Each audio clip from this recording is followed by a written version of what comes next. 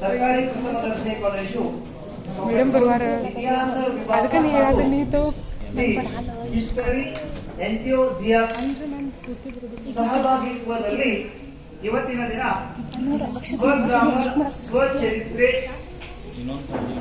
ಸರಣಿ ಕಾರ್ಯಕ್ರಮದ ಅಡಿ ಕೊಪ್ಪಳ ಗ್ರಾಮದ ಚರಿತ್ರೆ ಮತ್ತು ಸಂಸ್ಕೃತಿ ಒಂದು ವಿಶ್ಲೇಷಣೆ ಎಂಬ ವಿಶೇಷ ಉಪನ್ಯಾಸ ಕಾರ್ಯಕ್ರಮವನ್ನು ಹಮ್ಮಿಕೊಂಡಿದ್ದು ಈ ಕಾರ್ಯಕ್ರಮಕ್ಕೆ ತಮ್ಮೆಲ್ಲರಿಗೂ ಹೃದಯಪೂರ್ವಕವಾಗಿ ಸ್ವಾಗತವನ್ನ ಕೋರುತ್ತೇನೆ.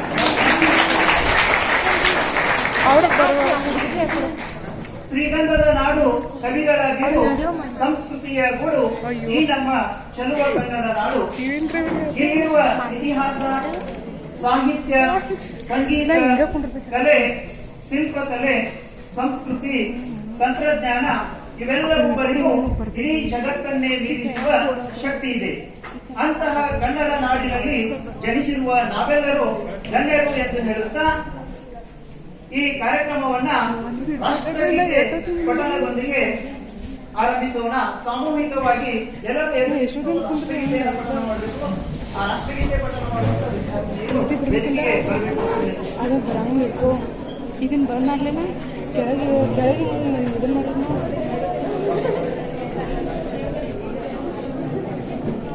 ಇದ್ರಾಗೆ ಆಗುದ ವಿಡಿಯೋ ಮಾಡ್ಲಾ ಇಲ್ಲೇನು ಕಾಣಲ್ಲ. ಅಲ್ಲಿ ಮ್ಯಾಲ ಮಾಡ ಈ ಎಲ್ಲ ಕಡೆ ಹುಡುಗಾಡವ್ರು ಮತ್ತು ನಾವು ಏನೇನು ಮಾಡಿದ್ವಿ ಅಂತ ಬೈದಾರ.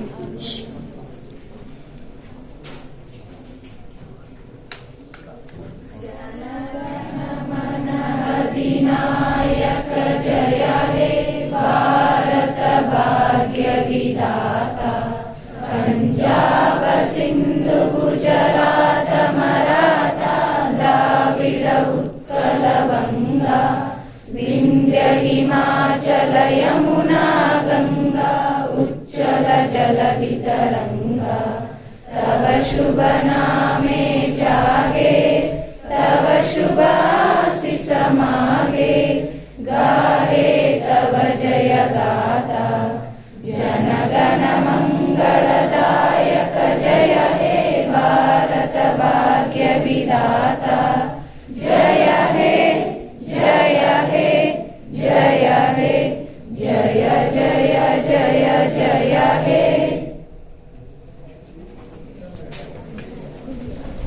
ಸುಧಾ ವಿಡಿಯೋ ಏನು ಬರುವಾತ ಇಲ್ಲಿ ಮೇಡಮ್ ಬರಂಗ್ ಮಾಡ್ತೀವಿ ಎಡ್ಸ್ಬಿಡ್ರಿ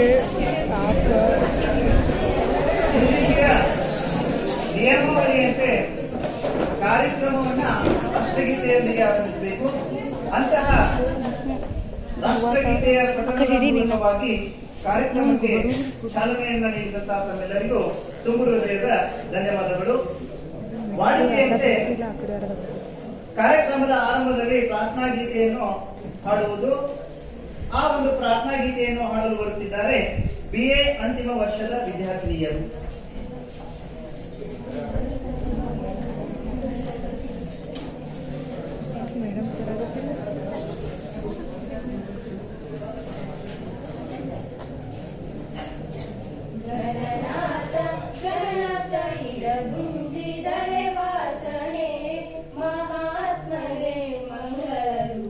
ಗಣಪ ಗಣಪ ಶ್ರೀ ಗೌರಿ ಪ್ರಿಯ ನಂದನ ನಗಾಭರಣ ಮಂಗಳವರ ಕರುಣಾ ಮಂಗಳವರ ಕರುಣಾ ಪಾಶಾಂಕುಶವ ಪಿಡಿದ ಸ್ವಾಮಿ ಈಶ ಶಾಪವ ಕೊಂದ ಸ್ವಾಮಿ ಚಂದ್ರನ ಶೆಗೆ ಬರಲಿ ಎಂದು ಶಾಪವ ನೀಡಿದ ಓ ಗಣಮಹಿಮ ಗಣನಾಥ ಗಣನಾಥ ಇರ ಗುಂಜಿದರೆ ವಾಸನೆ ಮಹಾತ್ಮನೇ ಮಂಗಳ ರೂಪ ಗಣಪ ಗಣಪ ನೀನೇ ನಮ್ಮ ದಾರಿಯ ದೀಪ ಕಳೆಯಲು ಬಾರೋ ಭಯದ ತಾಪ ನಿನ್ನನ್ನು ನಂಬಿದ ಶುಭಕರ ಗಣಪ ಬೇಡೋ ಸ್ವಾಮಿ ನಮ್ಮಲ್ಲಿ ಕೋಪ ಗಣನಾಥ ಗಣನಾಥ ಇರ ಗುಂಜಿದರೆ ವಾಸನೆ ಮಹಾತ್ಮನೇ ಮಂಗಳ ರೂಪ ಗಣಪ ಗಣಪ ಗಣಪ ಗಣಪ.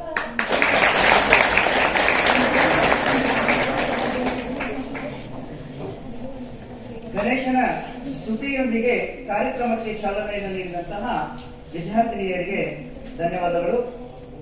ಮಾತೃದೇವೋ ಭವ, ಪಿತೃದೇವೋ ಭವ, ಆಚಾರ್ಯ ದೇವೋ ಭವ, ಅತಿಥಿ ದೇವೋ ಭವ. ಅತಿಥಿಗಳನ್ನು ಸ್ವಾಗತಿಸುವುದು ನಮ್ಮ ಸಂಸ್ಕೃತಿ ಮತ್ತು ಆಚಾರ. ವೇದಿಕೆಯ ಮೇಲೆ ಆಸೀನರಾಗಿರುವಂತಹ ಗಣ್ಯಮಾನ್ಯರನ್ನು ಸ್ವಾಗತಿಸಲು ಬರುತ್ತಿದ್ದಾರೆ ಪ್ರೊಫೆಸರ್ PS ಮಗ್ದುಮ್, IQSC ಸಂಚಾಲಕರು, ಸರ್ಕಾರಿ ಪ್ರಥಮ ದರ್ಜೆ ಕಾಲೇಜು ಕೊಪ್ಪಳ.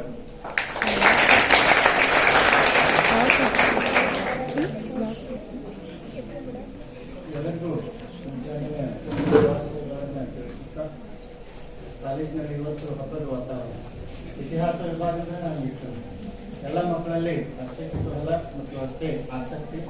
ಅದರಲ್ಲಿ ಇವತ್ತು ನಮ್ಮ ಸ್ವಗ್ರಾಮ ಸ್ವಚರಿತ್ರೆ ಸರಣಿ ಉಪನ್ಯಾಸ ಕಾರ್ಯಕ್ರಮದ ಮೊದಲನೇ ಉಪನ್ಯಾಸ ಕಾರ್ಯಕ್ರಮವನ್ನು ನಾವು ದ ಹಿಸ್ಟರಿ ಎಂಥೂಸಿಯಾಸ್ಟ್ಸ್ ಹಾಗೂ the department of history JFC ಕೊಪ್ಪಟ್ಟು ಇವರ ಸಂಯುಕ್ತ ಆಶ್ರಯದಲ್ಲಿ ಹಮ್ಮಿಕೊಂಡಿದ್ವಿ. ಈ ಒಂದು ಮಹತ್ವಪೂರ್ಣವಾದ ಕಾರ್ಯಕ್ರಮದ ಅಧ್ಯಕ್ಷತೆಯನ್ನ ಮಾನ್ಯ ಪ್ರಾಂಶುಪಾಲರಾದಂತಹ ಡಾಕ್ಟರ್ ಶಾಂತಿನಾಥ್ ಎ ಬಳಸರ್ ಅವರು ವಹಿಸಿಕೊಂಡಿದ್ದಾರೆ.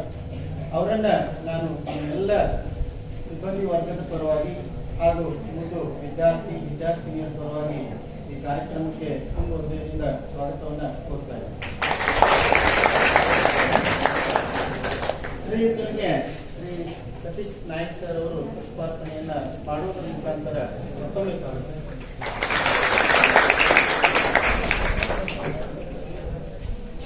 ಇವತ್ತಿನ ಈ ಕಾರ್ಯಕ್ರಮದಲ್ಲಿ ಮುಖ್ಯ ಉಪನ್ಯಾಸಕರಾಗಿ ಆಗಮಿಸಿರುವಂತಹ ನಮ್ಮ ಗ್ರಾಮದವರೇ ಆದಂತಹ professor Saddam Hussain Mujawar sir, HOD department of history, Anjuman ಕಲಾ ವಿಜ್ಞಾನ ಮತ್ತು ವಾಣಿಜ್ಯ ಮಹಾವಿದ್ಯಾಲಯ ವಿಜಯಪುರ, ಇವರನ್ನು ಕೂಡ ತಮ್ಮೆಲ್ಲರ ಪರವಾಗಿ ಆತ್ಮೀಯತೆಯಿಂದ ತುಂಬ ಹೃದಯದಿಂದ ಸ್ವಾಗತವನ್ನು ಕೋರ್ತಾ ಇದ್ದಾರೆ. ಸರ್ ಅವರು ಪುಷ್ಪಾರ್ಪಣೆಯನ್ನ ಮಾಡಬೇಕು.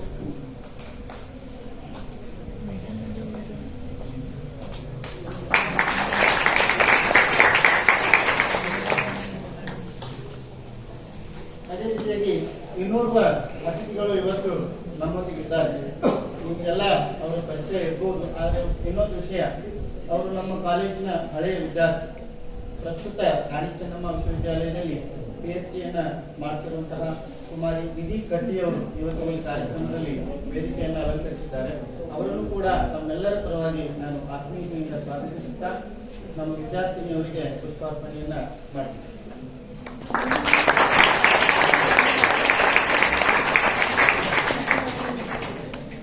ಅದರಷ್ಟೇ ಕೊಕಟ್ನೂರು ಗ್ರಾಮದ ಯುವ ಮುಖಂಡರು, ಗ್ರಾಮ ಪಂಚಾಯಿತಿಯ ಸದಸ್ಯರು, ಕಾಲೇಜು ಅಭಿವೃದ್ಧಿ ಸಮಿತಿಯ ಸದಸ್ಯರು ಹಾಗೂ ಕಾಲೇಜಿನ ಹಿತಚಿಂತಕರಾದಂತಹ ಸನ್ಮಾನ್ಯ ಶ್ರೀ ಕುಮಾರ್ ಯಗೌಡ್ ಸರ್ ಅವರನ್ನು ಕೂಡ ಸ್ವಾಗತಿಸುತ್ತಾ ಅವರಿಗೆ ನಮ್ಮ ವಿದ್ಯಾರ್ಥಿ ಪುಷ್ಪಾರ್ಪಣೆಯನ್ನ ಮಾಡಿ.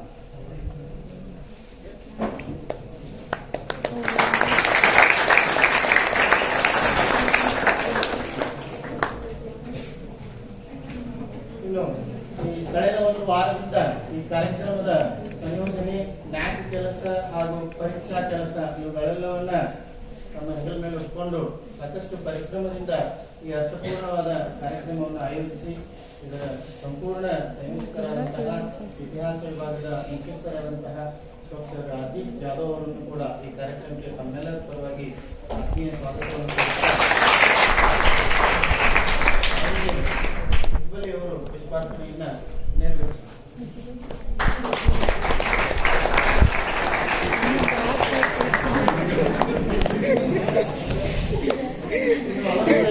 ಈ ಕಾರ್ಯಕ್ರಮದಲ್ಲಿ ಉಪಸ್ಥಿತರಿರುವ ಎಲ್ಲ ಸಿಬ್ಬಂದಿ ವರ್ಗದವರನ್ನ ಹಾಗೂ ಸ್ವಾಗತಿಸಬೇಕು. ಈ ಕಾರ್ಯಕ್ರಮಕ್ಕೆ ಆತ್ಮೀಯ ಮಿತ್ರರು ಹಾಗೂ ಪತ್ರಕರ್ತರಾದಂತಹ ಶ್ರೀ ಮೋಹನ್ ಕಟಾಂಕರ್ ಅವರು ಕೂಡ ಆಗಮಿಸಿದ್ದಾರೆ. ಅವರನ್ನು ಈ ಕಾಲೇಜಿನ ಸಿಬ್ಬಂದಿ ವರ್ಗದ ಪರವಾಗಿ, ವಿದ್ಯಾರ್ಥಿಗಳ ಪರವಾಗಿ ಸ್ವಾಗತಿಸುತ್ತಾ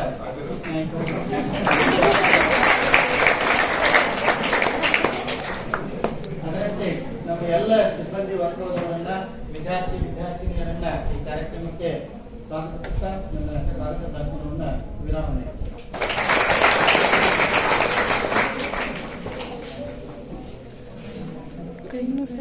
ಸ್ವಾಗತ ಭಾಷಣ ಮತ್ತು ಪುಷ್ಪಾರ್ಪಣೆ ಕಾರ್ಯಕ್ರಮವನ್ನ ನೆರವೇರಿಸಿಕೊಟ್ಟಂತಹ ಹಾಗೆ ಸರ್, PS ಒಂದು ಮತ್ತು ಸ್ವಲ್ಪ. IPSC ಸಂಚಾಲಕರಿಗೆ ಧನ್ಯವಾದಗಳು. ಕಾರ್ಯಕ್ರಮದಲ್ಲಿ ಸ್ವಲ್ಪ ಬದಲಾವಣೆ. ಈ ಒಂದು ವೇದಿಕೆಯನ್ನ ಅಲಂಕರಿಸಿರುವಂತಹ IPSC ಸಂಚಾಲಕರಾಗಿರುವಂತಹ ಪ್ರೊಫೆಸರ್ PS ಮಗ್ದುಮ್ ಅವರಿಗೆ ನಮ್ಮ ವಿದ್ಯಾರ್ಥಿಗಳು ಪುಷ್ಪವನ್ನು ನೀಡಬೇಕು ಅಂತ ವಿನಂತಿಸಿಕೊಳ್ಳುತ್ತೇವೆ.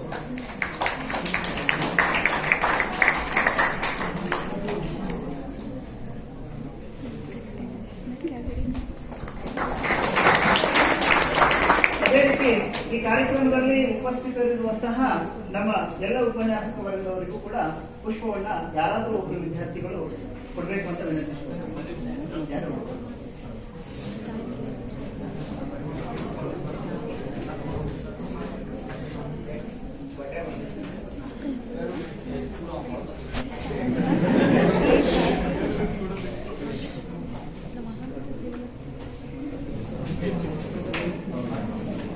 ಚೈತನ್ಯದ ಚಿಲುಮೆ ಇವರು ಎಲ್ಲದಕ್ಕೂ ನಾನು ರೆಡಿ ಎನ್ನುವರು.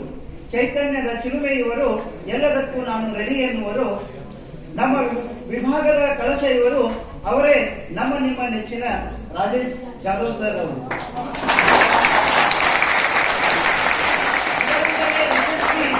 ನಮ್ಮ ವಿಭಾಗದ ಎಲ್ಲ ಕಾರ್ಯಕ್ರಮಗಳು. ಆದ್ದರಿಂದ ನಮ್ಮ ನಿಮ್ಮೆಲ್ಲರ ಪರವಾಗಿ ಅವರಿಗೆ ಪ್ರಾಸ್ತಾವಿಕ ನುಡಿಯನ್ನ ಆಡಬೇಕು ಅಂತ ವಿನಂತಿಸಿಕೊಳ್ತಾ ಇದ್ದೀವಿ.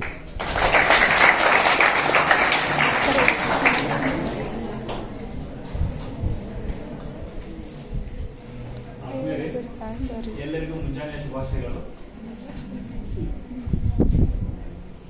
ವೇದಿಕೆಯ ಮೇಲೆ ಆಸೀನರಾಗಿರುವಂತಹ ಈ ಒಂದು ಕಾರ್ಯಕ್ರಮದ ಅಧ್ಯಕ್ಷತೆಯನ್ನು ವಹಿಸಿಕೊಂಡಿರುವಂತಹ ಮಾನ್ಯ ಪ್ರಾಂಶುಪಾಲ್ ಅವರು, ಅದೇ ರೀತಿ ಈ ಒಂದು ಕಾರ್ಯಕ್ರಮದಲ್ಲಿ ಮುಖ್ಯ ಉಪನ್ಯಾಸಕರಾಗಿ ಆಗಮಿಸಿರುವಂತಹ ಪ್ರೊಫೆಸರ್ ಸತಾಮ್ ಹುಸೇನ್ ಮುಜಾವರ್ ಸರ್ ಅವರೇ, ಅದೇ ರೀತಿ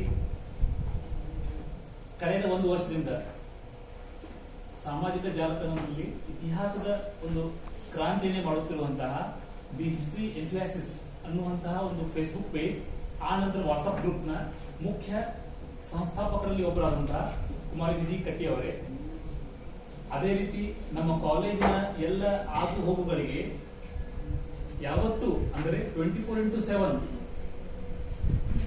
ಸಕಾಲದಲ್ಲಿ ನಮ್ಮ ಕಾಲೇಜ್ಗೆ ಸೇವೆಯನ್ನು ನೀಡಲು ಸಿದ್ಧರಾಗಿರುವಂತಹ ಈ ಒಂದು ಗ್ರಾಮದ ಮುಖಂಡರು ಆದಂತಹ ಶ್ರೀ ಕುಮಾರ್ ವಿನೋದ್ ಸರ್ ಅವರೇ, ಅದೇ ರೀತಿ ವೇದಿಕೆ ಮುಂಭಾಗದಲ್ಲಿ ಕುಳಿತುಕೊಂಡಿರುವಂತಹ ನಮ್ಮ ಕಾಲೇಜಿನ ಎಲ್ಲ ಕಾರ್ಯಕ್ರಮದ ಒಂದು ವರದಿಯನ್ನ ಮಾಡುವಂತಹ ಕಾಲೇಜಿನ ಧನಾತ್ಮಕ ಅಭಿವೃದ್ಧಿಗಾಗಿ ತಮ್ಮ ಸಲಹೆಯನ್ನು ಕೊಡುವಂತಹ ಶ್ರೀ ಮೋಹನ್ ಪಾಟಲ್ಕರ್ ಸರ್ ಅವರೇ, ಹಾಗೂ ಈ ಕಾರ್ಯಕ್ರಮದಲ್ಲಿ ಉಪಸ್ಥಿತರಿರುವ ನನ್ನ ಸಹೋದ್ಯೋಗಿ ಮಿತ್ರರೇ ಮತ್ತು ನನ್ನ ಅಚ್ಚುಮೆಚ್ಚಿನ ವಿದ್ಯಾರ್ಥಿ ಮತ್ತು ವಿದ್ಯಾರ್ಥಿನಿಯರೇ, ಇತಿಹಾಸ ಅಂದಾಗ ನಾವು ಕೇವಲ ಮಾತನಾಡುವುದು ರಾಷ್ಟ್ರೀಯ ಇತಿಹಾಸ, ರಾಷ್ಟ್ರೀಯ ಚರಿತ್ರೆ, ಕರ್ನಾಟಕದ ಚರಿತ್ರೆ, ಅಂತಾರಾಷ್ಟ್ರೀಯ ಚರಿತ್ರೆ, ಹೀಗೆ ನಾವು ಒಂದು ದೊಡ್ಡ ಪರ್ಸ್ಪೆಕ್ಟಿವ್ ಒಳಗ ದೊಡ್ಡ ಒಂದು ಏನಪ್ಪಾ ಅಂದ್ರೆ ದೃಷ್ಟಿಕೋನದಲ್ಲಿ ಇತಿಹಾಸದ ಅಧ್ಯಯನ ಮಾಡ್ತಾ ಬಂದಿದ್ದೀವಿ. ಆದ್ರೆ ಇದೇನಪ್ಪ ಅಂದ್ರೆ ಕಳೆದ ಸ್ವತಂತ್ರ ಸಿಕ್ಕು 75 ವರ್ಷದ ನಂತರವೂ ಕೂಡ ನಮ್ಮ ಈ ಹೊಸ ಪೀಳಿಗೆಯಲ್ಲಿ ರಾಷ್ಟ್ರೀಯತೆ ಕೊರತೆ, ದೇಶಭಕ್ತಿಯ ಕೊರತೆ ಎದ್ದು ಕಾಣಕತ್ತಿ. 1947 ಹಿಡ್ಕೊಂಡು ನಾವು 2020-22 ಕೂಡ ರಾಷ್ಟ್ರೀಯ ಇತಿಹಾಸವನ್ನ ಕಲಿತಾ ಬಂದೀವಿ. 5ನೇ ತರಗತಿ ಹಿಡ್ಕೊಂಡು ಡಿಗ್ರಿ ತರಗತಿವರೆಗೆ ರಾಷ್ಟ್ರೀಯ ಶಿಕ್ಷಣವನ್ನ ಕೊಡ್ತಾ ಬಂದೀವಿ. ಆದರೂ ವಿದ್ಯಾರ್ಥಿಗಳಿಗೆ ಏನಪ್ಪಾ ಅಂದ್ರೆ ಯಾಕ ಈ ರಾಷ್ಟ್ರೀಯತೆ ಕೊರತೆ ಉಂಟಾಗತ್ತಿ, ದೇಶ ಪ್ರೇಮ ಹಂಗಾಕಿಲ್ಲ, ನಾವು ದೇಶ ಪ್ರೇಮ ಯಾಕೆ ಪಾಠ ಮಾಡುವಂತ ಅನಿವಾರ್ಯ ಸ್ಥಿತಿ ಉಂಟಾಗೈತಿ ಅನ್ನುವಂತ ಪ್ರಶ್ನೆ. 1970 ನಂತರ ಇತ್ತೀಚೆಗೆ ನಮ್ಮ ಇತಿಹಾಸಕಾರ ಏನ್ ಮಾಡಿದ್ರಪ್ಪ ಅಂದ್ರೆ ಇತಿಹಾಸದಲ್ಲಿ ನಾವು ಓಕೆ ರಾಷ್ಟ್ರೀಯ ಮಾಡೋದು, ಅಂತಾರಾಷ್ಟ್ರೀಯ ಮಾಡೋದು, ನಮ್ಮ ವಿದ್ಯಾರ್ಥಿಗಳನ್ನ ವಿಶ್ವ ಮಾನವನಾಗಿ ಮಾಡೋದು ಪ್ರಥಮ ಕೆಲಸವೇ ಹೌದು, ಆದ್ಯ ಕರ್ತವ್ಯವೇ ಹೌದು.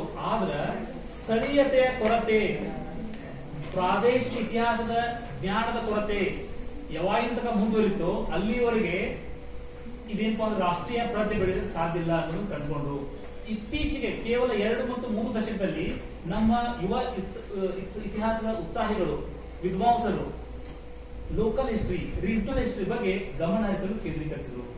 ಅಲ್ಲಿವರೆಗೆ ನಾವು ಕಾನ್ಸಂಟ್ರೇಷನ್ ಮಾಡಿದ್ದೇನಪ್ಪ ಮೇನ್ ಸ್ಟ್ರೀಮ್ ಹಿಸ್ಟ್ರಿ, ಮೂಲಾಧಾರದ ಇತಿಹಾಸವನ್ನು ಗಮನ ಕೊಟ್ಟಿವಿ. 1857ರಲ್ಲಿ ಕಾನ್ಪುರದಲ್ಲಿ ಏನಾಯ್ತು, ಹೌದಾ 1857ರಲ್ಲಿ ದೆಹಲಿಯಲ್ಲಿ ಏನಾಯ್ತು, ಇದ್ರ ಬಗ್ಗೆ ಗಮನ ಕೊಟ್ಟಿವಿ. 1857ರಲ್ಲಿ ಇಲ್ಲೇ ನಮ್ಮ ಪಕ್ಕದಲ್ಲಿ ಮುಧೋಳ್ನಲ್ಲಿ ಏನಾಯ್ತು ಅನ್ನೋದ್ರ ಬಗ್ಗೆ ನಾವು ದೊಡ್ಡದಾಗಿ ಏನಪ್ಪಾ ಅಂದ್ರೆ ಮಕ್ಕಳಿಗೆ ಮುಟ್ಟಿಸ್ಲಿಲ್ಲ. ಕೇವಲ 2005 ರಾಷ್ಟ್ರೀಯ ಪಠ್ಯಕ್ರಮ ಚೌಕಟ್ಟು 2005 NCF ನಂತರ ಈ ಬದಲಾವಣೆ ಕಂಡು ಬಂತು. ಇತ್ತೀಚೆಗೆ ಕೇವಲ 15 ವರ್ಷದಿಂದ ನಾವು ಪ್ರಾದೇಶಿಕ ಇತಿಹಾಸ, ಸ್ಥಳೀಯ ಇತಿಹಾಸಕ್ಕೆ ಮಹತ್ವ ಕೊಡಕತ್ತೀವಿ. ಅಲ್ರಿ ನಾವು ರಾಷ್ಟ್ರ ಪ್ರೇಮ, ರಾಷ್ಟ್ರೀಯತೆ ದೊಡ್ಡ ಒಂದು ಮಹಾಸೌಧ ಕಟ್ಟಾಗ್ತಿದ್ದೀವಿ. ಅದಕ್ಕೆ ತಳಹದಿ ಪಾಯನ ಗಟ್ಟಿಲ್ಲ. ನಾವು ನಮ್ಮ ಬಗ್ಗೆ ತಿಳಿದುಕೊಳ್ಳಾರ್ದನ, ನಮ್ಮ ಸಂಸ್ಕೃತಿ ಬಗ್ಗೆ ವೈಭವ ಅಥವಾ ಗತವೈಭವವನ್ನು ತಿಳಿದುಕೊಳ್ಳಾರ್ದನ, ಗೌರವ ಪಡ್ಲಾರ್ದನ ರಾಷ್ಟ್ರೀಯತೆ, ರಾಷ್ಟ್ರದ ಬಗ್ಗೆ ಗೌರವ ಗರ್ವ ಪಡೆಯಕ್ಕೆ ಹೇಗೆ ಸಾಧ್ಯತೆ? ನಾವು ಮೊದಲು ನಮ್ಮನ್ನ ಅರಿಯೋಣ. ನಮ್ಮ ಇತಿಹಾಸ ಉದಾಹರಣೆ ನೋಡ್ರಿ, ಕೊಕಟ್ನೂರಿನ ಇತಿಹಾಸ ಭವ್ಯವಾದಂತ ಇತಿಹಾಸ. ಕೊಕಟ್ನೂರ್ ಬಗ್ಗೆ ನಾವು ಏನಪ್ಪಾ ಅಂದ್ರೆ ಅದ್ಭುತವಾದಂತಹ ಒಂದಷ್ಟ ಅಲ್ಲ, ಸರಣಿನ ಮಾಡಬಹುದು, ಇತಿಹಾಸದ ಚಿಂತನೆಯ ಸರಣಿನ ಮಾಡಬಹುದು. ಅಂತಹ ಇತಿಹಾಸವನ್ನು ಹೊಂದಿರುವಂತ ಕೊಕಟ್ನೂರು ಗ್ರಾಮದ ಇತಿಹಾಸ ತಿಳ್ಕೊಂಡ್ಮೇಲೆ, ಇಲ್ಲಿಯ ಸಮನ್ವಯತೆ, ಇಲ್ಲಿಯ ವೀರರ ಬಗ್ಗೆ ತಿಳ್ಕೊಂಡ್ಮೇಲೆ, ಇಲ್ಲಿಯ ಐತಿಹಾಸಿಕ ಪ್ರಜ್ಞೆ, ಇಲ್ಲಿಯ ಐತಿಹಾಸಿಕ ಸ್ಮಾರಕಗಳ ಬಗ್ಗೆ ತಿಳ್ಕೊಂಡ್ಮೇಲೆ, ಅವಾಗ ನಮ್ಮ ಗ್ರಾಮದ ಬಗ್ಗೆ ನಮ್ಗೆ ಹೆಂಗ್ ಹೆಮ್ಮೆ ಮಾಡ್ತೈತೋ ಹಂಗ ಅವಾಗ ನಮ್ಮ ದೇಶದ ಬಗ್ಗೆ, ನಮ್ಮ ರಾಷ್ಟ್ರದ ಬಗ್ಗೆ ಹೆಮ್ಮೆ ಕೂಡ ಪ್ರಾರಂಭ ಆಗುತ್ತೆ. ಆ ಉದ್ದೇಶದಿಂದ ನಾವು ಪಾಲಿಸಿ ಮೇಕರ್ಸ್ ಏನಾಗಬೇಕು ಅಂದ್ರೆ ಲೋಕಲ್ ಹಿಸ್ಟ್ರಿ, ರೀಜನಲ್ ಹಿಸ್ಟ್ರಿ ಮಹತ್ವ ಕೊಡಬೇಕು. ಈ ದಿಶೆಯಲ್ಲಿ ನಮ್ಮ ಕಾಲೇಜ್ನ ಪ್ರಾಂಶುಪಾಲರು, IPSC ಕೋರ್ಡಿನೇಟರ್ ಅವರು ಅವರೊಂದಿಗೆ ನಾನು ಚರ್ಚೆ ಮಾಡಿ ರೀಜನಲ್ ಹಿಸ್ಟ್ರಿಗೆ ಸಂಬಂಧಪಟ್ಟಂತೆ, ಲೋಕಲ್ ಹಿಸ್ಟ್ರಿಗೆ ಸಂಬಂಧಪಟ್ಟಂತೆ ಒಂದು ಕಾರ್ಯಕ್ರಮವನ್ನ ನಮ್ಮ ಕಾಲೇಜ್ನಲ್ಲಿ ಏರ್ಪಡಿಸೋಣ ಅಂತ ಚರ್ಚೆ ಮಾಡಿದಾಗ, ಅದೇ ಸಂದರ್ಭದಲ್ಲಿ ದ ಹಿಸ್ಟ್ರಿ ಇಂಟ್ರೆಸ್ಟ್ ಅನ್ನುವಂತಹ ಒಂದು ಫೇಸ್ಬುಕ್ ಗ್ರೂಪ್ ನ ಸಹ ಸಂಸ್ಥಾಪಕಿ ಕುಮಾರಿ ನಿಧಿ ಕಟ್ಟಿ ಅವರು ಕೂಡ ಇದರೊಳಗೆ ಆಸಕ್ತಿ ತೋರಿಸಿ ಅವರು ಇದರಲ್ಲಿ ಜಂಟಿ ಸಹಭಾಗಿತ್ವವನ್ನು ಕೊಟ್ಟು ಈ ಒಂದು ಕಾರ್ಯಕ್ರಮ ನಡೆಸಲಿಕ್ಕೆ ಕಾರಣವಾದರು. ಈ ಒಂದು ಕಾರ್ಯಕ್ರಮದ ಅತಿ ಮುಖ್ಯ ಉದ್ದೇಶ ಏನಪ್ಪಾ ಅಂದ್ರೆ, ಇಲ್ಲಿ ಈ ಕಾಲೇಜಿನಲ್ಲಿ ಕಲಿತಿರುವಂತಹ ವಿದ್ಯಾರ್ಥಿಗಳಿಗೆ ಕೊಕಟ್ನೂರಿನ ಚರಿತ್ರೆ ಮತ್ತು ಇಲ್ಲಿರುವಂತಹ ಸಂಸ್ಕೃತಿಯನ್ನ ಪರಿಚಯ ಮಾಡಿಕೊಡುವುದು. ಹೌದಾ? ಇದೊಂದು ಅದ್ಭುತವಾದಂತಹ ಈ ವಿಷಯವನ್ನು ಇಟ್ಕೊಂಡು ನೆಕ್ಸ್ಟ್ ಸಂಪನ್ಮೂಲ ವ್ಯಕ್ತಿಗಳ ಹುಡುಕಾಟದಲ್ಲಿ ತೊಡಗಿದಾಗ ಈ ಒಂದು ವಿಷಯ ನಾವು ಕೊಕಟ್ನೂರು ಗ್ರಾಮ ಇತಿಹಾಸ ಅಂದಾಗ ಹೊಡೆಯುವಂತ ಒಂದೇ ಒಂದು ಹೆಸರು, ಏಕಮೇವ ಹೆಸರು, ಅದು ಪ್ರೊಫೆಸರ್ ಸದ್ದಾಂ ಹುಸೇನ್ ಮುಜಾವರ್ ಸರ್ ಅವರು. ಅಥೆಂಟಿಕ್ ಅಂತಾರಲ್ಲ, ಅಥೆಂಟಿಕ್ ಆದಂತಹ ಒಬ್ಬ ರಿಸೋರ್ಸ್ ಪರ್ಸನ್ ಈ ಕೊಕಟ್ನೂರು ಬಗ್ಗೆ ಮಾತನಾಡುವಂತವ್ರು. ಸೊ ಅಂತಹ ಒಬ್ಬ ವಿದ್ವಾಂಸರಿಂದ ಒಂದು ಅದ್ಭುತವಾದಂತಹ ಉಪನ್ಯಾಸ ಕೇಳುವಂತ ಅವಕಾಶ ನಿಮಗೆ ಒದಗಿ ಬಂದಿದೆ. ನಾನು ನನ್ನ ಉಪನ್ಯಾಸ ಹೆಚ್ಚಿಗೆ ಮಾಡೋದಿಲ್ಲ, ಪ್ರಸ್ತಾವಿಕ ನೋಡಿ ಇಲ್ಲೇ ನಿಲ್ಲಿಸ್ತಾ ಇದ್ದೇನೆ. ನಮ್ಮ ವಿಶೇಷ ಉಪನ್ಯಾಸಕರಾಗಿ ಆಗಮಿಸಿರುವಂತಹ ಪ್ರೊಫೆಸರ್ ಸದ್ದಾಂ ಹುಸೇನ್ ಅವರು ತಮ್ಮ ಉಪನ್ಯಾಸದಲ್ಲಿ ತಮಗೆ ಈ ಒಂದು ಸ್ಥಳೀಯ ಚರಿತ್ರೆಯನ್ನ, ಈ ಸಂಸ್ಕೃತಿಯನ್ನ ಹೆಚ್ಚು ವಿಸ್ತೃತವಾಗಿ ಹೇಳ್ತಾರೆ. ಸೊ ಅವರಿಗೆ ಅನುವು ಮಾಡಿಕೊಡ್ತಾ ನನ್ನ ಒಂದು ಪ್ರಾಸ್ತಾವಿಕ ಮಾತನ್ನು ಇಲ್ಲಿಗೆ ನಿಲ್ಲಿಸ್ತೀನಿ. Thank you. ದೇಶ ಮತ್ತು ಭಾಷೆಯ ಬಗ್ಗೆ ಒಲವಿರಬೇಕು, ತಾಯ್ನಾಡಿಗೆಂದು ಎಲ್ಲರೂ ಋಣಿಯಾಗಿರಬೇಕು ಎಂದು ಅತ್ಯಂತ ಚಿಕ್ಕದಾಗಿ ಮತ್ತು ಚೊಕ್ಕದಾಗಿ ಪ್ರಾಸ್ತಾವಿಕ ನುಡಿಗಳನ್ನಾಡಿದ ಪ್ರೊಫೆಸರ್ ರಾಜೇಶ್ ಜಾಧವ್, ಇತಿಹಾಸ ವಿಭಾಗದ ಮುಖ್ಯಸ್ಥರು ಹಾಗೂ IT ಸಂಯೋಜಕರು, ಇವರಿಗೆ ತುಂಬು ಹೃದಯದ ಅಭಿನಂದನೆಗಳು. ಇನ್ನು ಕಾರ್ಯಕ್ರಮದ ಬಹುಮುಖ್ಯ ಘಟ್ಟ ಉದ್ಘಾಟನಾ ಕಾರ್ಯಕ್ರಮ. ಈ ಒಂದು ಉದ್ಘಾಟನಾ ಕಾರ್ಯಕ್ರಮವನ್ನ ವೇದಿಕೆಯ ಮೇಲೆ ಉಪಸ್ಥಿತರಿರುವಂತಹ ಅಧ್ಯಕ್ಷರು, ಅತಿಥಿ ಮಹೋದಯರು ನೆರವೇರಿಸಿಕೊಡಬೇಕೆಂದು ವಿನಂತಿಸಿಕೊಳ್ಳುತ್ತೇನೆ.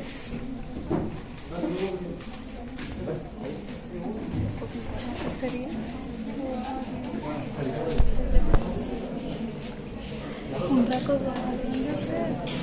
ಸದಾ ಕಡೆ ಹೋಗಿ ನೀನು ಏನು ಅಲ್ಲಪ್ಪ, ನಂಗೇನು ಕಾಣಲ್ಲ.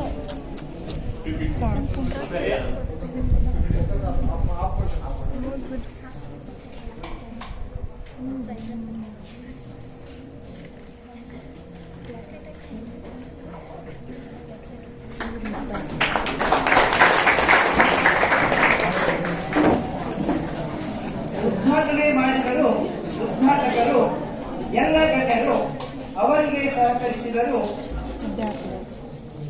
ಎಲ್ಲರೂ ಸೇರಿ ಮಾಡಿದರು ಉದ್ಘಾಟನೆ, ಅವರಿಗೆಲ್ಲ ನನ್ನ ಅಭಿನಂದನೆ. ಇನ್ನು ಕಾರ್ಯಕ್ರಮದ ಮುಂದಿನ ಘಟ್ಟ ದ ಹಿಸ್ಟ್ರಿ ಎಂಥಿಯೋಜಿಯಾಸ್ ನ ಪರಿಚಯವನ್ನ ಕುಮಾರಿ ನಿಧಿ ಕಟ್ಟಿ ಅವರು ನೆರವೇರಿಸಿಕೊಡ್ಬೇಕು ಅಂತ ವಿನಂತಿಸಿಕೊಳ್ತಾ ಇದ್ದೀನಿ.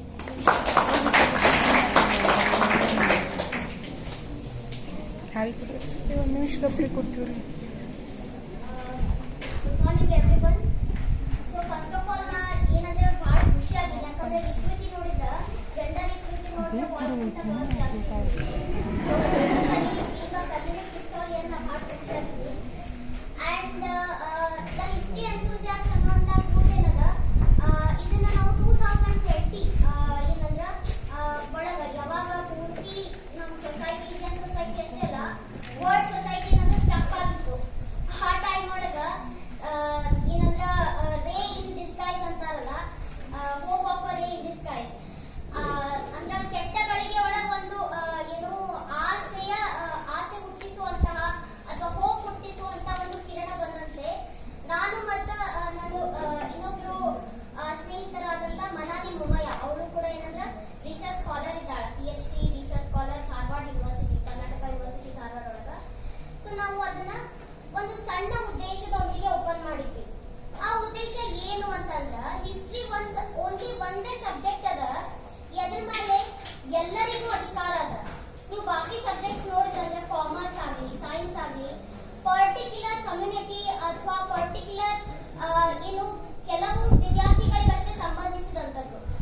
ಆದ್ರೆ ಇತಿಹಾಸ ಅನ್ನುವಂಥ ಸಬ್ಜೆಕ್ಟ್ ಏನದಲ್ಲ, ಅದು ಬರೀ ಇತಿಹಾಸ ಓದುವಂತ ವಿದ್ಯಾರ್ಥಿಗಳಿಗಲ್ಲ, ಜನಸಾಮಾನ್ಯರಿಗೆ, ಆಮೇಲೆ ಓದ್ಲಿಕ್ಕೆ ಬರ್ಲಿಕ್ಕೆ ಬರದಂತಹ ಭಾರತೀಯರಿಗಾಗ್ಲಿ, ವಿಶ್ವದ ಜನಸಂಖ್ಯೆಗೂ ಕೂಡ ಅದ್ರ ಮೇಲೆ ಹಕ್ಕದ. ಯಾಕ ಈಗ ಎಕ್ಸಾಂಪಲ್ ನಾ ಕೊಡ್ತೀನಿ ಏನಂತಂದ್ರ, ನಿಮ್ಮ ಬಾಲ್ಯದ ಮೆಮರೀಸ್ ನಿಮಗೆ ಇದ್ದಿದ್ದಿಲ್ಲಂದ್ರ, ನೆನಪುಗಳು ಇದ್ದಿದ್ದಿಲ್ಲಂದ್ರ ನಿಮ್ ಪ್ರಸ್ತುತ ಅಸ್ತಿತ್ವ ಇಲ್ಲ, ಹೌದಾ? ನಿಮ್ಮ ಬಾಲ್ಯದ ನೆನಪುಗಳು ನಿಮಗೆ ಅವ ಅಂತೆ ನಿಮ್ದು ಪ್ರಸ್ತುತ ಅಸ್ತಿತ್ವ ಅದ. ಅದೇ ರೀತಿ ನಮ್ಮ ಪ್ರಸ್ತುತ ದೇಶದ ಸಮಾಜದ ಅಸ್ತಿತ್ವ ಯಾವಾಗ ಬರ್ತ ಅಂದ್ರ, ಈ ಸಮಾಜದ ಪ್ರತಿಯೊಬ್ಬರು ಅದರ ಇತಿಹಾಸವನ್ನ, ಅದರ ಗತಿಸಿದಂತಹ ಘಟನೆಗಳನ್ನ ತಿಳಿದುಕೊಂಡಾಗ. ಆದ್ರೆ ಏನಾಗ್ಲಿಕ್ಕತ್ತದ ನಮ್ಮ ಸಮಾಜದೊಳಗ, ಹಿಸ್ಟ್ರಿಯನ್ನ ಸ್ಕೋಪ್ ಇಲ್ದಂತಹ ಸಬ್ಜೆಕ್ಟ್ಸ್ ಅಂತೇಳಿ ಬಹಳ ಜನ ಕ್ರಿಟಿಸೈಸ್ ಮಾಡಿಕತ್ತಾರ. ಇನ್ಫ್ಯಾಕ್ಟ್ ಎಷ್ಟೋ ಟೀಚರ್ಸ್ ಸಹಿತ ಯಾರು ಹಿಸ್ಟ್ರಿಯನ್ನ ಟೀಚ್ ಮಾಡಿರತ್ತಾರ ಸ್ಕೂಲ್ಸ್ ಒಳಗ, ಕಾಲೇಜಸ್ ಒಳಗ, ಅವ್ರು ತಮ್ಮ ಸ್ಟೂಡೆಂಟ್ಸ್ಗೆ ಹೇಳೋದನ್ನ ನಾ ಕೇಳಿದ್ದೀನಿ, ಹಿಸ್ಟ್ರಿಯನ್ನ ನಿಮ್ಮ ಸಬ್ಜೆಕ್ಟ್ ಆಗಿ ಚೂಸ್ ಮಾಡ್ಕೋಬೇಡ್ರಿ, ಅದಕ್ಕೆ ಸ್ಕೋಪ್ ಇಲ್ಲ, ಅದ್ರ ಬದಲು ಎಕನಾಮಿಕ್ಸ್ ಪೊಲಿಟಿಕಲ್ ಸೈನ್ಸ್ ಮಾಡ್ಕೋರಿ. ಈ ಒಂದು ಸಿಚುವೇಶನ್ ಅನ್ನ ನಾವು ಅರ್ಥ ಮಾಡ್ಕೊಂಡು ನಾವು ಏನ್ ಮಾಡಿದ್ವಿ ಅಂದ್ರ ದ ಹಿಸ್ಟ್ರಿ ಎಂಥೂಸಿಯಾಸ್ಟ್ ಗ್ರೂಪ್ ಅನ್ನ ಓಪನ್ ಮಾಡಿದ್ವಿ. ನಮ್ಮ ಮೇನ್ ಉದ್ದೇಶ ಏನಿತ್ತು, ಪರ್ಟಿಕ್ಯುಲರ್ಲಿ ಯೂತ್ಸ್, ನಿಮ್ಮಂತಹ ಯುವ ಪೀಳಿಗೆಗಳಿಗೆ ನಮ್ಮ ನೈಜ ಇತಿಹಾಸದ ಬಗ್ಗೆ ಮಾಹಿತಿಯನ್ನ ನೀಡುವಂತಹ ಕಾರ್ಯವನ್ನ ನಾವು ಮಾಡ್ಲಿಕ್ಕೆ ಸ್ಟಾರ್ಟ್ ಮಾಡಿದ್ವಿ. ಈ ಸದ್ಯಕ್ಕೆ 3 ವರ್ಷ ಆಗಿದೆ ನಾವು ಈ ಗ್ರೂಪ್ ಅನ್ನು ಸ್ಟಾರ್ಟ್ ಮಾಡಿ. ಮೊದಲು ಸರ್ ಹೇಳಿದ ಹಾಗೆ ನಾವು ಬರೀ ಫೇಸ್ಬುಕ್ ಪೇಜ್ ಅನ್ನ ಓಪನ್ ಮಾಡಿದ್ವಿ, ಅದರೊಳಗಡೆ ಫ್ಯಾಕ್ಟ್ಸ್ ಗಳನ್ನ ಇನ್ಫಾರ್ಮೇಶನ್ ಹಾಕ್ತಿದ್ವಿ. ದೆನ್ ನಾವೇನ್ ಮಾಡಿದ್ವಿ, ನಮ್ಮ ಯೂಟ್ಯೂಬ್ ಚಾನೆಲ್ ಅನ್ನ ಓಪನ್ ಮಾಡಿದ್ವಿ, ಅದರೊಳಗಡೆ ಲೈವ್ ಲೆಕ್ಚರ್ಸ್ ಅನ್ನ ಕಂಡಕ್ಟ್ ಮಾಡಿದ್ವಿ. ಇದ್ರೊಳಗಡೆ ಬರೀ ಭಾರತೀಯ ಏನಂದ್ರೆ ಉಪನ್ಯಾಸಕರಲ್ಲ, ವಿದೇಶಗಳಿಂದಲೂ ಕೂಡ ನಾವು ಉಪನ್ಯಾಸಕರನ್ನ ಕರೆದ ಏನು ಅತಿ ಏನು ಇಂಪಾರ್ಟೆಂಟ್ ಐತಿಹಾಸಿಕ ವಿಷಯಗಳ ಮೇಲೆ ಲೆಕ್ಚರ್ಸ್ ಕೊಡಿಸ್ತಿದ್ದೀವಿ. ಈ ಸದ್ಯಕ್ಕೆ ಈ ಒಂದು ಪರ್ಟಿಕ್ಯುಲರ್ ರೂಮ್ ಒಳಗೆ ಇರುವಂತ ಈಚ್ ಅಂಡ್ ಎವ್ರಿಥಿಂಗ್, ನಾವು ಹಾಕೊಂಡಿರೋ ಕ್ಲೋತ್ಸ್ ಹಿಡ್ಕೊಂಡ ನೀವು ಕೂಡ bench, pen, everything has a history. ಏನ್ ಬೇಕಾದ್ ತಗೋರಿ ನೀವು, everything has a history. So ಅದಕ್ಕಾಗಿ ನಾವು ಈ ಗ್ರೂಪ್ ಅನ್ನ ಓಪನ್ ಮಾಡಿದ್ದೀವಿ. ಎಲ್ಲಾ ಸ್ಟೂಡೆಂಟ್ಸು ಗ್ರೂಪ್ ಇಂದ ಯೂಟ್ಯೂಬ್ ಪೇಜ್ ಲಿಂಕ್ ಅನ್ನ ಸರ್ ಕಡೆಯಿಂದ ತಗೋಬಹುದು. ಅದರೊಳಗಡೆ ಬಹಳ ಇಂಟ್ರೆಸ್ಟಿಂಗ್ ಲೆಕ್ಚರ್ಸ್ ಅವ. ಸೊ ನಾ ಬಹಳ ತಗೊಳಂಗಿಲ್ಲ ಟೈಮು, ಬಟ್ ಮುಗಿಸೋಕ್ಕಿಂತ ಮೊದಲ ನಾ ಈ ಸ್ಟೂಡೆಂಟ್ಸ್ ಒಂದು ಕ್ವಶನ್ ಅನ್ನ ಕೇಳಬೇಕು. ಇಲ್ಲಿ ಎಷ್ಟು ಜನ ಹಿಸ್ಟ್ರಿ ತಗೋಬೇಕಂತ ತಗೊಂಡಿರಿ, ಎಷ್ಟು ಜನ ಈ ಹಿಸ್ಟ್ರಿ ಇತ್ತು ಕಾಲೇಜ್ದಾಗ ಅಂತ ತಗೊಂಡಿರಿ, ಎಷ್ಟು ಜನ ಇತ್ತು ಕಾಲೇಜ್ದಾಗ ಅಂತ ತಗೊಂಡಿರಿ ಕೈ ಎತ್ತಿ ಪ್ಲೀಸ್. ಕಾಲೇಜ್ದಾಗ ಸಬ್ಜೆಕ್ಟ್ ಇತ್ತು ಅಂತ ಹಿಸ್ಟ್ರಿ ತಗೊಂಡವ್ರು ಪ್ಲೀಸ್ ಕೈ ಎತ್ತಿ. 100% ಸ್ಟೂಡೆಂಟ್ಸ್ ಅದಕ್ಕೆ ತಗೊಂಡಿರ್ತಾರ, ಯಾರು ತಮ್ಮ ಸ್ವ ಇಚ್ಛೆಯಿಂದ ಇತಿಹಾಸವನ್ನ ಚೂಸ್ ಮಾಡ್ಕೊಂಡಿರಂತ. ಬಟ್ ನಾ ಏನಂದ್ರೆ PUC ಇಟ್ಕೊಂಡು ನನಗೆ ಹಿಸ್ಟ್ರಿ ಒಳಗೆ ಮುಂದೆ ಏನಾದ್ರು ಮಾಡ್ಬಿತ್ತು. ಸೊ ಆ ರೀತಿಯಾದಂತ ಇಚ್ಛೆಯನ್ನ ಇಟ್ಕೊಳ್ಳಿ. ನಿಮ್ಗೆ ಮಗುನ ಕೂಡ ಜಾಧವ್ ಸರ್ ಇದ್ದಾರೆ, ಅವ್ರ ಗೈಡೆನ್ಸ್ ಇಂದ ಪೋಸ್ಟ್ ಗ್ರಾಜುಯೇಷನ್ ನೀವು MA ಅನ್ನು ಕೂಡ ಇತಿಹಾಸದೊಳಗೆ ಮಾಡ್ರಿ, ರಾಣಿ ಚೆನ್ನಮ್ಮ ಯೂನಿವರ್ಸಿಟಿ ಒಳಗೆ ಮಾಡ್ರಿ ಅಂತ ನಾ ರಿಕ್ವೆಸ್ಟ್ ಮಾಡ್ಕೊತೀವಿ. ಯಾಕಂದ್ರೆ ಬಹಳ ಚಲೋ ಅಂತ ಟೀಚರ್ಸ್ ಇದಾರೆ ನಮಗ. ಸೊ ಅದಕ್ಕ ಪ್ಲೀಸ್ ಇತಿಹಾಸದೊಳಗೆ ಕರಿಯರ್ ಇಲ್ಲ ಅನ್ನುವಂತ ಸುಳ್ಳು ಹೇಳಿಕೆಗಳಿಗೆ ನಿಮ್ಮ ಲಕ್ಷ್ಯವನ್ನ ಕೊಡಬೇಡ್ರಿ. ನಮ್ಮ ಹಿಸ್ಟ್ರಿ ಎಂಥೂಸಿಯಾಸ್ಟ್ ಯೂಟ್ಯೂಬ್ ಚಾನೆಲ್ ಅನ್ನು ಕೂಡ ಸಬ್ಸ್ಕ್ರೈಬ್ ಮಾಡ್ರಿ. ಏನಂದ್ರೆ ಆಫ್ಲೈನ್ ಕೂಡ ಲೆಕ್ಚರ್ ಸ್ಟಾರ್ಟ್ ಮಾಡಿದ್ದೀವಿ, ಆನ್ಲೈನ್ ನಮ್ದು ಕಂಟಿನ್ಯೂಸ್ ಲೆಕ್ಚರ್ಸ್ ನಡೀತಿರ್ತಾವೆ. ನಿಮ್ಗೆ ಅದರಿಂದ ಬಹಳಷ್ಟು ಜ್ಞಾನೋದಯ ಆಗ್ತದೆ. ನಿಮ್ಮ ಸ್ವದೇಶ ಸ್ವ ಸಮಾಜದ ಬಗ್ಗೆ ಬಹಳಷ್ಟು ಮಾಹಿತಿ ಗಳಿಸಿರ್ತಾವೆ. Thank you so much.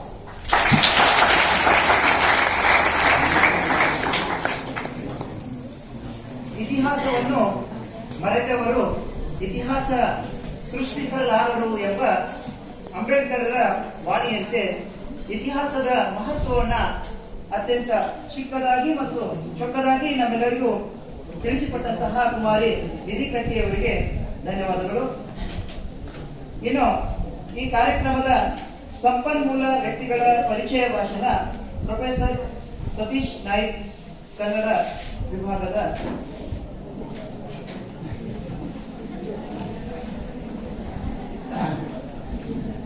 ಎಲ್ರಿಗೂ ನಮಸ್ಕಾರ.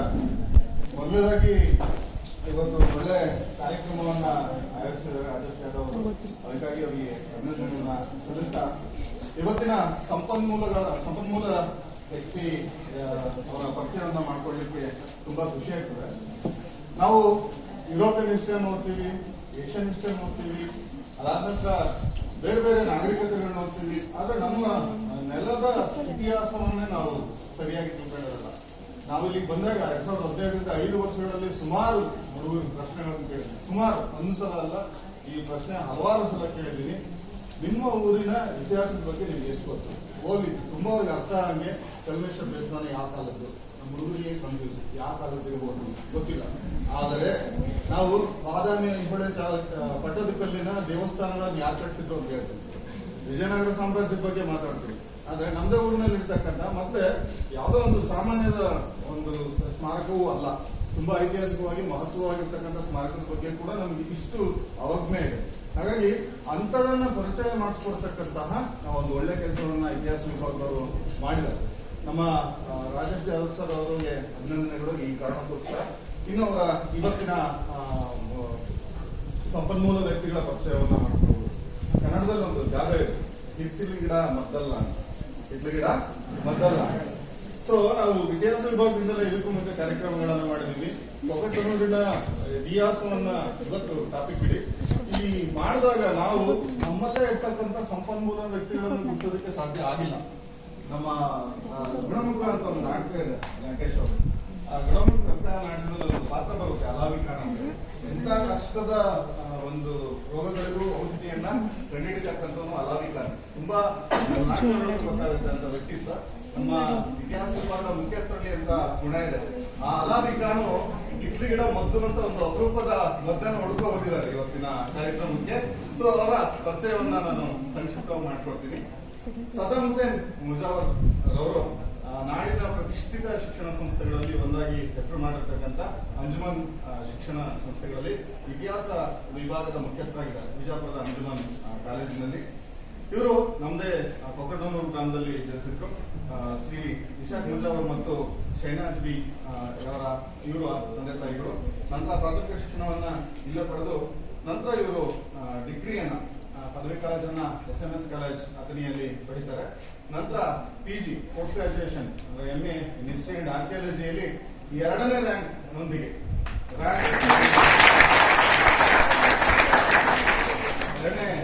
ರಾಣಿ ಚೆನ್ನಮ್ಮ ವಿಶ್ವವಿದ್ಯಾಲಯಕ್ಕೆ 2ನೇ ರ್ಯಾಂಕ್ ಅವರು 2ನೇ ರ್ಯಾಂಕ್ ನೊಂದಿಗೆ ಅವರು ಇತಿಹಾಸ ಮತ್ತು ಆರ್ಕಿಯಾಲಜಿ ಶಾಸ್ತ್ರದಲ್ಲಿ ಇವರು ರ್ಯಾಂಕ್ ಅನ್ನು ಪಡೆದರು. ನಂತರ ಒಂದು ವರ್ಷ ಟೂರಿಸಂ ಡಿಪ್ಲೊಮಾವನ್ನು ಸಹ ಮಾಡಿದ್ದಾರೆ. History and archaeology, history and tourism ಒಂದಕ್ಕೊಂದಕ್ಕೆ ಸಂಬಂಧ ಇರತಕ್ಕಂತ ವಿಷಯಗಳು. ಟೂರಿಸಂ ಡಿಪ್ಲೊಮಾವನ್ನು ಮಾಡ್ತಾರೆ. ಅದರಲ್ಲಿ 1ನೇ ರ್ಯಾಂಕ್ ಜೊತೆಗೆ ಟೂರಿಸಂ ಡಿಪ್ಲೊಮಾ ಅದರಲ್ಲಿ 1ನೇ ರ್ಯಾಂಕ್. ನಂತರ ಇವರು ಸುಮಾರು ಹಲವಾರು ಒಂದು 20ಕ್ಕೂ ಹೆಚ್ಚು ರಾಜ್ಯ ಮಟ್ಟದ ಒಂದು ಸೆಮಿನಾರ್ಗಳಲ್ಲಿ ಭಾಗವಹಿಸಿದ ತಮ್ಮ ಪೇಪರ್ ಅನ್ನ ಮಂಡಿಸಿದ್ದಾರೆ. ಅದಾದ ನಂತರ ಇವರು 6 ಅಂತಾರಾಷ್ಟ್ರೀಯ ಇಂಟರ್ನ್ಯಾಷನಲ್ ಕಾನ್ಫರೆನ್ಸ್ಗಳಲ್ಲಿ ಭಾಗವಹಿಸಿದ್ದಾರೆ. ಅದೇ ರೀತಿಯಾಗಿ ಸುಮಾರು 5 ಇಂಟರ್ನ್ಯಾಷನಲ್ ಅಂತಾರಾಷ್ಟ್ರೀಯ ಜರ್ನಲ್ಗಳಲ್ಲೂ ಸಹ ಇವರು ರಿಸರ್ಚ್ ಆರ್ಟಿಕಲ್ ಅನ್ನ ಪಬ್ಲಿಷ್ ಮಾಡಿದ್ದಾರೆ. ಅದೇ ರೀತಿಯಾಗಿ UGC ಕೇರ್ ಲಿಸ್ಟ್ ಅಂತ ಇರುತ್ತೆ, ಪೀರ್ ರಿವ್ಯೂಡ್ ಜರ್ನಲ್. ಅದರಲ್ಲೂ ಸಹ ಅದು ಪೀರ್ ರಿವ್ಯೂಡ್ ಜರ್ನಲ್ ಅಲ್ಲಿ ಪ್ರಕಟ ಆಗ್ತಕ್ಕಂಥದ್ದು ಸಹ ಅಷ್ಟು ಸುಲಭದ ಮಾತಲ್ಲ. ಅಂದ್ರೆ ಅಷ್ಟು ಮೌಲ್ಯಯುತವಾಗಿರ್ತಕ್ಕಂತಹ ಲೇಖನಗಳನ್ನ ಶ್ರೀಯುತರು ಬರೆದಿದ್ದಾರೆ ಅಂತ ಅರ್ಥ. ಹಾಗಾಗಿ ಶ್ರೀ ಸದ್ದಾಂ ಹುಸೇನ್ ಮುಜಾವರ್ ಸರ್ ಅವರು ಅಂತ ಮೌಲ್ಯಯುತವಾದಂತಹ ಹಲವಾರು ಲೇಖನಗಳನ್ನ ಬರೆದಿದ್ದಾರೆ. ಅದಾದ ನಂತರ ಇವರು ಹಲವಾರು ಸಂಘ ಸಂಸ್ಥೆಗಳಲ್ಲಿ ಅಂದ್ರೆ ಇತಿಹಾಸದಕ್ಕೆ ಸಂಬಂಧಪಟ್ಟಂತ ಸಂಘ ಸಂಸ್ಥೆಗಳಲ್ಲಿ ಇವರು ಕೆಲಸ ಮಾಡಿದ್ದಾರೆ. ಇವರ ಬರೆದಿರ್ತಕ್ಕಂತಹ ಒಂದು ಲೇಖನಗಳನ್ನ ಗಮನಿಸಿದಾಗ ನನಗನ್ಸಿದ್ದೇನು ಅಂತಂದ್ರೆ ನಾವು ಇವತ್ತು ಖಂಡಿತವಾಗಿಯೂ ಸಹ ಈ ಒಂದು ಏನ್ ಕಾರ್ಯಕ್ರಮ ಅನ್ಕೊಂಡಿದೀವಿ ಅದಕ್ಕೆ ತಕ್ಷಣಾದಂತಹ ಸಂಪನ್ಮೂಲ ವ್ಯಕ್ತಿಗಳು ಅಂತ ನಾನು ಭಾವಿಸಿದ್ದೀನಿ. ಯಾಕಂತ ಹೇಳಿದ್ರೆ ಇವರ ಬಹುತೇಕ ಆರ್ಟಿಕಲ್ಗಳನ್ನ ಟೈಟ್ಲ್ ಅನ್ನ ಗಮನಿಸಿದೀನಿ, ಓದಿಲ್ಲ. ಟೈಟ್ಲ್ ಗಳನ್ನ ಗಮನಿಸಿದ್ರೆ ಹತ್ತನೇ ತಾಲೂಕಿನ ಇತಿಹಾಸದ ಬಗ್ಗೆ ಬರೀತಾರೆ, ಕೊಕನೂರು ಗ್ರಾಮದ ಇತಿಹಾಸದ ಬಗ್ಗೆ ಬರೀತಾರೆ, ವಿಜಾಪುರದ ಇತಿಹಾಸದ ಬಗ್ಗೆ ಬರೀತಾರೆ. ಅಂದ್ರೆ ನಮ್ಮ ಸುತ್ತಮುತ್ತಲಿನ ಇತಿಹಾಸವನ್ನೇ ಇವ್ರ ಕುರಿತು ತುಂಬಾ ಆಳವಾಗಿ ಇರ್ತಕ್ಕಂಥ ಅಧ್ಯಯನ ಮಾಡಿ ಆ ಆರ್ಟಿಕಲ್ ಅನ್ನು ಬರೆದಿದ್ದಾರೆ. ಅದಾದ ನಂತರ ಒಬ್ಬ ಕೇವಲ ಅವರು ಹಿಸ್ಟ್ರಿ ಸಬ್ಜೆಕ್ಟ್ ಮಾತ್ರ ಸೀಮಿತ ಆದಂಗೆ ಕಾಣಿಸ್ತಿಲ್ಲ. ಅವ್ರ ಯಾಕೋ ಕನ್ನಡದ ಕಡೆಗೂ ಸಹ ಕೈ ಹಾಕಿರೋದು ಅವರ ಆರ್ಟಿಕಲ್ ಸಾಬೀತಾಗಿದೆ. ಅವರ ಆರ್ಟಿಕಲ್ ನೋಡಿದ್ವಿ ಕೆಲವು, ನೋಡಿದೆ ಇಲ್ಲಿ. ಅಂದ್ರೆ ನನ್ನ ಸಬ್ಜೆಕ್ಟ್, ನನ್ನ ವಿಷಯ, ನಾನು Kannada assistant professor of Kannada ಅಂದ ತಕ್ಷಣ ನಾನು ಬೇರೆ ಸಬ್ಜೆಕ್ಟ್ ಓದಬಾರ್ದು ಅಂತಿಲ್ಲ. ನನಗೂ ಸಹ ಇಡಿಕಟ್ಟಿ ಅವರು ಹೇಳಿದಂಗೆ ನನಗೆ ಇತಿಹಾಸವೂ ಕೂಡ ಇಂಟ್ರೆಸ್ಟಿಂಗ್ ಸಬ್ಜೆಕ್ಟ್. ಸೊ ಹಾಗಾಗಿ ನಮ್ಮ ಜಾದವ್ರಿಗೂ ಕನ್ನಡ ಇಂಟ್ರೆಸ್ಟಿಂಗ್ ಸಬ್ಜೆಕ್ಟ್, ಹಾಗಾಗಿ ಗೊತ್ತಿದೆ. ಸೊ ನಮ್ಮ ಸದ್ದಾಂ ಹುಸೇನ್ ಮುಜಾವರ್ ಸರ್ ಸಹ ಅವರು ಕನ್ನಡದಲ್ಲೂ ಸಹ ಕನ್ನಡ ಸಾಹಿತ್ಯದಲ್ಲೂ ಆಸಕ್ತಿ ಇದೆ ಕಾಣುತ್ತೆ. ಕನ್ನಡ ಸಾಹಿತ್ಯವನ್ನು ಕುರಿತು ಅದರಲ್ಲೂ ವಿಶೇಷವಾಗಿ ರನ್ನನನ್ನ ಕುರಿತು ಒಂದು ಆರ್ಟಿಕಲ್ ಅನ್ನ ಬರೆದಿದ್ದಾರೆ. ಅದಾದ ನಂತರ ಶ್ರೀ ಸದ್ದಾಂ ಹುಸೇನ್ ಮುಜಾವರ್ ಸರ್ ಅವರಿಗೆ ಹಲವಾರು ಪ್ರಶಸ್ತಿಗಳು ಬಂದಿದ್ದಾರೆ. ಚಿತ್ರದುರ್ಗದ ಸಾಹಿತ್ಯ ಬಳಗ ನೀಡತಕ್ಕಂತಹ ಕನ್ನಡ ಹಣತೆ ಸಾಧಕ ಸಿರಿ ಪ್ರಶಸ್ತಿ 2019-20 ಸಿಕ್ಕಿದೆ. ಅದೇ ರೀತಿ ಕನ್ನಡ ಶಿಕ್ಷಣ ರತ್ನ ಪ್ರಶಸ್ತಿ ಕನ್ನಡ ಸಾಹಿತ್ಯ ಪರಿಷತ್ ಅವರು ಕೊಡ್ತಾರೆ, ಬೆಂಗಳೂರಿನ ಕನ್ನಡ ಸಾಹಿತ್ಯ ಪರಿಷತ್ತು. ಆ ಕನ್ನಡ ಸಾಹಿತ್ಯ ಪರಿಷತ್ತು ಕೊಡ್ತಕ್ಕಂತಹ ಕನ್ನಡ ಶಿಕ್ಷಣ ರತ್ನ ಪ್ರಶಸ್ತಿ ಇವರಿಗೆ ಸಿಕ್ಕಿದೆ. ಅದಾದ ನಂತರ ಇವರು ಹಲವಾರು ಕಡೆ ಹೋಗಿ ತಮ್ಮ ಅನುಭವದಿಂದ, ಸಂಶೋಧನೆಯಿಂದ ಕಂಡುಕೊಂಡಂತಹ ವಿಷಯಗಳನ್ನ ಕುರಿತು ನಾಡಿನ ಹಲವಾರು ಕಡೆ ಇವರು ವಿಶೇಷ ಉಪನ್ಯಾಸಗಳನ್ನ ನೀಡಿದ್ದಾರೆ. ಹಾಗಾಗಿ ಅದು ಈವರೆಗೆ 2 ಪುಸ್ತಕಗಳನ್ನು ಸಹ ಪ್ರಕಟ ಮಾಡಿದ್ದಾರೆ. ತುಂಬಾ ನನಗೆ ಅನಿಸಿದಂಗೆ ಒಂದು ಅತಿ ಚಿಕ್ಕ ವಯಸ್ಸಿಗೆ ಇಷ್ಟು ಅಗಾಧ ಸಾಧನೆಯನ್ನ ಮಾಡಿರ್ತಕ್ಕಂಥವ್ರು ಇನ್ನೂ ಸಹ ಇತಿಹಾಸದ ಒಬ್ಬ ಸಂಶೋಧಕನಾಗಿ ಇನ್ನೂ ಎತ್ತರಕ್ಕೆ ಬೆಳೆಯಲಿ ಅಂತ ಹಾರೈಸ್ತಾ ಅವರ ಪರಿಚಯವನ್ನ, ಅಂದ್ರೆ ಸಂಕ್ಷಿಪ್ತ ಪರಿಚಯವನ್ನ ಮುಗಿಸ್ತೀನಿ. ಹೇಳೋದು ತುಂಬಾ ಇದೆ, ಆದ್ರೂ ಸಹ ಅವರಿಗೆ ಅವರು ಕೊಕಟ್ನೂರು ಗ್ರಾಮದ ಇತಿಹಾಸವನ್ನ ಕುರಿತು ಅವ್ರ ಮಾತುಗಳನ್ನು ನೀವು ಕೇಳಿಸ್ಕೊಳ್ಳಿ ಅಂತ ಅನುವು ಮಾಡಿಕೊಟ್ಟು ಅವರ ನನ್ನ ಮಾತಿಗೆ ವಿರಾಮವನ್ನ ಹೇಳ್ತಿದ್ದೀನಿ.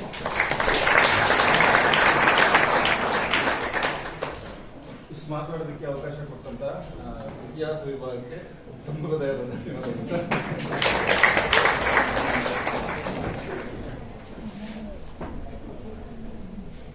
ಇಲ್ಲಿಯವರೆಗೆ ಸಂಪನ್ಮೂಲ ವ್ಯಕ್ತಿಗಳ ಪರಿಚಯವನ್ನ ನೆರವೇರಿಸಿಕೊಟ್ಟಂತಹ ಪ್ರೊಫೆಸರ್ ಸತೀಶ್ ನಾಯ್ಕ್ ಸರ್ ಅವರಿಗೆ ತುಂಬ ಹೃದಯದ ಅಭಿನಂದನೆಗಳು. ಇನ್ನು ಮುಂದೆ ತಾವೆಲ್ಲರೂ ಅತ್ಯಂತ ಉತ್ಸುಕತೆ, ಕಾತುರದಿಂದ ಕಾಯ್ದುಕೊಂಡಿರುವಂತಹ ಕಾರ್ಯಕ್ರಮ, ಉಪನ್ಯಾಸ ಕಾರ್ಯಕ್ರಮ. ವಿಷಯ ಕೊಕಟ್ನೂರು ಗ್ರಾಮದ ಚರಿತ್ರೆ ಮತ್ತು ಸಂಸ್ಕೃತಿಯ ಒಂದು ವಿಶ್ಲೇಷಣೆ. ಈ ಒಂದು ಉಪನ್ಯಾಸ ಕಾರ್ಯಕ್ರಮವನ್ನು ಪ್ರೊಫೆಸರ್ ಸದ್ದಾಂ ಹುಸೇನ್ ಮುಜಾವರ್, ಮುಖ್ಯಸ್ಥರು ಇತಿಹಾಸ ವಿಭಾಗ, ಅಂಜುಮನ್ ಕಲಾ ವಿಜ್ಞಾನ ಮತ್ತು ವಾಣಿಜ್ಯ ಮಹಾವಿದ್ಯಾಲಯ ವಿಜಯಪುರ, ಸಂಶೋಧನಾ ವಿದ್ವಾಂಸರು ಇತಿಹಾಸ ಮತ್ತು ಪ್ರಾಕ್ತನ ಶಾಸ್ತ್ರ ವಿಭಾಗ, ರಾಣಿ ಚೆನ್ನಮ್ಮ ವಿಶ್ವವಿದ್ಯಾಲಯ ಬೆಳಗಾವಿ ಇವರಿಂದ ಈ ಒಂದು ಉಪನ್ಯಾಸದ ಸದುಪಯೋಗವನ್ನ ತಾವೆಲ್ಲರೂ ಪಡೆದುಕೊಳ್ಬೇಕು. ದಯವಿಟ್ಟು ಯಾರಾದ್ರೂ ಮೊಬೈಲ್ಗಳನ್ನ ಸ್ಟಾರ್ಟ್ ಇದ್ರೆ ಸೈಲೆಂಟ್ ಮೂಡ್ನಾಗಿರ್ಲಿ. ಆ ಒಂದು ಉಪನ್ಯಾಸ ಕಾರ್ಯಕ್ರಮವನ್ನ ನೆರವೇರಿಸಿಕೊಡ್ಬೇಕು ಅಂತ ಉಪನ್ಯಾಸಕರನ್ನ ವೇದಿಕೆಗೆ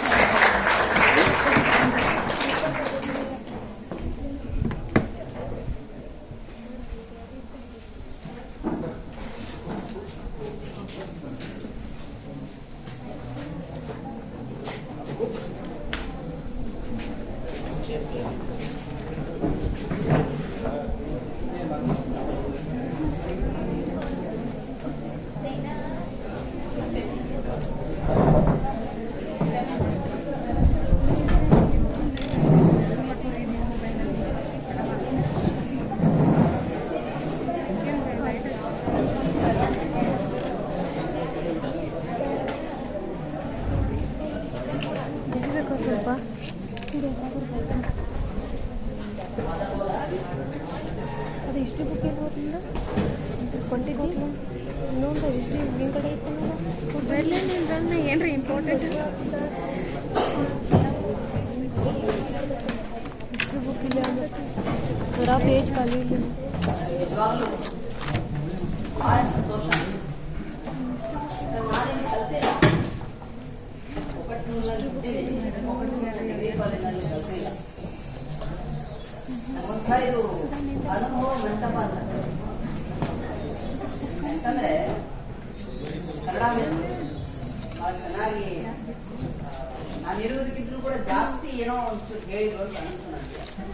ನಾನೇನೋ ದೊಡ್ಡ ವ್ಯಕ್ತಿ ಅಲ್ಲ, ನಿಮ್ಮನ್ನು ನಾನು ಕೂಡ ಒಬ್ಬ ವಿದ್ಯಾರ್ಥಿ ಅಷ್ಟೇ. ಇತಿಹಾಸದಲ್ಲಿ ಕನ್ನಡ ಹೇಳಿದ ಮೇಲೆ ನಾನು 6 ದಿನಗಳ ನಂತರ ನಮ್ಮ ಮಂಜುನಾಥ್ ಕಾಲೇಜಿನಲ್ಲಿ ನಾವು 3 ಭಾಷೆಗಳಲ್ಲಿ ಪಾಠ ಮಾಡಬೇಕಾಗಿತ್ತು. 70% ಅಲ್ಲಿರುವಂತಹ ವಿದ್ಯಾರ್ಥಿಗಳು ಇಂಗ್ಲಿಷ್ ಮೀಡಿಯಂನವರಾಗಿರೋದ್ರಿಂದ ಇಂಗ್ಲಿಷ್ ನಲ್ಲಿ ಕಲಿತು, ಆಮೇಲೆ ಇಂಗ್ಲಿಷ್ ಮೀಡಿಯಂ ಬಿಟ್ಟು ಉರ್ದು ಮೀಡಿಯಂದಿಂದ ಬರ್ತಾರೆ.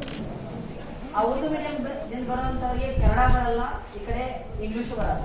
ಹೀಗಾಗಿ ಅವ್ರಿಗೋಸ್ಕರ ಉರ್ದುನಲ್ಲಿ ಕಲಿತು. ಅದಾದ ನಂತರದಲ್ಲಿ ನನ್ನ ಭಾಷೆ ಕನ್ನಡ ಬರುತ್ತೆ. ಸರ್ ಹೇಳ್ತಾ ಇರುವಾಗ ನನಗೆ ಶಿವಮೊಗ್ಗದ ಒಬ್ಬ ಶಹಬಾನಿ ಅನ್ನುವಂಥ ಕವಿ ನೆನಪಾಗುತ್ತೆ. ಕರ್ನಾಟಕದ ಬಗ್ಗೆ ಶಿವಮೊಗ್ಗದ ಶಹಬಾನಿ ಅನ್ನುವಂಥ ಒಬ್ಬ ಕವಿ ಒಂದು ಕಡೆ ಹೇಳ್ತಾರೆ, ತಪ್ಪದಲ್ಲಿ ನನ್ನ ತಿದ್ದಬೇಕು. ಕರ್ನಾಟಕದ ಸುಂದರವಾದಂತಹ ನಗರದ ರಾಜಧಾನಿ ಬೆಂಗಳೂರು. ಬೆಂಗಳೂರು ಇಲ್ಲ, ಕರ್ನಾಟಕದ ಸುಂದರ ನಗರ ರಾಜಧಾನಿ ಬೆಂಗಳೂರು.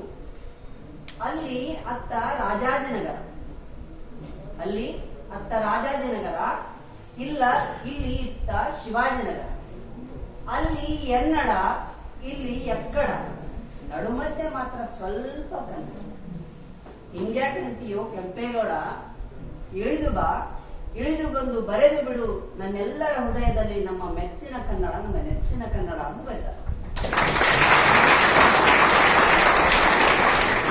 ಅಂತಹ ಕನ್ನಡ ನಾಡು, ನುಡಿ ಮತ್ತು ಸಂಸ್ಕೃತಿಯ ಒಂದು ಸಣ್ಣ ಭಾಗವಾಗಿರುವಂತಹ ಕರ್ನಾಟಕದ ಬಯಲು ಸೀಮೆ ಮಾರ್ಗದಿಂದ ಬಹಳ ದೂರದಲ್ಲಿರುವಂತಹ ಹಸಿರಿನ ಸಿರಿಯಾಗಿರುವಂತಹ ಬೆಳಗಾವಿ ಜಿಲ್ಲೆಯ ಬಿಸಿಲಿನ ಊರಾಗಿರುವಂತಹ ಕೊಕಟ್ನೂರಿನಲ್ಲಿ ನಾವೆಲ್ಲ ಇದ್ದೀವಿ.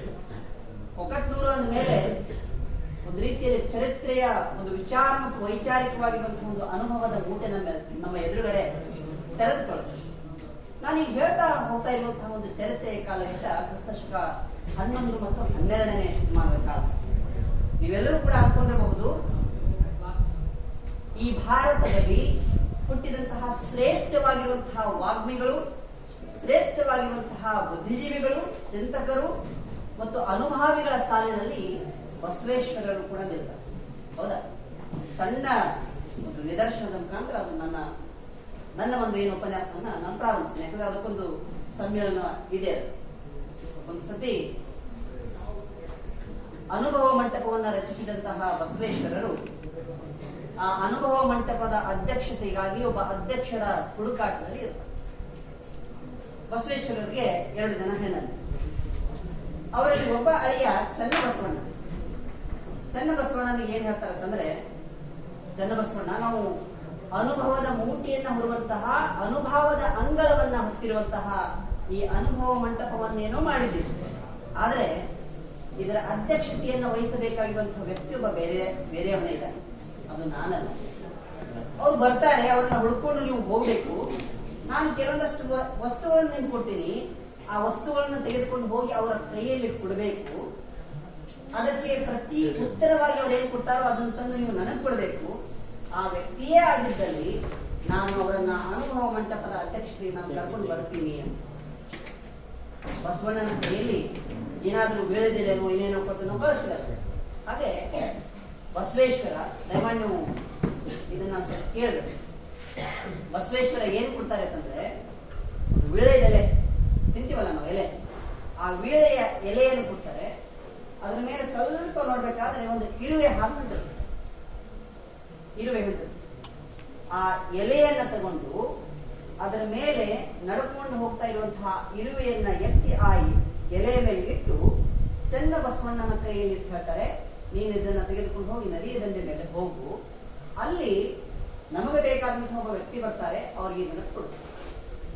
ಬಸವಣ್ಣ ಅಂದ್ರ ಬಹುಶಃ ನಮ್ಮ ಮಾವು ತೆಲಿಗಿಲಿ ಕೆಟ್ಟದ್ದು. ಇಲ್ಲಿ ಮೇಲೆ ಯಾರಾದ್ರೂ ಅಡಿಕೆ ಕೊಟ್ಟಿದ್ರೆ, ಸುಣ್ಣ ಹಚ್ಕೊಟ್ಟಿದ್ರೆ ತಿಂದಾದ್ರೂ ತಿನ್ಬಹುದಾದ್ರು, ಯಾರಾದ್ರೂ ಕೊಡ್ಬೋದಾಗಿ. ಎಲಿ ಮೇಲೆ ಇರಿಬಿ ಕೊಟ್ಟಾರಂತಂದ್ರ ಅರ್ಥ ಏನು? ಏನೇ ಆಗಲಿ ಹೋಗೋಣ ಅಂತ ಹೋದ. ಬಹಳಷ್ಟು ಹೊತ್ತಿನವರಿಗೆ ಕೂತ್ಕೊಂಡು ಅಲ್ಲಿ ಒಬ್ಬ ಜಟಾಧಾರಿಯಾಗಿರುವಂತ ಒಬ್ಬ ವ್ಯಕ್ತಿ ಇತ್ತು. ಅವಾಗ ಸ್ನಾನ ಮಾಡಿದವರು ಉತ್ತರ ಇರ್ತಾರಲ್ಲ, ಆ ಜಟಾಧಾರಿಯಾಗಿರುವಂತ ಒಬ್ಬ ವ್ಯಕ್ತಿ ಕೂತ್ಕೊಂಡಿದ್ರು. ಇವರನ್ನ ನೋಡಿ ಅವರು ನಗ್ತಾ ಇದ್ರು. ಅಂದ್ರೆ ಇವನು ಹುಡುಕಾಟದಲ್ಲಿದ್ದ, ಅವ್ರು ಯಾರು ಅನ್ನೋದು ಗೊತ್ತೇ ಆಗ್ತಿರ್ಲಿಲ್ಲ. ಕೊನೆಗೆ ತಾವೇ ಎದ್ದು ಬಂದು ಕೇಳ್ತಾರೆ, ನಿಮ್ಮನ್ನ ಬಸವಣ್ಣ ಕಳಿಸ್ಕೊಟ್ಟ ನೀನು? ಹೌದು. ನೀವ್ಯಾರು?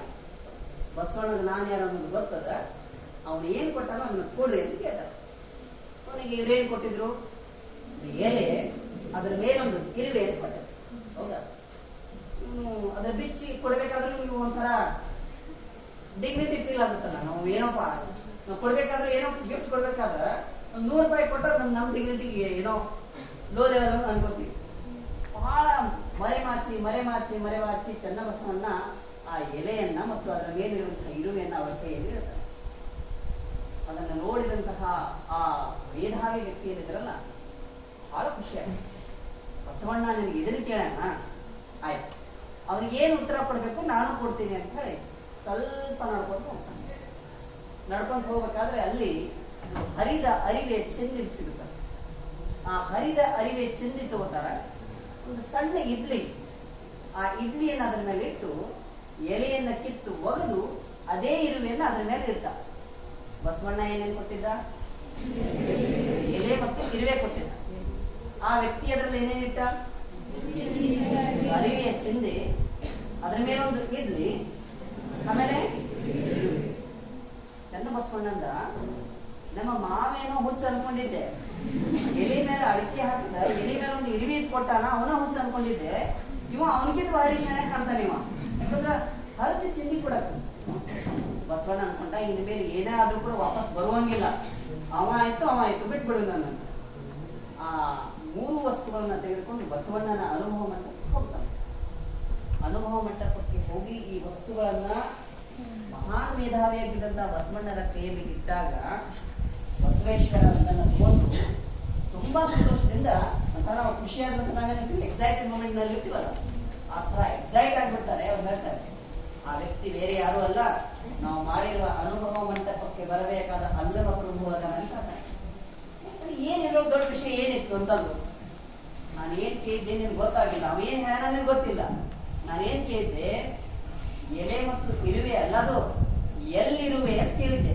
ಯಾವ ಸ್ಥಾನದಲ್ಲಿದ್ದೀಯ ನೀನು? ಅನುಭವ ಮಂಟಪದಲ್ಲಿ ಬರಬೇಕಾದಂತ ವ್ಯಕ್ತಿ ಜ್ಞಾನದ ಯಾವ ಸ್ತರದಲ್ಲಿದ್ದೀಯ ಅಂತ ನಾನು ಕೇಳಿದ್ದೆ. ಎಲ್ಲಿ ಇರುವೆ ಅಂತ ನಾನು ಕೇಳಿದ್ದೆ. ಅವ ಏನ್ ಹೇಳಿದ್ದ ಅಂತಂದ್ರೆ, ಅರಿವು ಇದ್ದಲ್ಲಿ ಇರುವೆ ಅಂತಂದ್ರೆ ಅವನ ನಾನು ಗುರು ಕರ್ಕೊಂಡು ಮಾಡ್ತಾರೆ. ಆ ಅನುಭವ ಮಂಟಪದ ಅನುಭವವನ್ನು ಯಾಕೆ ಕರ್ಕೊಂಡೆ ಅಂತಂದ್ರೆ, ಬಹುಸಂಖ್ಯಾತ ಸಮುದಾಯ ಮಹಿಳಾ ಮಣಿಗಳಿದ್ದಾರೆ, ಅಲ್ಪಸಂಖ್ಯಾತರಿಗೆ ನಮ್ಮ ಹುಡುಗರು.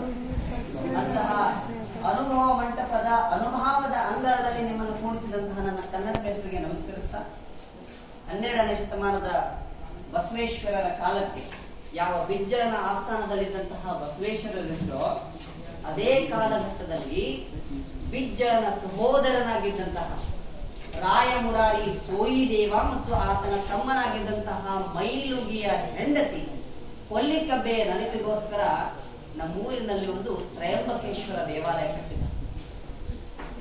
ಕ್ರಿಸ್ತಶಕ 1050-51ರ ಶತಮಾನದ ಶಾಸನ 11ನೇ ಶತಮಾನದಲ್ಲಿದ್ದಂತಹ ಕಲ್ಯಾಣದ ಚಾಲುಕ್ಯರ ಕಾಲ, ನಂತರದಲ್ಲಿದ್ದಂತಹ ಕಲಚೂರಿಗಳ ಕಾಲಘಟ್ಟದಲ್ಲಿದ್ದಂತಹ ರಾಯಮುರಾರಿ ಸೋಯಿದೇವ ಮತ್ತು ಆತನ ತಮ್ಮನಾಗಿದ್ದಂತಹ ಮೈಲುಗಿ, ಆತನ ಹೆಂಡತಿಯಾಗಿರುವಂತಹ ಕೊಲ್ಲಿಕಬ್ಬೆಗೋಸ್ಕರವಾಗಿ ತ್ರಯಂಬಕೇಶ್ವರ ದೇವಾಲಯವನ್ನು ಕಟ್ಟಿಸಿದ್ದಾರೆ. ಆದರೆ ನಾವು ಅದನ್ನ ಕಲ್ಮೇಶ್ವರ ಅಂತ ಹೇಳಿ.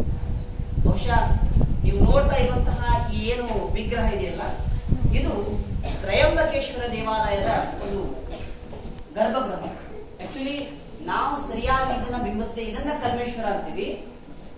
ನಿಜವಾದ ಕಲ್ಮೇಶ್ವರ ದೇವಾಲಯವನ್ನು ನಾವು ಮರಿತೀವಿ. ಇದು ತ್ರಯಂಬಕೇಶ್ವರ, ಅದರ ಬಲಭಾಗದಲ್ಲಿರುವಂತಹದ್ದು ಕಲ್ಮೇಶ್ವರ ಮತ್ತು ಎಡಭಾಗದಲ್ಲಿರುವಂತಹದ್ದು ಚಂದ್ರಮೌಳೇಶ್ವರ.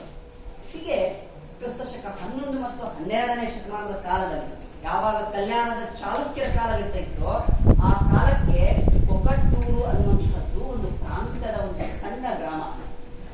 ನಮ್ಗೆ ಶಾಸನಗಳ ಉಲ್ಲೇಖವನ್ನ ನಾವು ನೋಡ್ತಾ ಹೋಗ್ತೀವಿ. ನಾವು ಇತಿಹಾಸಕ್ಕೆ ಸ್ವಲ್ಪ ಬರ್ಬೇಕಾದ್ರೆ ಕರಾಹಳ ನಾಲ್ಸಾಸಿರ ಅಂತ ಹೇಳಿ ಸುಮಾರು 4,000 ಹಳ್ಳಿಗಳ ಪ್ರದೇಶವನ್ನ ಮತ್ತು ಅದರ ಮೇಲುಸ್ತುವಾರಿಕೆಯನ್ನು ವಹಿಸಿಕೊಂಡಂತಹ ರಾಜ್ಯ ಯಾವ್ದಾಗಿತ್ತು ಅಂತಂದ್ರೆ ಈ ಕಲ್ಯಾಣದ ಚಾಲುಕ್ಯರ ಕಾಲಕ್ಕೆ ಕರಾಹಳ ಆಗಿತ್ತು. ಏನ್ ನಾವು ಕರಾಳ ಅಂತೀವಲ್ಲ ಮಹಾರಾಷ್ಟ್ರದಲ್ಲಿ, ಆ ಕರಾಹಳದ ನಾಲ್ಸಾಸಿರದಲ್ಲಿ ಮತ್ತೆ ಮಿರಿಂಜೆ ಮುಸ್ಸಾಸಿರ ಅಂತ ಬರುತ್ತೆ. ಯಾವುದು ಈಗ ಮಿರಜ್ ಐತಲ್ಲ, ಆ ಮಿರಿಂಜೆ ಮುಸ್ಸಾಸಿರ ಅಂತ ಕರಿತೀವಿ. ಆ ಮಿರಿಂಜೆ ಮುಸ್ಸಾಸಿರದಲ್ಲಿ ಕನ್ನಂಬಡಿ 350 ಅಂತ ಬರುತ್ತೆ.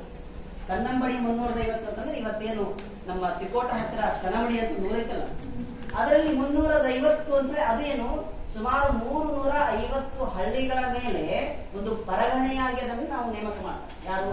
ಕಲ್ಯಾಣದ ಚಾಲುಕ್ಯರು. ಆ ಪರಗಣೆಯಾಗಿದ್ದಂತಹ ಕರಾಹಳ ನಾಲ್ಸಾಸಿರ, ಮಿರಿಂಜೆ ಮುಸ್ಸಾಸಿರದ ಕನ್ನಂಬಡಿ 350ರಲ್ಲಿದ್ದಂತಹ ಕಂದಾಯದ ಪ್ರಮುಖ ಗ್ರಾಮವೇ ಕೊಕಟ್. ಈ ಕೊಕಟ್ನೂರಿಗೆ ನಾವೆಲ್ಲರೂ ಕೂಡ ಹೇಳ್ತೀವಿಲ್ಲ, ದೊಡ್ಡ ದೊಡ್ಡ ರಾಷ್ಟ್ರಗಳ ದೊಡ್ಡ ದೊಡ್ಡ ರಾಜ್ಯಗಳ ಸೇರ್ತಿದೆ ಅಂತ ನೋಡ್ತೀವಿ. ನಾವು ಬಾದಾಮಿ ಚಾಲುಕ್ಯರನ್ನು ಕೇಳಿದೀವಿ, ರಾಷ್ಟ್ರಕೂಟರನ್ನು ಕೇಳಿದೀವಿ, ವಿದೇಶಗಳ ಚರಿತ್ರೆಯನ್ನೆಲ್ಲ ನಾವು ನೋಡ್ತೀವಲ್ಲ. ಇವಾಗ ನಮ್ಮ ಕೊಕಟ್ನೂರಿನಲ್ಲಿ ಇದ್ದಂಥವರಿಗೆ ಕೊಕಟ್ನೂರಿಗೆ ಯಾಕೆ ಹೆಸರು ಬಂತು ಅನ್ನುವಂಥದ್ದು ಮೊದಲು ಗೊತ್ತಿಲ್ಲ. ಇಲ್ಲಿ ಸರಿಸುಮಾರು 1322 ವರ್ಷಗಳ ಹಿಂದೆ ನೆನಪಿಟ್ಕೊಳ್ಳಿ, ಸುಮಾರು 1322 ವರ್ಷಗಳ ಹಿಂದೆ ಇಲ್ಲಿ ಕೊರಗಟ ಅನ್ನುವಂಥ ಒಬ್ಬ ಋಷಿ ಇದ್ದ. ಆ ಋಷಿಯ ನೆಲೆಸಿದಂತಹ ತಾಣವೂ ಕೂಡ ಇವತ್ತಿಗೂ ಕೂಡ ಸ್ಥಿರವಾಗಿದೆ. ಅದನ್ನ ನೀವು ನೋಡ್ಬಹುದು, ಒಂದ್ಸತಿ ಸಾಧ್ಯ ಆದ್ರೆ ಅದನ್ನು ನೋಡ್ಬಹುದು. ನಾವು ಪಾಪನಾಶಿ ದೇವಾಲಯ ಅಂತ ನೋಡ್ತೀವಲ್ಲ, ಆ ಪಾಪನಾಶಿ ದೇವಾಲಯದಿಂದ ಸ್ವಲ್ಪ ಎತ್ತರಕ್ಕೆ ಬಂದ ಅದು ಮುಲ್ಲಾಗೋಳ ತೋಟದಲ್ಲೇ. ಅದು 1322 ವರ್ಷಗಳ ಪೂರ್ವದಲ್ಲಿ ಕೊರಗಟ ಅನ್ನುವಂಥ ಋಷಿ ಇದ್ದ. ಆ ಕೊರಗಟ ಋಷಿಯಿಂದಾಗಿ ಇದಕ್ಕೆ ಕೊರಗಟ ಗ್ರಾಮ, ಕೊರಗಟ ನೂರು, ಕೊಕ್ಕಟ ಋಷಿ ಗ್ರಾಮ ಮತ್ತು ಕೊನೆಯದಾಗಿ ಕೊಕಟ್ನೂರು ಅಂತ ಬರ್ತದೆ. ಮತ್ತೆ ನೀವು ಅದನ್ನು ಕೊಗಟ್ನೂರು ಅಂತ ಹೌದಾ. ಇಂತಹ ಕೊಕಟ್ನೂರು ಇವತ್ತು ಕರ್ನಾಟಕ ರಾಜ್ಯದ ಬೆಳಗಾವಿ ಜಿಲ್ಲೆಯ ಅಥಣಿ ತಾಲೂಕಿನ ಒಂದು ಪ್ರಮುಖ ಕಂದಾಯ ಗ್ರಾಮವೂ ಕೂಡ ಆಗಿದೆ. ಹೌದಾ. ಈ ರೀತಿ ಕಲ್ಯಾಣಿ ಚಾಲುಕ್ಯರ ಕಾಲಘಟ್ಟಕ್ಕೆ ಸಂಬಂಧಪಟ್ಟಂತೆ ಈ ತ್ರಯಂಬಕೇಶ್ವರ ದೇವಾಲಯದಲ್ಲಿ ಸುಮಾರು 1051 ಈ ಶಾಸನ ಏನ್ ಮಾಡ್ತಾ ಇದೆಯಲ್ಲ, ಈ 1051ರಲ್ಲಿ ನಾನು ಈಗಾಗಲೇ ಮೆನ್ಷನ್ ಮಾಡಿರುವಂತಹ ಈ ಕಲ್ಯಾಣಿ ಚಾಲುಕ್ಯರು ಮತ್ತು ಕಲಚೂರಿಗಳ ಕಾಲಘಟ್ಟದ ರಾಯಮುರಾರಿ ಸೋಯಿದೇವ ಮತ್ತು ಆತನ ತಮ್ಮ ಮೈಲುಗಿ ಅನ್ನುವಂಥವ್ರು ಏನು ತುಂಗಳ ಐತಲ್ಲ ಈ ಗ್ರಾಮ, ತುಂಗಳ ಗ್ರಾಮವನ್ನ ದಾಟಿ ಈ ಕಡೆ ಬರ್ತಾರೆ. ಆ ತುಂಗಳ ಗ್ರಾಮದಿಂದ ಆ ಕಡೆ ಏನಿತ್ತಲ್ಲ ಜಮಖಂಡಿ ಜಿಲ್ಲೆ, ಅದು SK ಕೊಪ್ಪ ಅಂತ ಹೇಳಿ ಸಂಶೋಧಕರಿದ್ದಾರೆ, ಬಹಳ ದೊಡ್ಡ ಸಂಶೋಧಕ. ಅವ್ರು ಏನ್ ಮಾಡ್ತಾರೆ ಅಂದ್ರೆ ಇದನ್ನ ತುಂಗಳಿ ಅಂತ ಬರೀತಾರೆ. ಆಮೇಲೆ ಸಾವಳಿಗೆಯನ್ನ ಸಾವಳಿಗೆ ಅಂತ ಮೆನ್ಷನ್ ಮಾಡ್ತಾರೆ, ಜಮಖಂಡಿಯನ್ನ ಜೋಗು ಖಂಡಿ ಅಂತ ಮೆನ್ಷನ್ ಮಾಡ್ತಾರೆ. ಅದು ಕರಾಹಳ ನಾಲ್ಸಾಸ್ತ್ರದಲ್ಲಿ ಬರಲಿಲ್ಲ, ಆದ್ರೆ ಅದೂ ಕೂಡ ಕಲ್ಯಾಣಿ ಚಾಲುಕ್ಯರ ಕಾಲಕ್ಕೆ ಸಂಬಂಧಪಟ್ಟಂತೆ ಒಂದು ನೆಲೆ. ಈ ಶಾಸನ ಏನ್ ಹೇಳುತ್ತೆ ಅಂತಂದ್ರೆ ನೆನಪಿಕೊಳ್ಳಿ, ಕಲ್ಯಾಣದ ಚಾಲುಕ್ಯರು ಕರ್ನಾಟಕದ ಉತ್ತರ ಸೀಮೆಯವರೆಗೂ ಕೂಡ ತಮ್ಮ ಸಾಮ್ರಾಜ್ಯವನ್ನು ವಿಸ್ತರಿಸಿದ್ದರು ಅನ್ನುವಂತಹ ಉಲ್ಲೇಖವನ್ನು ನೀಡುವ ಕನ್ನಡದ ಬಹುಮುಖ್ಯ ಶಾಸನಗಳಲ್ಲಿ ಇದು ಕೂಡ. ನಾವು ಇವತ್ತು ಏನ್ ಮಾಡಿದೀವಿ ಅಂತಂದ್ರೆ, ಇವತ್ತು ನೀವು ಕಲ್ಮೇಶ್ವರ ದೇವಾಲಯಕ್ಕೆ ಹೋಗ್ರಿ, ಕಲ್ಮೇಶ್ವರ ದೇವಾಲಯದ ಹೊರಗೋಡೆ ಮೇಲೆ ಏನ್ ಮಾಡಿದ್ದಾರೆ ಅಂತಂದ್ರೆ ಅಲ್ಲಿರುವಂತಹ ಸುಂದರವಾಗಿರುವಂತಹ ಕೆತ್ತನೆಗಳನ್ನೆಲ್ಲವನ್ನೂ ಕೂಡ ನಾಶಪಡಿಸಿ ಅದನ್ನ ರೆಸ್ಟೋರೇಷನ್ ಮಾಡ್ತೀವಿ, ಅದನ್ನ ಪುನರ್ ನವೀಕರಣ ಮಾಡ್ತೀವಿ ಅಂತ ಹೇಳಿ ಅದರ ಮೇಲೆ ಬಣ್ಣ ಹೊಡೆದಿದ್ದೀವಿ. ಅದೊಂದು ತ್ರಿಕೂಟಾಚಲ ದೇವಾಲಯ. ನನ್ನ ಅನುಭವವನ್ನು ಹೇಳ್ತಾ ಇದ್ದೀನಿ. ನಾ ಯಾಕೆ ಈ ಮಾತನ್ನ ಹೇಳ್ಬೇಕಾಗಿದೆ, ತಪ್ಪಿದ್ರೆ ಕ್ಷಮಿಸ್ಬೇಕು, ಗ್ರಾಮದ ಹಿರಿಯರು ಕೂಡ ಇದ್ದೀವಿ. ನಾನು ಸಂಶೋಧನೆ ಮಾಡಬೇಕಾದಂತಹ ಸಂದರ್ಭಕ್ಕೆ ಆ ದೇವಾಲಯಕ್ಕೆ ಹೋಗ್ಲೇಬೇಕಾಗ್ತದೆ. ಆ ದೇವಾಲಯದ ಒಳಗಡೆ ಇರುವಂತಹ ಭುವನೇಶ್ವರಿ ಏನಿರ್ತದೆ, ಆ ಭುವನೇಶ್ವರಿ ತುಂಬಾ ಚೆನ್ನಾಗಿರುವಂತಹ ಕೆತ್ತನೆ ಇದೆ. ಆ ಮುಖ ಮಂಟಪದ ಎದುರುಗಡೆ ಒಂದು ನಂದಿ ಇತ್ತು. ನಾವು ಸಣ್ಣವರಿದ್ದಾಗ ನಿಧಿ ಬಗ್ಗೆ ನಮ್ಗೆ ನಿಧಿ ಇಲ್ಲ, ಈ ನಿಧಿ ಅಲ್ಲ, ನಿಧಿ ಸಿಗುತ್ತಲ್ಲ, ಆ ನಿಧಿ ಬಗ್ಗೆ ಬಹಳ ಜಾಸ್ತಿ ಒಂಥರ ಒಲವಿತ್ತು ಜನರಿಗೆ. ರಾತ್ರಿ ಸಾಯಂಕಾಲ ಔಷಧಿ ತಗೊಂಡ ಜನ ಇರ್ತಾರಲ್ಲ, ಈ ಮಹಾನುಭಾವರು ಸೇರಿಕೊಂಡು ಮಹಾನ್ ಸಾಮ್ರಾಜ್ಯಕ್ಕೆ ಸಂಬಂಧಪಟ್ಟಂತಹ ದೇವಾಲಯದ ಒಳಗಡೆ ಹೋಗಿ ಅಲ್ಲಿರುವಂತಹ ನಂದಿ ವಿಗ್ರಹವನ್ನು ಕೆತ್ತಿ ಅಲ್ಲಿರುವಂತಹ ಭೂಮಿಯನ್ನು ಅಗದು ನಿಧಿ ಸಿಗುತ್ತೆ ಅನ್ನುವಂತಹ ಒಂದು ಹುಚ್ಚು ಕಲ್ಪನೆಯಲ್ಲಿ ಆ ದೇವಾಲಯವನ್ನು ನಾಶ ಮಾಡಿ. ಅದು ಯಾವಾಗ ನಡೆದಿದ್ದು ಅಂತಂದ್ರೆ ಬಹಳ ವರ್ಷಗಳ ಹಿಂದೆ ಅಲ್ಲ, ಒಂದು 22-23 ವರ್ಷದ ಹಿಂದೆ, ನಾವು ಭಾಳ ಸಣ್ಣ ಬಹುಶಃ ನಮ್ಮ ಮೋಹನಣ್ಣ ಗೊತ್ತಿರುತ್ತೆ ಎಲ್ಲ. ಈ ತರದ ಕಲ್ಪನೆ ಯಾಕೆ ನಾವು ಬರ್ಬೇಕು ಅಂತಂದ್ರೆ, ನಾನು ಅಲ್ಲಿ ಹೋಗ್ತಾ ಇರ್ಬೇಕಾದಂಥದ್ದು ಒಂದು ದಿನಕ್ಕೆ ಹೋಗಿರ್ಲಿಲ್ಲ. ಆ ಭುವನೇಶ್ವರಿ ಬಗ್ಗೆ ಬರೀಬೇಕಾಗಿತ್ತು, ಅಲ್ಲಿರುವಂತಹ ಲಲಾಟದ ಬಿಂಬದ ಬಗ್ಗೆ ಬರಬೇಕಾಗಿತ್ತು, ಬಾಗಿಲುವಾಡದ ಬಗ್ಗೆ ಬರಬೇಕಾಗಿತ್ತು. ಜೇನ್ ಉಪಾಧ್ಯಾಯ ಮತ್ತು ಡಾಕ್ಟರ್ ಹನುಮಾಕ್ಷಿ ಗೋಗಿ ಅಂತ ಇವರಿಬ್ಬರು ಕರ್ನಾಟಕದ ಬಹಳ ದೊಡ್ಡ ವಿದ್ವಾಂಸರಲ್ಲಿ ಬರುವಂತಹವರು. ಉತ್ತರ ಕರ್ನಾಟಕದ ಶಾಸನಗಳನ್ನು ಕುರಿತಂತೆ ಅತ್ಯಂತ ಸ್ಪಷ್ಟವಾಗಿರುವಂತಹ ದಾಖಲೆಗಳನ್ನು ಕಲೆ ಹಾಕಿದಂತವರಲ್ಲಿ ಜೇನ್ ಉಪಾಧ್ಯಾಯ ಮತ್ತು ಡಾಕ್ಟರ್ ಹನುಮಾಕ್ಷಿ ಗೋಗಿ ಮೇಡಮ್ ಅವರು ಬಹಳ ಪ್ರಮುಖ. ಅವರು ಯಾರು ಇತಿಹಾಸದ ಸ್ಟೂಡೆಂಟ್ ಆಗಿ ಹೋದವರಲ್ಲ, ಅಸಿಸ್ಟೆಂಟ್ ಕಮಿಷನರ್ ಇದ್ದಂತಹ ವ್ಯಕ್ತಿಗಳು. ಅಸಿಸ್ಟೆಂಟ್ ಕಮಿಷನರ್ಗೆ ದಿನಕ್ಕೆ ಕನಿಷ್ಠ ಪಕ್ಷ ಅಂದ್ರೆ ಅವ್ರ ಮನೆ ಹೋಗಿ ಮಲ್ಕೊಳ್ಳಿಕ್ಕೆ 12-1 ಗಂಟೆ ಆಗುತ್ತೆ. ಬಿಡುವಿಲ್ಲದಂತಹ ಆಡಳಿತದ ಕೆಲಸದ ಮಧ್ಯದಲ್ಲೂ ಕೂಡ ಮಧ್ಯಾಹ್ನದ 3 ಗಂಟೆ ಉರಿ ಬಿಸಿಲಿನಲ್ಲಿ ಬಂದ್ರೆ ಆ ಶಾಸನವನ್ನು ಹುಡುಕ್ ಹೋಗ್ಲಿಕ್ಕೆ ಅಲ್ಲಿ ರಸ್ತೆನೂ ಸರಿ ಇರಲಿಲ್ಲ. ಅವರು ತಮ್ಮ ಅನುಭವಗಳಲ್ಲಿ ಬರೀತಾರೆ. ಡಾಕ್ಟರ್ ಹನುಮಾಕ್ಷಿ ಗೋಗಿ ಮೇಡಮ್ ಅವರು ನನಗೆ ತುಮಕೂರಿನಲ್ಲಿ ವಸತಿ ಭೇಟಿಯಾಗಿದೆ. ನಿಮ್ಮೂರಿನ ಮುಳ್ಳಿನ ಸಂಧಿಗಳು ನನಗೆ ಬಹಳ ಚೆನ್ನಾಗಿ ಗೊತ್ತಿದೆ ಅಂತ. ಯಾಕಂದ್ರೆ ನನ್ನ ಚಪ್ಪಲಿ ಇಲ್ಲದಂತ ನಡೆದಂತ ಹಳ್ಳಿಯದು ಮುಳ್ಳು ಎಷ್ಟು ಚುಚ್ಚಾವ ಅನ್ನೋದು ನನಗೆ ಅನುಭವದ ಮಟ್ಟದಲ್ಲಿ ಬರ್ಕೊಂಡಿದ್ದೀನಿ. ಅವರೆಲ್ಲ ಪರಿಶ್ರಮ ಪಟ್ಟಿದ್ದರ ಕಾರಣದಿಂದ ಈ 3 ಶಾಸನಗಳು ಉಳಿದಿವೆ. ಇವತ್ತು ಆ ಶಾಸನ ನೋಡ್ರಿ, ನಿಮಗೆ ಚೂರು ಇಲ್ಲಿ ಕಾಣ್ತಿರ್ಬೋದಲ್ಲ, ಈ ಶಾಸನವನ್ನ ಹೊಡಿಲಿಕ್ಕೆ ಯಾವ ಅಲ್ಲಾವುದ್ದೀನ್ ಖಿಲ್ಜಿನೂ ದಾಳಿ ಇಲ್ಲ, ಅಥವಾ ಯಾವ ಅಕ್ಬರ್ನೂ ಕೂಡ ಬಂದಿರಲಿಲ್ಲ. ನಾವು ನಮ್ಮವರೇ ನಮ್ಮ ಸ್ಥಳೀಯರನ್ನ ಮಾಡಿದ್ದೀವಿ. ಇದ್ರ ಮೇಲೆ ಇವತ್ತು ಒಂದು ದೊಡ್ಡ ಕ್ರೌರ್ಯ ಏನಾಗಿದೆ ಅಂತಂದ್ರೆ, ನಾನು ಕಲ್ಪಟ್ಟೂರಿನ ಹಿರಿಯರಲ್ಲಿ ನಾನು ಇದನ್ನ ಬಹಳ ದುಃಖದಿಂದ ಹೇಳ್ಕೊತೀನಿ. ಈ ಶಾಸನದ ಮೇಲೆ ಕಪ್ಪು ಬಣ್ಣ ಹಚ್ಚಿಬಿಟ್ಟಿದ್ದಾರೆ. ಕಲ್ಯಾಣ ಚಾಲುಕ್ಯರ ರಾಜಧಾನಿಯಾಗಿದ್ದು ಉತ್ತರದ ಸೀಮೆಗಳು ಕಲ್ಯಾಣದ ಚಾಲುಕ್ಯರಿಗೆ ಮೈಲುಗಿಗೆ ಸಂಬಂಧಪಟ್ಟಂತಹ ಮಾರ್ಗಕ್ಕೆ ಸಂಬಂಧಪಟ್ಟಂತವುಗಳು ಆಗಿತ್ತು ಅಂತ ಹೇಳಿ ಉಲ್ಲೇಖ ನೀಡುವಂತಹ ದೊಡ್ಡ ಶಾಸನ ಏನಿತ್ತಲ್ಲ, ಆ ಶಾಸನದ ಮೇಲೆ ನಾವು ಬಣ್ಣ ಬಳಿತೀವಿ ಅಂತಂದ್ರೆ ನಾವು ಬದುಕಿಗೆ ಬಣ್ಣ ಬಳ್ಕೊಳ್ಳೋದು ಹೌದಲ್ಲ. ನಮ್ಮ ಇತಿಹಾಸವನ್ನ ಮುಚ್ಚಿ ಹಾಕುವಂತವ್ರು ಬೇರೆ ಯಾರು ಅಲ್ಲ, ನಾವು ಅದನ್ನೇ ಮಾಡಿ. ಇದಾದ ನಂತರದಲ್ಲಿ ಒಂದು ಪಾಪನಾಶಿ ದೇವಾಲಯ ಅಂತ ಬರ್ತದೆ. ಈ ಪಾಪನಾಶಿ ದೇವಾಲಯ ಅಂತ ಏನ್ ಬರ್ತಲ್ಲ, ಆ ಪಾಪನಾಶಿ ದೇವಾಲಯದ ಬಗ್ಗೆ ನಾವೆಲ್ಲರೂ ಕೂಡ ಗೊತ್ತಿರಲೇಬೇಕು. ಇವತ್ತು ನಾವು ಕರ್ನಾಟಕದಲ್ಲಿ ಮಠಗಳ ಪರಂಪರೆಯನ್ನು ನೋಡ್ತೀವಿ. ಆ ಮಠಗಳ ಪರಂಪರೆಯಲ್ಲಿ ಇವತ್ತು ಚಿತ್ರದುರ್ಗದ ಮುರುಘಾ ಮಠದ ಶ್ರೀಗಳಿಗೆ ಅತ್ಯಂತ ಉನ್ನತವಾದಂತಹ ಸ್ಥಾನವನ್ನು ಕೊಟ್ಟಿದೆ. ಯಾವುದೇ ಮಠದ ಸ್ಥಾನಾಚಾರ್ಯರು, ಅಲ್ಲಿರುವಂತಹ ಮಠದ ಅಧ್ಯಕ್ಷರಂತ ಏನ್ ಮಾಡ್ತಾರೋ, ಪೀಠಾಧಿಪತಿಗಳನ್ನ ಏನ್ ಮಾಡ್ತಾರೋ, ಆ ಮಠಗಳ ಸ್ಥಾನಾಚಾರ್ಯರನ್ನ ನೇಮಕ ಮಾಡುತ್ತಿದ್ದಂತಹ ಕರ್ನಾಟಕದ ಪ್ರಪ್ರಥಮ ಹಳ್ಳಿ ಕೊಕಟ್ನೂರಾಗಿತ್ತು. ನಮಗೆ ಸಿಂಗಣ್ಣ ದೇವನ ಶಾಸನ ಇದೆ ಸರ್. 1210ರಿಂದ 1231 ಕಾಲಕ್ಕೆ ಯಾದವರ ಸಿಂಗಣ ದೇವನವನ್ನು ಕುರಿತಂತ ಒಂದು ಶಾಸನ ಇದೆ. ಆ ಸಿಂಗಣ ದೇವನಿಗೆ ಸಂಬಂಧಪಟ್ಟಂತಹ ಸುಂದರವಾದಂತಹ ಆನೆಯ ವಿಗ್ರಹವನ್ನು ನೀವು ನಿಮ್ಮ ಕಾಲೇಜಿನಲ್ಲಿ ಇಟ್ಕೊಂಡಿದ್ದೀರಿ. ಅದೊಂದು ಬಹಳ ಸಂತೋಷದ ಸಂಗತಿ. ನಾವು ಸಿದ್ದೇಶ್ವರ ದೇವಾಲಯಕ್ಕೆ ಹೋಗ್ತಾ ಇದ್ವಿ ಸಣ್ಣವರಿದ್ದಾಗ. ಆಗ ಯಾವ ಸೆಲ್ಫಿನೂ ಇರಲಿಲ್ಲ, ಯಾವ ಕುಲ್ಫಿನೂ ಇರಲಿಲ್ಲ. ಅಲ್ಲಿ ಹೋಗಿ ಕೂತ್ರೆ ಬಹಳ ಸಂತೋಷ ಅನಿಸುತ್ತೆ. ಯಾಕಂದ್ರೆ ಎಲ್ಲ ಮುಳ್ಳುಗಳಿದ್ವು, ಅಲ್ಲೆಲ್ಲ ಯಾರು ಹೋಗ್ಲಿಕ್ಕೆ ಸಾಧ್ಯನೇ ಇಲ್ಲದಂತಹ ಪ್ರದೇಶ ಇತ್ತು. ವರ್ಷಕ್ಕೆ 2 ದಿನ ಮಾತ್ರ ಅಲ್ಲಿಗೆ ನಮ್ಮ ಬಡಿಗೇರ್ ನಿಗಮಕ ಇದ್ರಲ್ಲ, ಅವ್ರು ಮಾತ್ರ ಅಲ್ಲಿ ವಿಶೇಷ ಅಭಿಷೇಕ ಮಾಡಿಸ್ತಾ ಇದ್ರು, ಊಟಕ್ಕೆ ಹಾಕಿಸ್ತಾ ಇದ್ರು. ಊರಿನ ಆ ಹಳ್ಳಿ ಜನರೆಲ್ಲರೂ ಕೂಡ ಹೇಳ್ತಾ ಇದ್ರು, ಆ ಮುಳ್ಳುಗಳು ಯಾವಾಗ ಸ್ವಚ್ಛ ಆಗ್ತಿದ್ರು ಅಂದ್ರೆ ಅದು ಸಂಕ್ರಾಂತಿಗೆ, ಇನ್ನೊಂದು ಯಾವ್ದೊಂದು ಅವ್ರ ಮರಿ ಹಬ್ಬ ಇರ್ತಿತ್ತು, ಆ ಸಂದರ್ಭ ಮಾತ್ರ ಸ್ವಚ್ಛ. ಇವತ್ತು ಅಲ್ಲಿ ಸುಂದರವಾದಂತಹ ದೇವಾಲಯ ಮಾಡಿದ್ದಾರೆ ಸಿದ್ದೇಶ್ವರ. ನೆಕ್ಸ್ಟ್ ಇದು ತಗೊಳ್ಳಿ. ಈಗ ಆ ಮುಳ್ಳು ಸಂಧಿಯಲ್ಲಿ ಯಾರೂ ಹೋಗದೆ ಇರುವಂತಹ ಕಾರಣ ಎಂತಲ್ಲ, ಆ ಸಿಂಗಣ ದೇವನ ಶಾಸನವನ್ನು ಹೊಂದಿರುವಂತಹ ಶಾಸನ ಇದೇ ದೇವಾಲಯದ ಹಿಂದ್ಗಡೆ ಇತ್ತು. ಈಗ ನೀವು ನಾವು ನಮ್ಮ ಹಳ್ಳ ಇತ್ತಲ್ಲ, ಕೊಕಟ್ನೂರಿನ ಹಳ್ಳ ಇತ್ತಲ್ಲ, ಆ ಹಳ್ಳದ ಹರಿವಿನ ಆಚೆಗೆ ಪಾಪನಾಶಿ ದೇವಾಲಯ ಇದೆ. ಪಾಪನಾಶಿ ದೇವಾಲಯ, ಆ ಪಾಪನಾಶಿ ದೇವಾಲಯದ ಮೇಲೆ ನಿಂತ್ಕೊಂಡ್ರೆ ಆ ಸಿಂಗಣ ದೇವನ ಶಾಸನ ಕಾಣ್ತಾ ಇತ್ತು. ಬರೀತಾರೆ ಜೇನು ಪಾಯಿ ಅವರು ಬರೀತಾರೆ, ಸಿಂಗಣ ದೇವನ ಶಾಸನ ಕಾಣ್ತಾ ಇತ್ತು. ಆ ಸಿಂಗಣ ದೇವನ ಶಾಸನದಿಂದ 100 ಅಡಿಗಳ ಉತ್ತರದಲ್ಲಿ, ನಾವೇನು ಹಳ್ಳ ಇತ್ತಲ್ಲ, ಆ ಹಳ್ಳದಿಂದ ಒಂದು 100 ಅಡಿಗಳ ಉತ್ತರದಲ್ಲಿ ಹೋದ್ರೆ ಅಲ್ಲಿ ಒಂದು ದೊಡ್ಡ ಖಂಡ ಇತ್ತು. ಚಂದ್ರೇಶ್ವರ ದೇವಾಲಯ ಅಂತ ದೇವಾಲಯ ಸಿಗುತ್ತೆ. ನನಗಂತೂ ಸಿಗ್ಲಿಲ್ಲ ಸರ್. ಹಳ್ಳದೊಳಗೆ ಹೋದ್ರೆ ಕೆಸರು ನಾನೇ ಸಿಕ್ಕೊಂಡು ಸಾಯುವಂತ ಪರಿಸ್ಥಿತಿ ಇತ್ತು. ಯಾಕಂದ್ರೆ ನಾವೇನ್ ಮಾಡಿದೀವಿ, ನಮ್ಮ ಹೊಲಗಳು, ನಮ್ಮ ಮನೆಗಳು, ನಮ್ಮ ಆಸ್ತಿ ಅಂತ ನಮ್ಮ ಇತಿಹಾಸವನ್ನು ಕೊಂದುಬಿಟ್ಟಿದ್ವಿ. ಆ ಚಂದ್ರೇಶ್ವರ ದೇವಾಲಯ ಏನಾದ್ರೂ ದೊರಕಿದ್ರೆ ನಾನು ಅನ್ಕೋತೀನಿ ನಮ್ಮ ಜೀವನದ ಬಹಳ ದೊಡ್ಡ ಸಾಧನೆ ಅಂತ ನಾನು ಅನ್ಕೋತೀನಿ. ಯಾಕಂದ್ರೆ ಕರ್ನಾಟಕದಲ್ಲಿ ಇವತ್ತು ಮಠಗಳ ಸ್ಥಾನಾಚಾರ್ಯ ಏನು ಅಧಿಪತಿಗಳು ಇರ್ತಾರಲ್ಲ, ಪೀಠಾಧ್ಯಕ್ಷರು ಇರ್ತಾರಲ್ಲ, ಸ್ವಾಮೀಜಿಗಳಾಗ್ತಾರಲ್ಲ, ಆ ಸ್ವಾಮೀಜಿಗಳನ್ನ ನೇಮಕ ಮಾಡುವಂತಹ ಪರಂಪರೆ ಈಗ ಚಿತ್ರದುರ್ಗದ ಮುರುಘಾ ಮಠದಲ್ಲಿ ಇದೆ. ಶಿವಯೋಗ ಮಂದಿರದಲ್ಲಿ ಅವರು ದೀಕ್ಷೆ ತಗೋತಾರೆ. ಆ ದೀಕ್ಷಾ ಸ್ಥಾನ ಎಲ್ಲಿತ್ತು ಅಂತಂದ್ರೆ ಆ ಚಂದ್ರೇಶ್ವರ ದೇವಾಲಯದಲ್ಲಿ ಇತ್ತು ಅನ್ನುವಂತಹ ಶಾಸನ ಇದೆ. ಆ ಶಾಸನ ಇವತ್ತು ಎಲ್ಲಿದೆ? ಆ ಶಾಸನ ನಮ್ಮ ಸಿಕ್ಕೊಂಡೇ ಇದೆ. ಅದು ಎಲ್ಲಿ ಹೋಯ್ತು? ನಿಮ್ಮ ಎಲ್ಲರ ಜವಾಬ್ದಾರಿ ಅಲ್ಲ.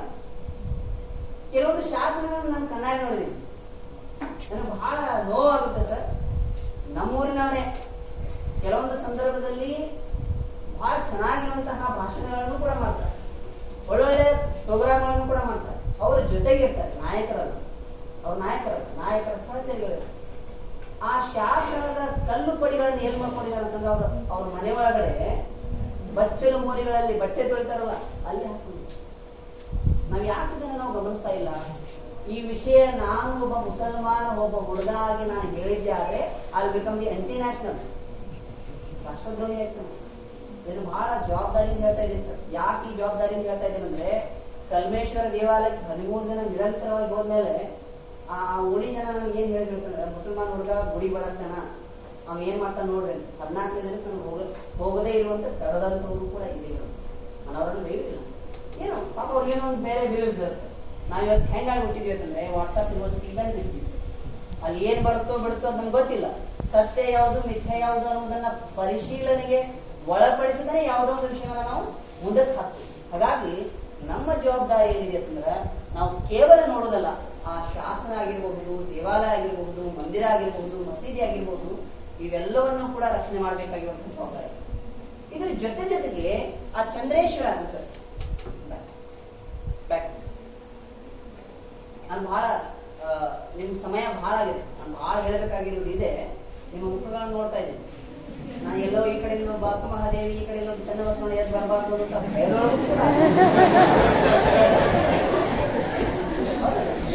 ರಾಜಸ್ಥರು ಬಹಳ ಚೆನ್ನಾಗಿರುವಂತ ಒಂದು ಪ್ರೋಗ್ರಾಮ್ ಆರ್ಗನೈಸ್ ಮಾಡಿದ್ದಾರೆ. ನನಗೆ ಗೊತ್ತು, ನಾನು ಎಷ್ಟು ಹೊತ್ತಿನವರೆಗೆ ಮಾತಾಡ್ಬೇಕು ಅನ್ನೋದು ಗೊತ್ತು. ಯಾಕಂದ್ರೆ ನಾನು ಎಡಭಾಗದಲ್ಲಿ ಕನ್ನಡ ಮೇಷ್ಟ್ರು ತಪ್ಪಿದ್ರೆ ಕನ್ನಡ ಮೇಷ್ಟ್ರು ಬಿಡಲ್ಲ. ಇತಿಹಾಸದಲ್ಲಿ ಶಾಸ್ತ್ರದ ಯಾವುದೋ ಒಂದು ದಾಖಲೆ ತಪ್ಪಿದ್ರೆ ಇತಿಹಾಸ ಮೇಷ್ಟ್ರು ತಪ್ಪಂಗಿಲ್ಲ.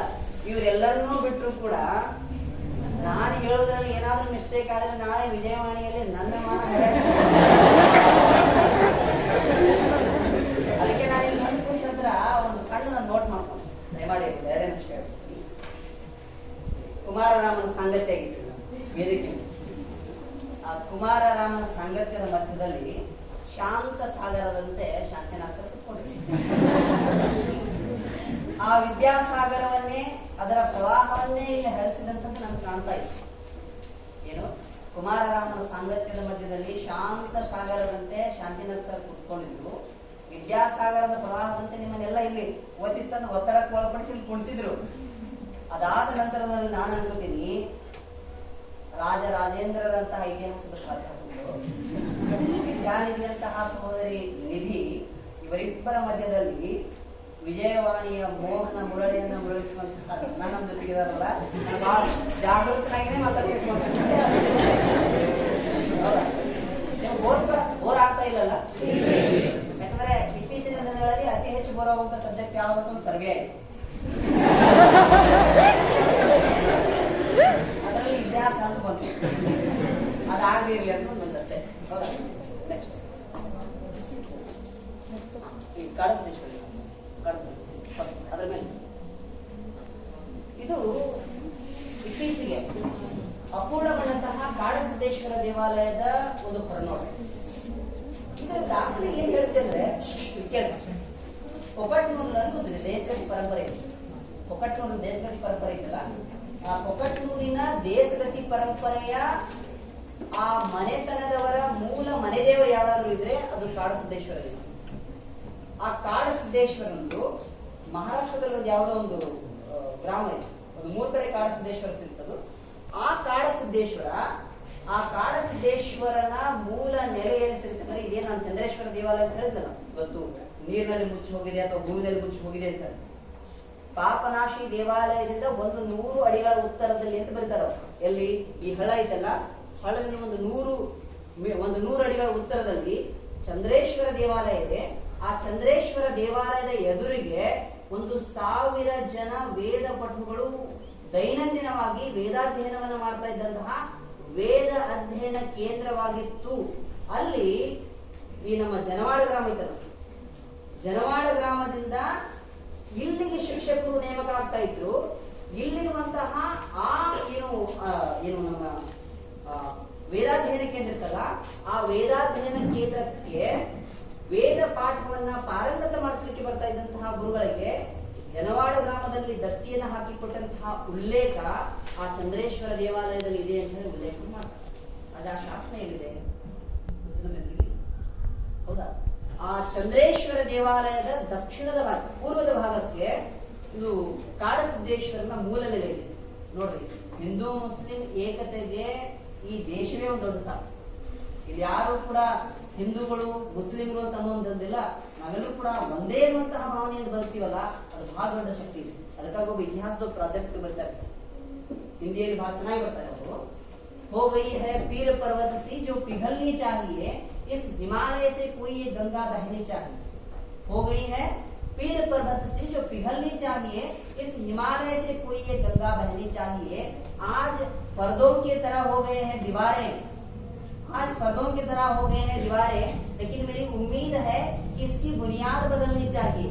मेरे दिल में नहीं तो सही, आपके दिल में तो हो, इतिहास की जागृता की दीप जलनी चाहिए. ಹಾಗಾಗಿ ಆ ಶಾಸನಗಳ ಸಂರಕ್ಷಣೆಯನ್ನು ಕುರಿತಂತೆ ನಾವು ನೀವೆಲ್ಲರೂ ಕೂಡ ಏನ್ ಮಾಡಬೇಕಾಗಿದೆ, ಪ್ರತಿಜ್ಞೆಯನ್ನು ಮಾಡಬೇಕು. ಈ ಕಾಡಸಿದ್ದೇಶ್ವರನ ನೆಲೆ ಪಕ್ಕದಲ್ಲಿನೇ ಶೇಖ್ ಸುಲೇಮಾನ್ ಅಂತ ಹೇಳಿ ಒಬ್ಬ ಸೂಫಿ ಸಂತರ ಗೋರಿನೂ ಕೂಡ ಇದೆ. ಪ್ರತಿ ವರ್ಷ ಕಾಡಸಿದ್ದೇಶ್ವರನ ದೇವಾಲಯದಲ್ಲಿ ಏನು ಜಾತ್ರೆ ಆಗುತ್ತಲ್ಲ, ಆ ಕಾಡಸಿದ್ದೇಶ್ವರನ ದೇವಾಲಯದಲ್ಲಿ ಅಭಿಷೇಕ ಆಗುತ್ತೆ. ಆ ಅಭಿಷೇಕ ಕಾಡಸಿದ್ದೇಶ್ವರನ ಹತ್ತಿರದಲ್ಲಿ ಕೊಡುವುದಿಲ್ಲ, ಶೇಖ್ ಸುಲೇಮಾನ್ ಹತ್ತಿರದಲ್ಲಿ. ಯಾಕಿಲ್ಲ ಇದನ್ನೆಲ್ಲ ಹೇಳಬೇಕಾಗಿದೆ ಅಂತಂದ್ರೆ, ನಾವು ನಮ್ಮ ಇತಿಹಾಸವನ್ನು ಬರ್ತೀವಿ.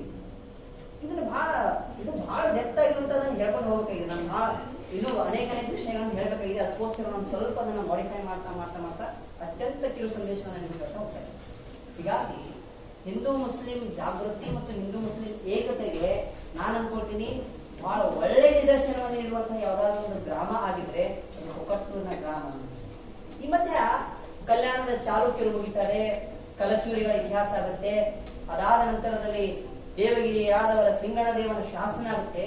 ಇವೆಲ್ಲ ಮುಗಿದ ನಂತರ ಸುಮಾರು 58 ವರ್ಷಗಳ ಕಾಲ ಈ ಗ್ರಾಮದಲ್ಲಿ ಆಡಳಿತ ಅನ್ನೋದು ಸಂಪೂರ್ಣವಾಗಿ ಏನಾಗ್ಬಿಡುತ್ತೆ ಅಂದ್ರೆ ಆಡಳಿತಗಾರರೇ ಇಲ್ಲದೆ ನಾಶ ಹೊಂದುತ್ತಿರುವಂತಹ ಸಂದರ್ಭಕ್ಕೆ ಬರ್ತದೆ.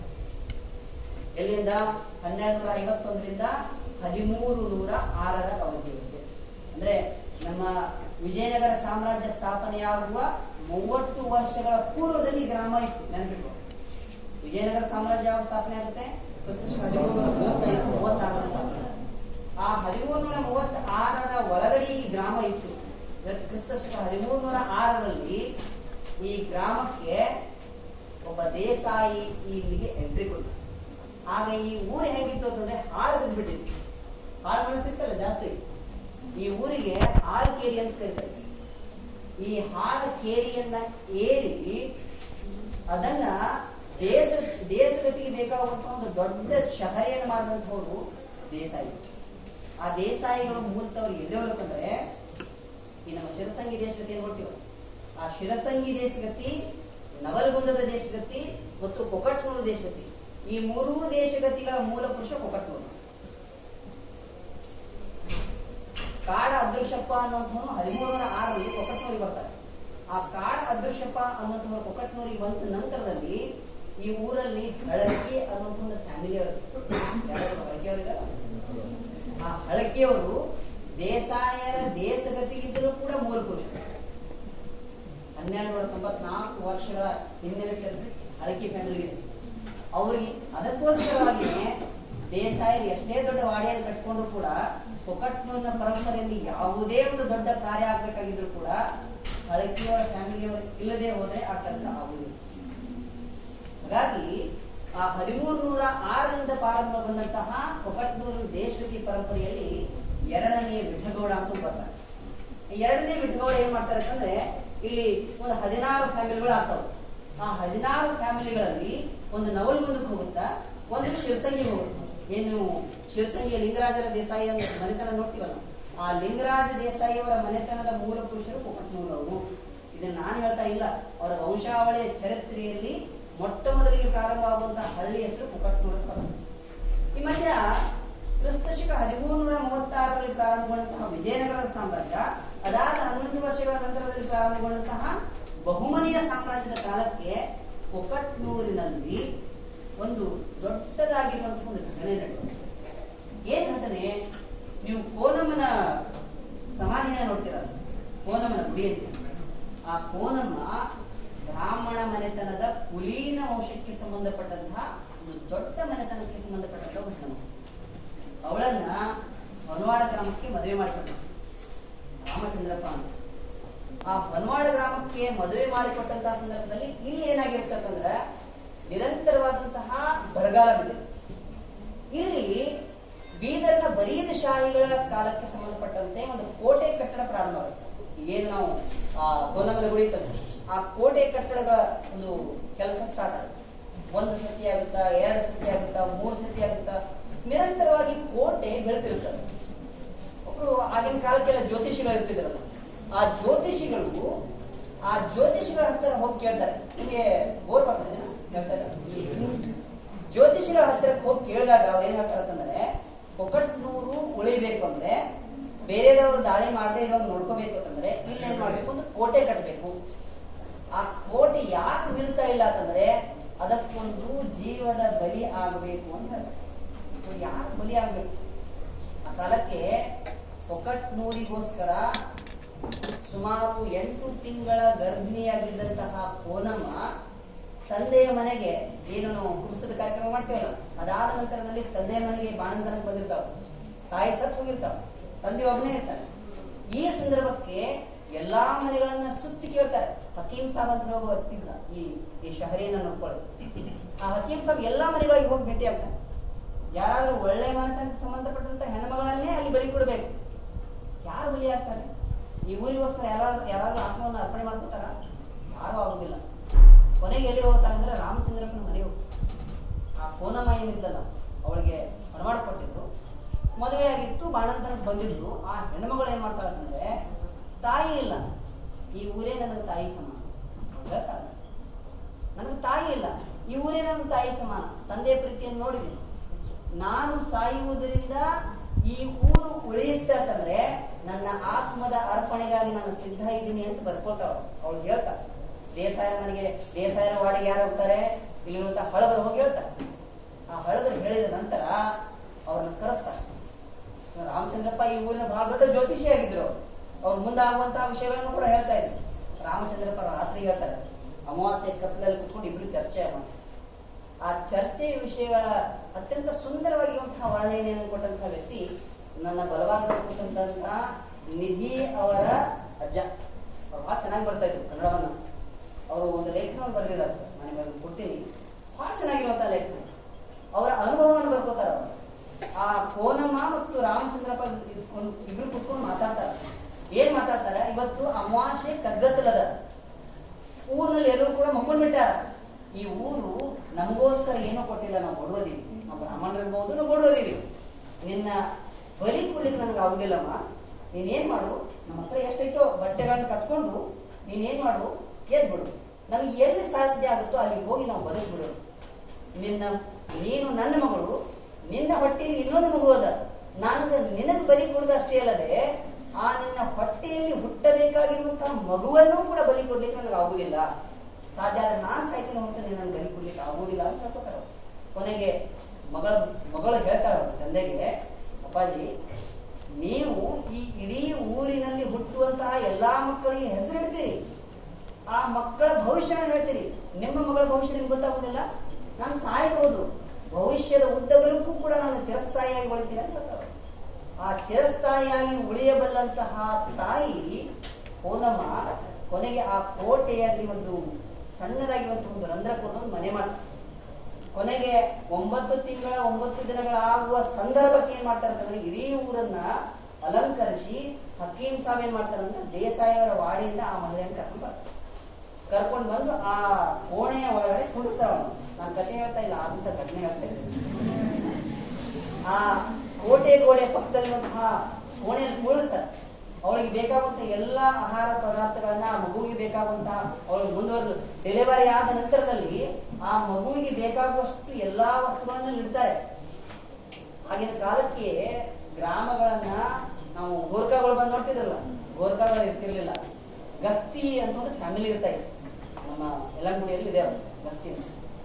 ಅವ್ರು ಗಸ್ತ್ ತಿರುಗುವಂತವ್ರು ಅಂದ್ರೇನು, ಆ ಹಳ್ಳಿಯ ಮೇಲೆ ಯಾವುದೇ ರೀತಿ ದಾಳಿಗಳ ಆಗದೇ ರೀತಿಯಲ್ಲಿ ಆ ಗ್ರಾಮದ ರಕ್ಷಣೆ ಮಾಡೋದು. ಆ ಗಸ್ತ್ ಇರುವಂತಹ ಗಸ್ತಿಗಳು ಏನ್ ಹೇಳ್ತಾರೆ ಅಂತಂದ್ರೆ, ರಾತ್ರಿ 12ಕ್ಕೆ ಆ ಮಹಾತಾಯಿ ಹಡೆದ ಮಗುವನ್ನ ಲಾಲಿ ಹಾಡ್ತಿರ್ತಾಳ. ಆ ಲಾಲಿ ಹಾಡನ್ನ ಕೇಳಿ, ಇದು ಅನೇಕ ಗ್ರಾಮಗಳಲ್ಲಿ ಕಥೆ ಕೇಳಿಬಹುದು. ಇದು ಘಟನೆ ನಮ್ಮಲ್ಲಿ ಆ ನೆಲೆ ಇದೆ. ಕಟ್ಟು ಕಲ್ಪನೆಯ ಕಥೆಯಲ್ಲ ಇದು, ಇಟ್ಟಂತಹ ಒಂದು ವ್ಯಥೆಯ ಕಥೆ ಇದೆ. ಅವಳ ಲಾಲಿ ಹಾಡ್ಬೇಕಾದ್ರೆ ಗಸ್ತ್ ತಿರುಗುವಂತಹ ಗಸ್ತಿಗಳನ್ನ ಹೇಳ್ತಾರಂದ್ರೆ, ನಿಂಗೆ ಇನ್ನೂ ಸಲ್ಲ ಅಡಗಿಲ್ಲ, ನಿನ್ನ ಓದು ನಾವು ಪಾಟಿ ಒಳಗಿರ್ತೀವಿ, ನಿಂಗೆ ಇನ್ನೂ ಸಲ್ಲ ಅಡಗಿಲ್ಲ ಅಂತ ಒಂದು ಮಾತು ಕೇಳ್ತಾನ. ಒಂಥರ ಹಗಿಸ್ತೀವಲ್ಲ, ಆ ಥರ ಮಾಡಿದಾಗ ಓನಮ್ಮ ಏನ್ ಹೇಳ್ತಾರಂದ್ರೆ, ಇನ್ನು ಮೇಲೆ ನೀನು ಗಸ್ತ್ ತಿರುಗುವ ಅಧಿಕಾರ ಇಲ್ಲ, ನೀನು ಗಸ್ತ್ ತಿರುಗುವ ಅವಶ್ಯಕತೆನೂ ಇಲ್ಲ. ಇಡೀ ಗ್ರಾಮನ ಉಳ್ಸಕ್ ನಾನು ಹೋಗ್ತಾ ಇರುವಾಗ ನಿನ್ನ ಅವಶ್ಯಕತೆ ಏನದ. ಅವಾಗಿನಿಂದ ನಮ್ಮ ಗ್ರಾಮದಲ್ಲಿ ಗಸ್ತ್ ತಿರುಗುವಂತಹ ಪರಂಪರೆ ಇಲ್ಲ. ಇವತ್ತಿನವರೆಗೂ ನಮ್ಮೂರಿನಲ್ಲಿ ಗೋರ್ಖಾಗಳು ಬಂದ್ರೆ, ಬಹುಶಃ ನಮ್ಗೆ ಚೆನ್ನಾಗಿ ಗೊತ್ತಿರುತ್ತೆ, ಗೋರ್ಖಾಗಳು ಬಂದ್ರ ಬೇರೆ ಏರಿಯಾಗಳಲ್ಲಿ ಹೋಗ್ತಾರೆ ಹೊರತು ಕೋನಮ್ ಏರಿಯಾಕ್ಕೆ ಹೋಗುದಿಲ್ಲ. ಅವ್ರು ಅಷ್ಟು ಭಯ ಇದೆ. ಇವರೆಲ್ಲ ಇತಿಹಾಸದಲ್ಲಿ ಮರೆಯಾದಂತಹ ಬಹಳ ದೊಡ್ಡ ಪುಷ್ಪಗಳಿವೆಲ್ಲ. ಇವುಗಳನ್ನ ನಾವು ಏನ್ ಮಾಡ್ತೀವಿ, ಮರೆತು ಬಿಡ್ತೀವಿ.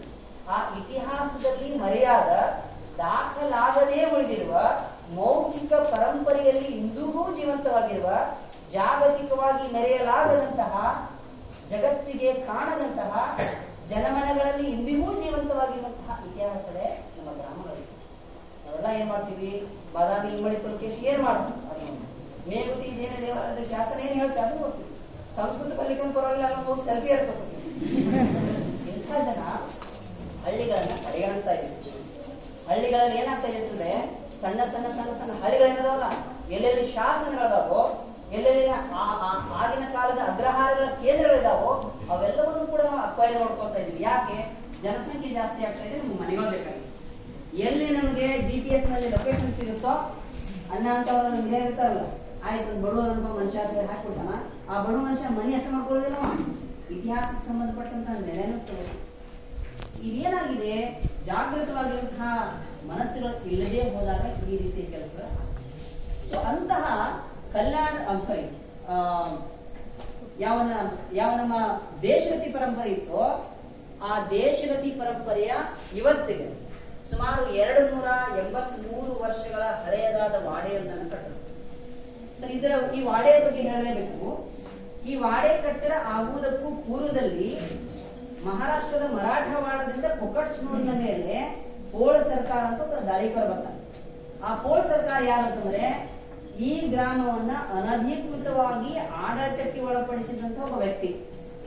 ಇವತ್ತು ಪೋಳ್ನವರು ಅಂತ ಹೇಳಿ ಪೋಳ್ ಅನ್ನುವಂತ ಫ್ಯಾಮಿಲಿ ನಮ್ಗೆ ಸಿಗುತ್ತೆ. ಆ ಪೋಳ್ಗೂ ಈ ಪೋಳ್ಗೂ ಸಂಬಂಧ ಇಲ್ಲ, ನಾನು ಸ್ಪಷ್ಟನೆ ಮಾಡ್ತೀನಿ. ಯಾಕಂದ್ರೆ ಅವ್ರು ಅನ್ಕೋಬಹುದು ನಾವು ಪೋಳ್ ಸರ್ಕಾರ ಫ್ಯಾಮಿಲಿದವ್ರ ಕೇಳ್ಕೊಂಡು ಈ ತರ ಆಗುತ್ತೆ. ಈ ಪೋಳ್ ಸರ್ಕಾರ ಏನಿದಲ್ಲ, ಜಮಖಂಡಿಯ ಪಟವರ್ಧನ ಸರ್ಕಾರದ ಫ್ಯಾಮಿಲಿ. ಆ ಥನಿಯಲ್ಲಿರುವಂತಹ ದೇಸಾಯಿ ವಾಡೆ ಇದ್ದರು, ಈ ಪವಾರ್ ದೇಸಾಯಿ ಅವರ ಫ್ಯಾಮಿಲಿಯ ಹೆಣ್ಣುಮಗಳನ್ನ ಪಟವರ್ಧನ ದೇಸಾಯಿ ಅವರ ಫ್ಯಾಮಿಲಿ ಕೊಡ್ತಾರೆ. ಆ ಪಟವರ್ಧನ ದೇಸಾಯಿ ಅವರ ಫ್ಯಾಮಿಲಿಯವರು ಕೊಕಟ್ನೂರಿನ ಪೋಳ ಸರ್ಕಾರದ ಫ್ಯಾಮಿಲಿಗೆ ಸಂಬಂಧಪಟ್ಟಂತಹ ಸಂಬಂಧಿಕರಿರ್ತಾರೆ. ಇವರಿಬ್ಬರ ಮನೆತನದ ಹೆಣ್ಣು ಮಕ್ಕಳನ್ನ ಮುಧೋಳದ ಯಾರು ನಮ್ಮ ಘೋರ್ಪಡೆ ಮನೆತನ ಕೊಡ್ತಾರೆ. ಹೀಗಾಗಿ ಇವರೆಲ್ಲ ಯಾರು, ಮರಾಠವಾಡದಿಂದ ಬಂದಂತಹ ಮರಾಠಿಗರು ಈ ಪ್ರದೇಶದ ಕಂದಾಯವನ್ನ ಸಂಗ್ರಹಣೆ ಮಾಡ್ತಾ ಇದ್ದಂತಹ ವ್ಯಕ್ತಿ. ಹಾಗೆ ಈ ಪೋಳ ಸರ್ಕಾರನವರು ಏನ್ ಮಾಡ್ತಾನೆ ಅಂತಂದ್ರೆ, ಅನಧಿಕೃತವಾಗಿ ಈ ಗ್ರಾಮದಲ್ಲಿ ತನ್ನ ಅಧಿಕಾರವನ್ನು ಸ್ಥಾಪನೆ. ಯಾವಾಗ ಈ 2ನೇ ವಿಠಗೌಡ ವಿಜಾಪುರದ ಆದಿಲ್ಶಾಹಿಗಳ ಕಾಲದ 1ನೇ ಅಲಿ ಆದಿಲ್ ಶಾನ ಜೊತೆಗೆ ಸೇರ್ಕೊಂಡು ತಾಳಿಕೋಟೆ ಯುದ್ಧಕ್ಕೆ ಹೋಗಬೇಕಾದಂತಹ ಸಂದರ್ಭದಲ್ಲಿ ಈ ಗ್ರಾಮದ ಅನಧಿಕೃತವಾಗಿರುವಂತಹ ಅಧಿಕಾರ ಯಾರ ಕೈಲಿತ್ತು? ಪೋಳ ಸರ್ಕಾರ. ಅವನ ಎಂತ ವ್ಯಕ್ತಿ ನೋಡಿ, ನಾವೆಲ್ಲ ಏನ್ ಓದ್ತೀವಿ, ಒಂದು 1200 ವರ್ಷದ ಹಿಂದೆ ಅಲ್ಲಾವುದ್ದೀನ್ ಖಿಲ್ಜಿ ಯಾವ ಮಂದಿರದ ಮೇಲೆ ದಾಳಿ ಮಾಡಿದ್ದ, ಆ ಮಂದಿರ ಇವತ್ತು ಮಂದಿರ ಮಾಡ್ರಿ, ಮಸೀದಿ ತೆಗೀರಿ ಅನ್ನುವಂತ ಹೋರಾಟದ ಮಧ್ಯದಲ್ಲಿ ನಾವು ಅದೀವಿ. ಆ ಪೋಳ ಸರ್ಕಾರ ಕೊಕಟ್ನೂರಿನ ರಾಮಾಂಜನೇಯ ದೇವಾಲಯ ಇರ್ತಲ್ಲ, ಹನುಮ ದೇವರ ಹನುಮಂತ ದೇವರ ಗುಡಿ ಇತ್ತಲ್ಲ, ಆ ಗುಡಿಯ ಕಟ್ಟಡ ಪ್ರಾರಂಭಗೊಂಡ ಸಂದರ್ಭದಲ್ಲಿ ಕೊನೆಗೆ ಇನ್ನೇನೋ ಸ್ವಲ್ಪ ಆ ಪೋರ್ಚ್ ಮುಗಿಲಿಕ್ಕೆ ಬರುತ್ತಾ ಅನ್ನುವಂತ ಸಂದರ್ಭ ದಾಳಿ ಮಾಡ್ತಾ ಇದ್ದ, ಅದನ್ನು ಕೇಳುತ್ತಿದ್ದ. ಅವನು ಒಬ್ಬ ಹಿಂದೂ ವ್ಯಕ್ತಿನೇ, ಆ ದೇವಾಲಯಗಳು ಕೂಡ ಹಿಂದೂಗಳಿಗೆ ಸಂಬಂಧಪಟ್ಟಿದೆ. ಯಾಕೆ ಅಂತ ಕೇಳಿದ್ರೆ ಆ ವ್ಯಕ್ತಿ ಒಂಥರ ಅಹಮೆ, ನಾನೇ ಇಲ್ಲಿರುವಂತ ಅಧಿಕಾರಿ, ನನಗೆ ಕೇಳಿದ್ರೆ ಏನು ಮಾಡುವಂಗಿಲ್ಲ. ಅವನು ಈ ದೇವಾಲಯದ ಒಳಗಡೆ ಇನ್ನೊಂದು ಫೋಟೋ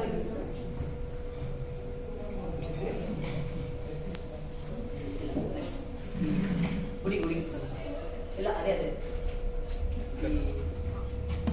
ಈ ಗುಡಿ ಐತಲ್ಲ, ಈ ಗುಡಿ ಐತಲ್ಲ, ಇದ್ರ ಒಳಗಡೆ ಹೋಗ್ಬೇಕಾದ್ರೆ ಇಲ್ಲಿ 3 ಶಿಲ್ಪಗಳಲ್ಲ. ಈ 3 ಶಿಲ್ಪಗಳಲ್ಲಿ ಒಂದು ಜೈನ ಶಿಲ್ಪ ಇದೆ. ಆ ಜೈನ ಶಿಲ್ಪ ಏನೈತಲ್ಲ, ನಮ್ಮ ಚಿವಟೆ ಫ್ಯಾಮಿಲಿ ಇದೆ. ಆ ಚಿವಟೆ ಫ್ಯಾಮಿಲಿಗೆ ಸಂಬಂಧಪಟ್ಟ ಈ ತಲೆಮಾರಿನ 13ನೇ ತಲೆಮಾರಿನ ನಾಯಕನ ಹೆಸರು. ಇವತ್ತೇನು ಚಿವಟೆ ಫ್ಯಾಮಿಲಿ ಅವರ 13ನೇ ತಲೆಮಾರಿನ ಫ್ಯಾಮಿಲಿಯ ವ್ಯಕ್ತಿ, ಅವನ ಹೆಸರು ಅದರಲ್ಲಿ ಉಲ್ಲೇಖ ಇದೆ.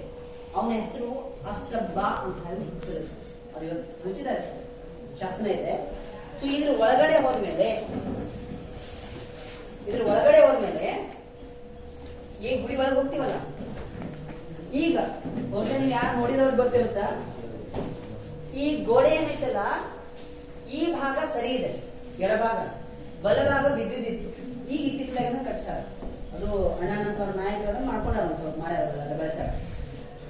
ಆ ಗೋಡೆ ಯಾಕೆ ಕೆಡುತ್ತಿದ್ದ ಅಂತಂದ್ರೆ, ಓಣವರ ಸರ್ಕಾರದ ಮನೆಗೆ ಹೋಗುವಂತ ವಾಡೆ ಹಾದಿ ಇರುವುದು ಇದೇ ಭಾಗಕ್ಕೆ ಬರ್ತದೆ. ಅವ 3 ಸತಿ ಕೆಡುತ್ತಾನ. ಯಾಕೆ ಕೆಡುತ್ತಾನ ಅಂತ ಹೇಳಿದ್ರೆ, ನನಗೆ ನೀವು ಪರ್ಮಿಷನ್ ತಗೊಂಡಿಲ್ಲ, ನಾನು ಅಂತ ಬಂದ, ನನಗೆ ಕೇಳಿಲ್ಲ ನೀವು. ಆ ವಾಡ್ಯದಲ್ಲಿರುವಂತ ದೇಸಾಯಿ ಮಾತು ಕೇಳ್ತಿದ್ರು, ನನ್ನ ಮಾತು ಕೇಳುದಿಲ್ಲ ನೀವು. ಆಗ ಅವನಿಗೆ ಕಾಲು ಬಿದ್ದು ಕೈ ಮುಗಿದು, ಇರ್ಲಿ ಬಿಡಪ್ಪ, ಇದು ಗುಡಿ ನಮ್ದೈತಿ, ನೀನು ನಮ್ಮವಲ್ಲಿ ಈ ಕಟ್ಟಡ ಕಟ್ತೀವಿ, ನಿನಗೆ ಏನ್ ಬೇಕು ಅಂತ ಕೇಳ್ತಾರ.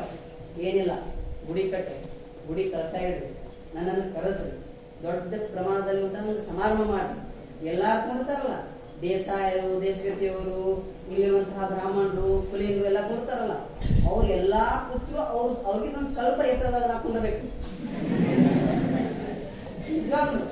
ನೀವು ಹನುಮಂತ ಗುಡಿ ಒಳಗಡೆ ಹೋಗ್ರಿ, ಆ ರಾಮಾಂಜನೇಯ ದೇವಾಲಯದ ಗರ್ಭಗೃಹ ಏನೈತಲ್ಲ, ಗರ್ಭಗೃಹದ ಬಲಭಾಗದೊಳಗಡೆ ಇವತ್ತೇನು ಎಲೆಕ್ಟ್ರಿಕಲ್ ಗಂಟೆ ಅದ, ಬೆಲ್ ಮಷೀನ್ ಇದೆ. ಆ ಬೆಲ್ ಮಷೀನ್ ಎಕ್ಸಾಕ್ಟ್ ಮುಂದ್ಗಡೆ ಏನ್ ಮಾಡಿದ್ವಿ ನಾವು, ಆ ಪಲ್ಲಕ್ಕಿ ಏನ್ ಇಟ್ಟಾರ, ಆ ಪಲ್ಲಕ್ಕಿ ಕೆಳಗಡೆ ಒಂದು ಕಲ್ಲಿದೆ. ನೀವು ನೋಡ್ರಿ ಯಾವ್ದು ಹೋದ್ರೆ ಬಹಳ ಸ್ಮೂತ್ ಆಗಿರುವಂತ ಕಲ್ಲು. ಅಡಿಕೆ ಕೂತ್ರ ಒಂದು ಸತಿ ಮೀಟಿಂಗ್ ಕೂತ್ರ 13 ಅಡಿಕೆಗಳನ್ನ ತಿಂತಿದ್ದ. 13 ಅಡಿಕೆಗಳು. ಇನ್ನು ನಾನು ಕಟ್ಟಕತೆ ಹೇಳ್ತಾ ಇಲ್ಲ, ಮೊನ್ನೆ ತಾನೇ ನಮ್ಮನ್ನ ಅಗಲಿದಂತಹ ಒಂದು ಮಹಾನ್ ಕ್ಷೇತ್ರ, ದೇಶಗತಿ ಪರಂಪರೆಗೆ ಸಂಬಂಧಪಟ್ಟಂತಹ ಕೊನೆಯ ಪಟೇಲರು ಕೂಡ ಅನ್ಬೋದು. ನಾನು ಮಲ್ಲನಗೌಡ ಪಾಟೀಲ್ ಸತ್ರಲ್ಲ, ಆ ಮಲ್ಲನಗೌಡ ಪಾಟೀಲರು ನಮ್ಮ ಗ್ರಾಮದಲ್ಲಿರುವ ಇತಿಹಾಸವನ್ನ ಬಲ್ಲಂತಹ ಬಹಳ ದೊಡ್ಡ ಮೇಧಾವಿಗಳು. ಮೋಡಿ ಭಾಷೆಯನ್ನ ಓದಬಹುದಾಗಿದ್ದಂತಹ ಏಕೈಕ ಕೊಕಟ್ನ ವ್ಯಕ್ತಿ. ಅವ್ರು ಒಂದ್ ಕಡೆ ಬರೀತಾರೆ, ಆ ಗಿಡ ತೆಗೆದ್ರಲ್ಲ ನೀವು, ಸ್ಕೂಲ್ ಜಾಗ ಇದ್ದಿದ್ದಲ್ಲಿ ಇದು ಮಾಡಿದಾರೆ. ಈಗ ಆ ಮಂಟಪ ಮಾಡ್ಬೇಕಾದ್ರೆ ಅಲ್ಲೊಂದು ಗಿಡ ಇತ್ತು ಸರ್. ಆ ಗಿಡ ತೆಗಿಬೇಕಾದ್ರೆ ಅವ್ರು ಎಷ್ಟು ದುಃಖ ಪಡ್ಕೊಂಡಾರ. ಅವ್ರು ಯಾಕಂದ್ರೆ ಅವ್ರ ಹೆಲ್ತ್ ಸರಿ ಇರ್ಲಿಲ್ಲ. ಅವ್ರೊಂದ್ಸತಿ ಹೇಳಿದ್ರು, ಆ ಮೋಡಿ ಸ್ಕ್ರಿಪ್ಟ್ ನಲ್ಲಿ ಇದೆ, ಅವ ದಾಳಿ ಮಾಡಿದ ನಂತರದಲ್ಲಿ ಯಾವತ್ತು ಆ ಗುಡಿಯ ಶಿಖರಾರೋಹಣ ಆಗುತ್ತಲ್ಲ, ಆ ಶಿಖರಾರೋಹಣ ಆದ ಸಂದರ್ಭದಲ್ಲಿ ಅವನ ಬಲವೈ ಬಂಟನ್ನು ಹೇಳಿ ಅಲ್ಲೊಂದು ಮರ ಹಂಚಿದ್ದವನು. ಯಾವ ಮರ ಐತನ ಅದು? ಆಲದ ಮರ, ಯಾವ್ದೊಂದು ಮರ 385 ವರ್ಷದ ಹಳೆ ಮರ ಐತೆ ಸರ್. ಯಾರು ಆ ಮರವನ್ನ ಹಚ್ಚಿಸಿದ್ರು, ಆ ಮರಕ್ಕೆ ನೀರು ಎಷ್ಟು ದಿನ ಒಳಗೆ ಹಾಕ್ತಾ ಇದ್ದ, ಅವ ಯಾವಾಗ ಸತ್ತ, ಇದ್ರ ಎಲ್ಲರ ದಾಖಲೆ ಅವ್ರ ಹತ್ರ ಇತ್ತು ಸರ್.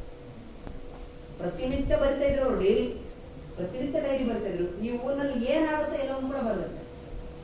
ಅಂತಹ ದೊಡ್ಡ ಶ್ರೀಮಂತಿಕೆ ಬಂದಂತಹ ಕೊಕಟ್ನೂರಿನ ದೇಶಗತಿ ಪರಂಪರೆಯಲ್ಲಿ 2ನೇ ವಿಠಲಗೌಡ ಅಂತ, ಒಬ್ಬ ಜಾಯಗೌಡ, ಇನ್ನೊಬ್ಬ ವಿಠಲಗೌಡ ಅಂತ. ಬಿಜಾಪುರದ ಆದಿಲ್ ಶಾಹಿಗಳ ಕಾಲಕ್ಕೆ ರಕ್ಕಸಿಗಿತಗಳಿಗೆ ಯುದ್ಧ ಆಗುತ್ತೆ. 5 ಶಾಹಿಗಳೆಲ್ಲ ಸೇರ್ಕೊಂಡು ಬಿಜಾಪುರದ ನಾಯಕತ್ವದಲ್ಲಿ ಹುಸೇನಗರದ ಅಹಮದ್ನಗರದ ಹುಸೇನ್ ನಿಜಾಮ್ ಶಾಹಿಗಳ ನಾಯಕತ್ವದಲ್ಲಿ ರಕ್ಕಸ್ತಂಗಡಿಗೆ ಹೋಗ್ತಾರೆ.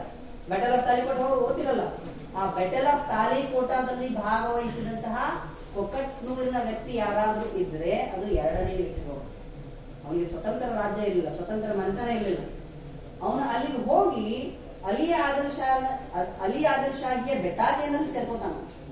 ಅವನು ಎಷ್ಟು ಒಬ್ಬ ಏನು ಬಹದ್ದೂರ್ ಆಗಿದ್ದಂತ ವ್ಯಕ್ತಿ ಆಗಿದ್ದಾತಂದ್ರೆ ಅವನ ಕೈಯಲ್ಲಿ ನೀವು ಕತ್ತಿ ಕೊಟ್ರೆ 52 ಭಾಗಗಳಲ್ಲಿ ಆ ಕತ್ತಿಯನ್ನು ಬೀಸುವ ಕಲೆಯನ್ನು ಹೊಂದಿದ ಅಲಿ ಆದಿಲ್ ಶಾ ರಾಮರಾಯನನ್ನ ಚಾಚಾ ಅಂತ ಇದ್ದ. ಯಾಕಂದ್ರೆ ರಾಮರಾಯ ಹಿಂದೂ ಸಾಮ್ರಾಜ್ಯದ ಸಾಮ್ರಾಟ. ಬಿಜಾಪುರಕ್ಕೆ ಬಂದಾಗೆಲ್ಲ ಅಲಿ ಆದಿಲ್ ಶಾನನ್ನ ತನ್ನ ಹೆಗಲ ಮೇಲೆ ಕೂತ್ಕೊಂಡು ಆಟ ಆಡಿಸ್ತಾ ಇದ್ದ. ಹುಸೇನ್ ನಿಜಾಮ್ ಶಾ ಏನಿದ್ದಲ್ಲ ತನ್ನ ಮಗಳನ್ನ ಅಲಿ ಆದಿಲ್ ಶಾ ಕೊಟ್ಟಿದ್ದ. ಹುಸೇನ್ ನಿಜಾಮ್ ಶಾನ್ ಗೊತ್ತಿತ್ತು ಬ್ಯಾಟಲ್ ಆಫ್ ತಾಲಿಕೋಟ್ ಆಗುತ್ತೆ. ಪೆರಾಂಡಾದಲ್ಲಿ ನಾವು ಒಂದು ಯುದ್ಧದ ಒಂದು ಕೆನಾಲನ್ನು ಮಾಡಿಸ್ತಾ ಇದೀವಿ. ಮಲಿಕ್ ಮೈದಾನ ತೋಪೈತಲ್ಲ ಬಿಜಾಪುರ್ನಲ್ಲಿ, ಆ 55,000 ಕಿಲೋಗ್ರಾಂ ತೂಕವನ್ನು ಹೊಂದಿದಂತಹ ಮಲಿಕ್ ಮೈದಾನ್ ತೋಪನ್ನ ಪೆರಾಂಡಾದಲ್ಲಿ ಮಾಡಿಸಿ ಅದನ್ನಲ್ಲಿ ತರ್ತಾರೆ. ಆಗ ಬಿಜಾಪುರದ ಬೆಟಾಲಿಯನ್ ನಲ್ಲಿ ಇದ್ದಂತಹ ಒಬ್ಬ ವ್ಯಕ್ತಿ ಹೆಸರು 2ನೇ ವ್ಯಕ್ತಿ.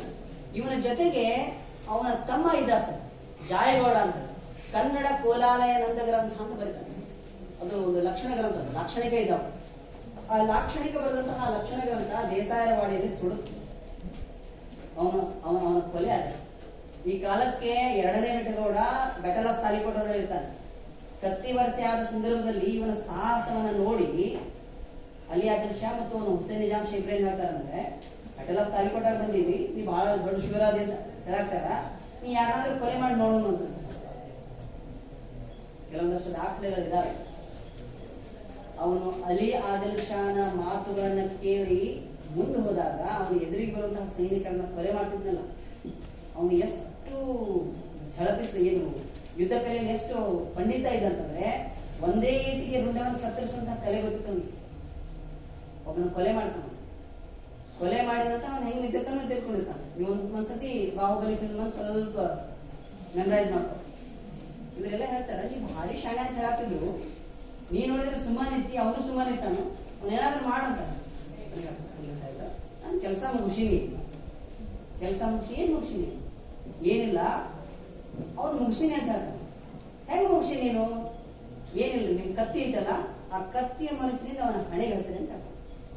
ಅವನ ಹಣೆಗೆ ಹಚ್ಚಿದ ನಂತರದಲ್ಲಿ ಒಂದು ಕಡೆ ರುಂಡ, ಒಂದು ಕಡೆಯಿಂದ ಮುಂದಾಗ್ಬೋದು. ಆಗ ನೀವೆಲ್ಲ ಇವತ್ತಿನವರೆಗೆ ಮಿಸ್ಕನ್ಸೆಪ್ಷನ್ ನಲ್ಲಿ ಏನೋ ಒಂದು ವಿರುದ್ಧ ಮಾಡ್ಕೊಳಕ್ ಬರತ್ತದಲ್ಲ, 3 ಲೋಕ ಪುಂಡಿ ಪಶಾಕಿ ದೋಸ್ತರು ಹೊರಜೇನ್, ಇದು ಯಾವ ಪುಂಡಿ ಪಶನೂ ಇಲ್ಲ. ಇತಿಹಾಸದಲ್ಲಿ ದಾಖಲೆ ಇದೆ ಸರ್. 3 ಲಕ್ಷ ವರಹವು ಮುಂಡಿ ಪಾಶ್ಚ ಕೊಕಟ್ನೂರ ತೋರಗಲ್ಲ ಪರಗಣಾ ದೇಸಾಯಿ ಅಂತ ಅಲಿ ಆದಿಲ್ ಶಾ ಕೊಕಟ್ನೂರಿನ ದೇಶಗತಿಗೆ ಒಂದು ಬಿರುದು ಹಾಕಿದ್ರು. ಬಿಜಾಪುರದ ದೇಶಗತಿ, ಬಿಜಾಪುರದ ಆದಿಲ್ ಶಾಹಿಗಳಿಂದ ಪಡೆದುಕೊಂಡಂತಹ ದೇಶಗತಿನೇ ನಮ್ಮ ಕೊಕಟ್ನೂರ ದೇಶ. ಅವ್ನು ಎಷ್ಟು ಬಂಡುಕೋರ ಇದ್ದ. ಹನುಮಂದೇವ್ರ ಗುಡಿ ಕೆಡುದವ ಯಾರು? ಕೋಣರ ಸರ್ಕಾರ. ಇವ್ರಿಗೆ ಸುಮ್ಮನೆ ಮನೆ ಕಟ್ಟಕ್ ಕೊಡ್ತಾನ? ಹಂಗ ಹೇಳ್ತಾನೆ, ನೀವು ವಾಡೆ ಕಟ್ರಿ, ಕೂಡೆ ಕಟ್ಟೋಂಗಿ. ಕೂಡೆಗಳಂದ್ರೆ ಏನು? ಕೂಡೆಗಳಂತಂದ್ರೆ ಎತ್ತರದ ಗೋಪುರಗಳು, ಅಲ್ಲಿ ಸೈನಿಕರ ಪಹರೆಗಳನ್ನು ಮಾಡುವಂಥದ್ದು. ಅದು ದೊಡ್ಡ ಒಂದು ಮನೆತನಕ್ಕೆ ಮಾತ್ರ ಗೌರವವನ್ನು ತಂದುಕೊಡುವಂಥದ್ದು. ಇವತ್ತು ನೀವು ಪೋಳ್ನವರ ವಾಡಿಗೆ ಗೂಡಿಗಳನ್ನ ನೋಡ್ತೀರಿ ಹೊರತು ದೇಸಾಯರ ವಾಡಿಗೆ ಗೂಡಿಗಳನ್ನ ನೋಡ್ಲಿಕ್ಕೆ ಸಾಧ್ಯ ಇಲ್ಲ. ಆ ಗೂಡೆ ಇಲ್ಲದ ವಾಡಿಯಲ್ಲೊಂದು 23 ತಲೆಮಾರುಗಳ ಇತಿಹಾಸ ಬರ್ತದೆ. ಅದರಲ್ಲಿ ಚಿನ್ನಮ್ಮ ಅನ್ನುವ ದೇಶಗತಿ ಬರ್ತದೆ, ಚಿನ್ನಮ್ಮ ದೇಸಾಯಿ.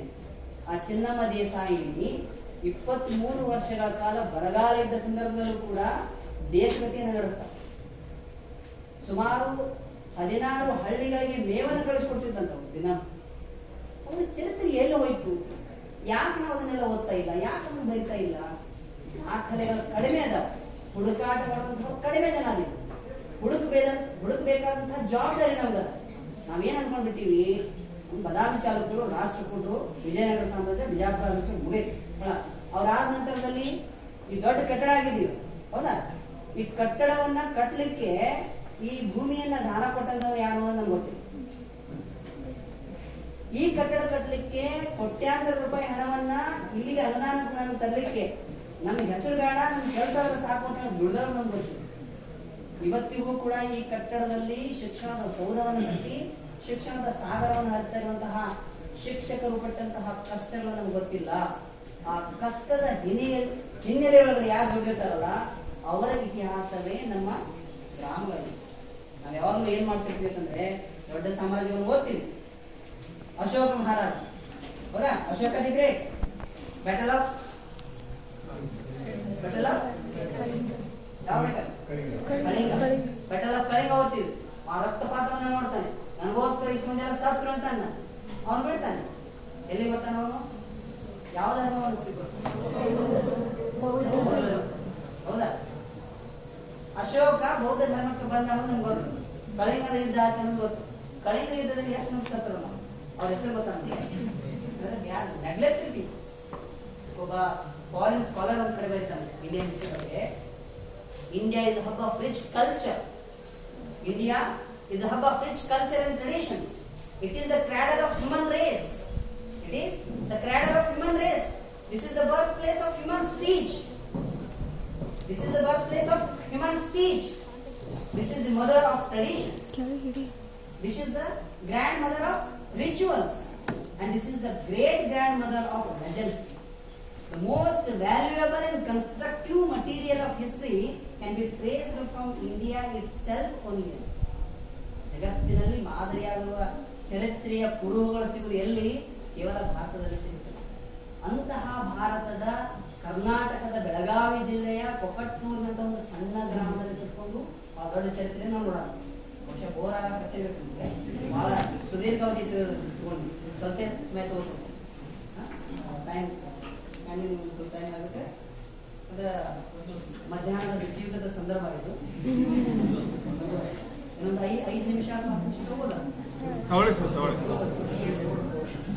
ಇವರು ಏನು ಎರಡನೇ ವೆಟ್ಟಗೌಡ ಯುದ್ಧವನ್ನು ಮಾಡಿ ಇನ್ನೊಂದು 5 ನಿಮಿಷ ಆ ಮನೆತನದಲ್ಲಿದ್ದಂತಹ 23ನೇಯ ಹಿರಿಯ ದೇಸಾಯಿ ಗಾದಿಯ ಮಾಲೀಕರು. ಇವರು ಹೆಂಡತಿ ಭಾಗುಬಾಯಿ ಅಂತಿದ್ರು. ನೆಕ್ಸ್ಟ್ ಒಂದು ಸ್ವಲ್ಪ ಆ ಮಹಿಳೆ ನೋಡಿ, ಆ ದೇಸಾಯಿ ನೋಡಿ.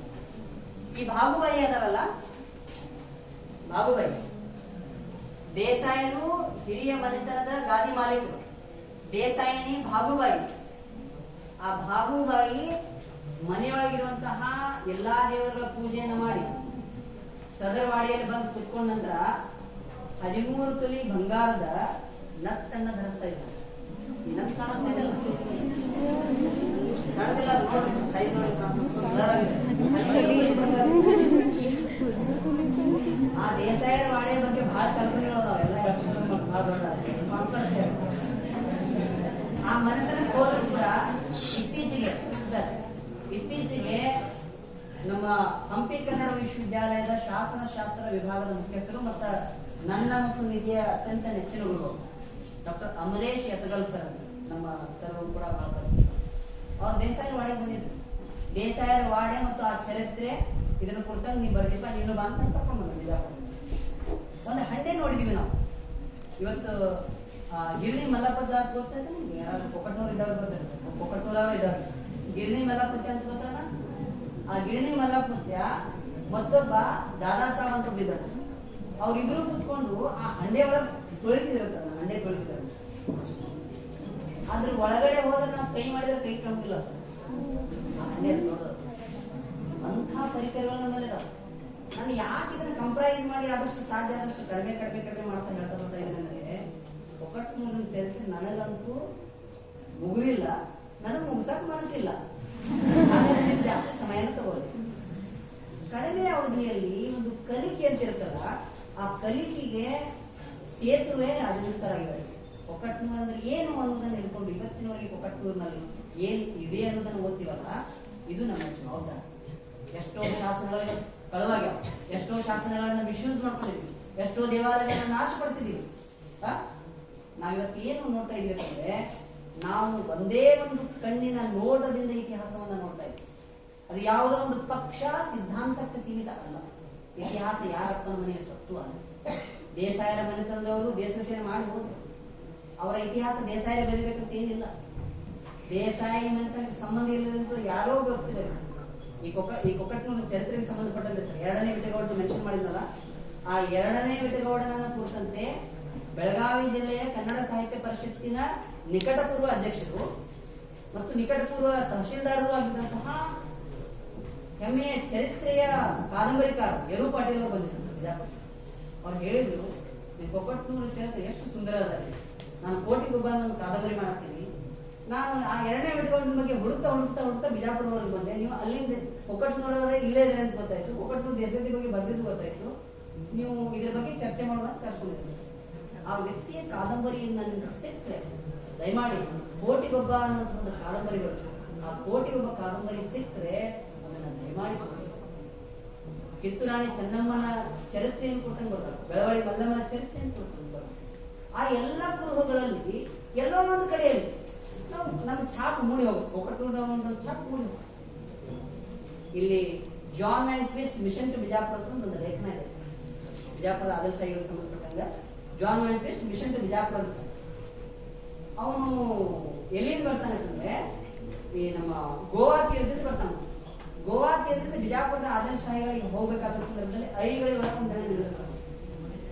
ಆ ಬಿಜಾಪುರದ ಆದರ್ಶಾಹಿಗಳ ಸಮಕಾಲೀನರು ಮತ್ತು ಅವರ ಅಧೀನದಲ್ಲಿ ಕೆಲಸ ಮಾಡಿದಂತ ಒಕ್ಕಟ್ಟೂರು ದೇಸಾಯಿ ಅವರು ಹೋಗಿ ಒಂದು ಭೇಟಿ ಆಗ್ತಾರೆ.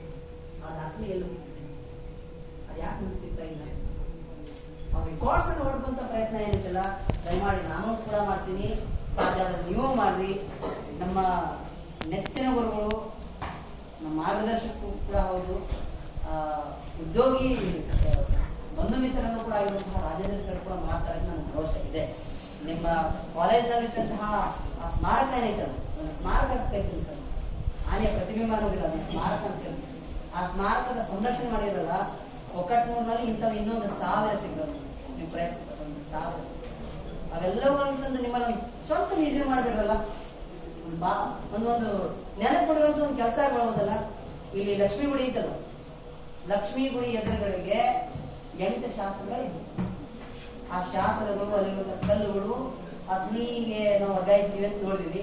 ಅಗ್ನಿಯೊಳಗೆ ಹೋಗಿ ನಾವು ಸ್ಪೆಷಲ್ ಆಗಿ ನೋಡಿದೆ, ಅಲ್ಲಿಲ್ಲ. ಎಲ್ಲಿ ನೋಡಿದ್ವಿ? ಎಲ್ಲ ನಮ್ಮ ಮೇಲೆ ಜವಾಬ್ದಾರಿ. ನಾನು ಸಬ್ಜೆಕ್ಟ್ ನ ಜೊತೆ ಈ ಜವಾಬ್ದಾರಿಯನ್ನ ಅರ್ತ್ಕೊಂಡು ನಿಮ್ ಜೊತೆಗೆ ಮಾತಾಡ್ತಾ ಹೋಗ್ತಾ ಇದ್ದೀನಿ. ಇದು ಈಗಿರುವಂತಹ ಸದರವಾಡಿ, ಏನ್ ಒಕ್ಕಟೂರು ದೇಸಾಯಿ ವಾಡಿ ಇದೆಲ್ಲ, ಈಗಿರುವಂತಹ ಒಂದು ಹೊಸ ವಾಡಿ, ಅದರ ಎದುರುಗಡೆಗೆ ಹಳೆ ವಾಡಿ ಇದೆ.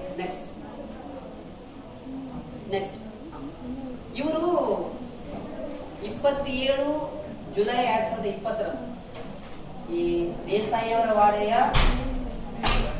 ಗಾದಿ ಮಾಲೀಕರಾಗಿದ್ದಂತಹ ವಿಠಲ್ ಕಲ್ಲಪ್ಪ ದೇಸಾಯಿ ಅಂತ ಹೇಳಿ ಇತ್ತೀಚೆಗೆ ಕಳೆದ 18ನೇ ತಾರೀಕಿನಲ್ಲಿ ನಾನು ಏನ್ ಹೇಳಿದ್ನಲ್ಲ, ಒಕ್ಕಟ್ನೂರಿನಲ್ಲಿ ಮೋಡಿ ಲಿಪಿಯ ಭಾಷೆಯನ್ನ ಬಲ್ಲವರಾಗಿದ್ದ ಏಕೈಕ ವ್ಯಕ್ತಿ ಯಾರಾದ್ರೂ ಆಗಿದ್ರೆ ಮಲ್ಲನಗೌಡ ಪಾಟೀಲ್ ಅವ್ರು ನಾನು ಬಹಳ ಹತ್ತಿರದಿಂದ ನೋಡಿದ್ದೆ. ನಾನು ಒಂದು ಮನೆ ಲೆಕ್ಕ ಬರ್ದಿದ್ದೆ, ಇಫ್ ಇಟ್ ಇಸ್ ಪಾಸಿಬಲ್ ಅಣ್ಣ ಕಳಿಸ್ಬೋದು, ಕಳಿಸ್ತೀನಿ. ಅವ್ರು ಎಂತ ವ್ಯಕ್ತಿ ಇದ್ರು ಅಂದ್ರೆ ಪ್ರತಿನಿತ್ಯ ಬರಿತಾ ಇದ್ರು ಸರ್. ನಮ್ಮೂರಲ್ಲಿ ಏನಾಗುತ್ತೋ ಪ್ರತಿನಿತ್ಯ ಬರಿತಾ ಇದ್ರು. ಮತ್ತೆ ಎಷ್ಟು ಸೌಮ್ಯ ವ್ಯಕ್ತಿ ಅಂತಂದ್ರೆ, ನಾವು ಗುಡಿಗೆ ಹೋಗ್ತೀವಲ್ಲ, ನಮಸ್ಕಾರ ಮಾಡ್ತೀವಿ ಬಂದ್ಬಿಟ್ಟು, ಆ ವಾಡಿಯಲ್ಲಿ ಅಲ್ಲಲ್ಲ ದೇವರುಗಳದಾವ. ಒಂದು ಸಣ್ಣ ಒಂದು ಸದರ್ ವಾಡಿಗಳು ಸಣ್ಣದೊಂದು ಒಂದು ಏನದ ಕಲ್ಲು ಇಟ್ಕೊಂಡು ಅಲ್ಲಿ ಪೂಜೆ ಮಾಡ್ತಾವ. ನಾನು ಸಾರಿ ಕಲ್ಲು ಯಾರು ಇದಾರೆ ಆ ದೇವರು, ಹೌದಾ? ಆ ದೇವರ ಮುಂದೆ ಹೆಂಗ್ ಹೋಗಿ ನಿಂತಿರ್ತಿದ್ರು, ಸಣ್ಣ ಮಗು ಪೇರೆಂಟ್ಸ್ ಕೇಳ್ತೀವಲ್ಲ, ನನಗೆ ಇದು ಬೇಕೇ ಬೇಕು, ನನಗೆ ಇದು ಬೇಕು ನನಗಂತ. ಆ ಸಣ್ಣ ಮಗು ಹಠಾತ್ ಹೆಂಗ್ ದೇವ್ರಿಗೆ ತಂದೆ ತಾಯಿ ಕೇಳ್ತಲ್ಲ, ದೇವರ ಎದುರುಗಡೆ ನಿಂತ್ಕೊಂಡು ಏನಾಗಿತ್ತು, ನಿನ್ನೇನಾಯ್ತು, ಏನೇನು ಘಟನೆಗಳು ನಡೆದು ಇದನ್ನೆಲ್ಲ ಓಪನ್ ಅಪ್ ಆಗಿ ಹೇಳ್ಕೊಂಡು ಕಣ್ಣೀರು ಹಾಕಿದ್ರೆ ನಾನ್ ಕಂಡಾರೆ. ಒಂದ್ಸತಿ ಈ ದೊಡ್ಡ ದೇಸಾಯಿ ವಾಡೆ, ದೊಡ್ಡ ದೇಸಾಯಿ ತೋಟ ಅಂತಿದೆ, ದೇಸಾಯಿ ರೋಡ್ ಹೋಗ್ತೀವಲ್ಲ, ಅಲ್ಲಿ ಪ್ರತಿ ವರ್ಷ ಗುರಿ ಇಡು ಕಾರ್ಯಕ್ರಮ ಮಾಡ್ತಾರೆ. ಯಾವಾಗ ಈ ವಿಜಯದಶಮಿ ಇರ್ತಲ್ಲ, ಗುರಿ ಇಡು ಕಾರ್ಯಕ್ರಮ ಅಂತ ದೊಡ್ಡದೊಂದು ಮರ ಇದೆ, ಅಲ್ಲಿ ಕೆಸರು ಹಚ್ಚಿ ಅದಕ್ಕೊಂದು ಬಿಲ್ಪತ್ರಿ ಇದು ಇಟ್ಟು ಅದನ್ನ ಬಂದೂಕಿನಿಂದ ಹೊಡಿತಾರೆ. ಯಾರು ಗುರಿ ಹೊಡಿತಾರೋ ನಮ್ ಗುರಿ ಚೆನ್ನಾಗಿರ್ಲಿ ಅಂತ ಒಂದು ಸಂಕೇತ. ಆ ವರ್ಷ ಭೀಕರ ಬರಗಾಲ, ಬಂದೂಕಿನ ಗೋಳೆ ಸಿಗುವುದಿಲ್ಲ, 18 ಗೋಳೆ ಮುಗಿದು ಯಾರು ಹೊಡಿಲಿಲ್ಲ, ನಾವು ವಾಸ ಮಾಡಿದ್ರಲ್ಲ. ಆ ಕೊನೆಗೆ ಜನ ಹೇಳ್ತಾರಲ್ಲ, ನೋಡ್ಬೋದು ಸ್ವಲ್ಪ ಕೊಟ್ಬಿಡ್ರಿ ನೋಡೋಣ ಅಂತ ಹೇಳ್ಕೊಟ್ರು. ನನ್ಗೆ ವಯಸ್ಸಾಗಿದೆ, ನನಗೆ ಯಾರೋ ಕೈ ಹಿಡ್ಕೊಂಡ್ ಬಂದ್ರೆ ದೊಡ್ಡ ಕೆಲಸ ಆಗ್ತದಿಲ್ಲ, ಯಾರಾದ್ರೂ ಹೊಡೀತು, ಸುಮ್ ಕೊಡ್ರಿ ಅವ್ರ ಕೈ ಅಂತ ಡಬಲ್ ಬಾರ್ನ ಬಂದು ಕೊಟ್ಟು ಅದ್ರೊಳಗೆ ಗೋಲಿ ಹಾಕಿ ಮಾಡ್ತಾರ. ಅವ ಆ ಕೆಸರು ಹಚ್ಚಿ ಇದನ್ನ ಇರ್ತಾನಲ್ಲ, ಯಾರು ಬಿಲ್ಪತ್ರಿ, ಅವ್ ಕೆಸರು ಹಚ್ಚಿ ಬಿಲ್ಪತ್ರಿ ಇಟ್ಟಿನ ಸರ್ದಿರ್ಲಿಲ್ಲ, ಅದು ಬಿದ್ದಿತ್ತು. ಅವನ್ ಬಂದಂದ, ಮರಾಯ ಬಿಲ್ಪತ್ರಿ ಹೊಡಿಯಂದಿನ ನಾನು ಹೊಡಿಯಂದಿಲ್ಲ. ನಮ್ಮ ಗುರಿ ಸ್ಪಷ್ಟತೆ ಇರಬೇಕು, ನಮ್ಮ ಗುರುಗಳು ಸ್ಪಷ್ಟ ಆಗಿರ್ಬೇಕು. ಇವರಿಗೆ ಗುರುಗಳಾಗಿದ್ದಂತ ಯಾರಂತಂದ್ರೆ ಇವರ ಮಾವನ ಸ್ವಂತ ಊರಲ್ಲ, ಮೊದಲು ನೋಡ್ರಿ ಊರಲ್ಲ, ಈ ಊರಿಗೆ ಬಂದು ಈ ಊರಿನ ವಾಡೆಯಲ್ಲಿ ಇಟ್ಕೊಂಡು ಈ ಊರಿನ ದೇಶಗತಿಯನ್ನು ಓದಿ ದಾಖಲೆಗಳನ್ನ ಇಟ್ಕೊಂಡು ಇಂಗ್ಲೆಂಡ್ ನಲ್ಲಿ ಒಂದು ಕೇಸ್ ಆಗುತ್ತೆ ಸರ್ ದೇಶಗತಿ ಮೇಲೆ. ಯಶಸ್ವಿ ಮೇಲೆ ಒಂದು ಕೇಸ್ ಮಾಡ್ತಾರೆ. ಅವ್ರು ಇವತ್ತು ದೇಸಾಯಿ ಹತ್ರ ಅವರಲ್ಲ, ಅವ್ರನ್ನ ಕೇಸ್ ಮಾಡ್ತಾರೆ. ಕೇಸ್ ಮಾಡಿ ಇಂಗ್ಲೆಂಡ್ ಹೋಗುತ್ತೆ ಸರ್. ಅದು ಇಂಗ್ಲೆಂಡ್ ನಲ್ಲಿ 58 ವರ್ಷ ಕೇಸ್ ಆಗುತ್ತೆ. ಕೊನೆಗಾಲಕ್ಕೆ ಇವರು ಇವರೇನಿದಲ್ಲ ಯಾರು ವಿ ಕೆ ದೇಸಾಯಿ ಅವರು ಝಡಪಿಯಾಗಿ ಅವ್ರದ್ದು ಟರ್ಮ್ ಮುಗಿದ 3 ವರ್ಷದ ನಂತರ ಒಂದು ರಿಸಲ್ಟ್ ಬರುತ್ತೆ. ಬಹುಶಃ ಮನುಷ್ಯನಿಗೆ ಸಂತೋಷ ಆದ ನಂತರ ಬಹಳ ಸಂತೋಷ ಆದ್ರೆ ಕಣ್ಣೀರು ಬರ್ತಂತ ಅಂತಾರಲ್ಲ, ಆ ಕಣ್ಣೀರಿನ ಭಾಷೆ ಹರಿಸಿದ್ ನೋಡಿ. ಇವೆಲ್ಲ ಯಾಕೆ ನಾನು ಹೇಳ್ಬೇಕಾಗಿದೆ ಅಂತಂದ್ರೆ, ಚರಿತ್ರೆಯ ಆಯಾಮಗಳಲ್ಲಿ ಅನೇಕ ವಿಷಯಗಳು ನಮಗೆ ಅಡಕ ಆಗಿರುವುದಿಲ್ಲ, ನಾವು ನೋಡಿರುವುದಿಲ್ಲ, ಓದಿರುವುದಿಲ್ಲ. ಹೀಗಾಗಿ ಓದದೇ ಇರುವ ಜನಪದೀಯ ಶೈಲಿಯಲ್ಲಿ ಇವತ್ತಿಗೂ ಕೂಡ ಜೀವಂತವಾಗಿರುವ ನಾವೆಲ್ಲರೂ ಕೂಡ ಎಂದಿಗೂ ಕೂಡ ಮರೆಯಲು ಸಾಧ್ಯವಾಗದೇ ಇರುವಂತಹ ಕೆಲವೊಂದಷ್ಟು ವಿಷಯಗಳಿರ್ತಾವಲ್ಲ, ಅದನ್ನ ದಾಖಲಿಸುವಂತಹ ಕೆಲಸ ಇರುತ್ತೆ. ಆ ಕೆಲಸ ನಾನು ಮಾಡಬೇಕು, ನೀವು ಕೂಡ ಮಾಡಬೇಕು. ಕೊನೆಗೆ ಇನ್ನೊಂದು 2 ಸ್ಲೈಡ್ಸ್ ಇದೆ. ಇದು ಕೊಕಟ್ನೂರಿನ ಹಿಂದೂ ಮತ್ತು ಮುಸಲ್ಮಾನರುಗಳ ಬಾಂಧವ್ಯದ ಪ್ರತಿರೂಪವಾಗಿ ಅತಿ ವಿಜೃಂಭಣೆಯಿಂದ ಆಚರಿಸುವಂತಹ ಒಂದು ಮೊಹರಂ ಹಬ್ಬ. ನೆಕ್ಸ್ಟ್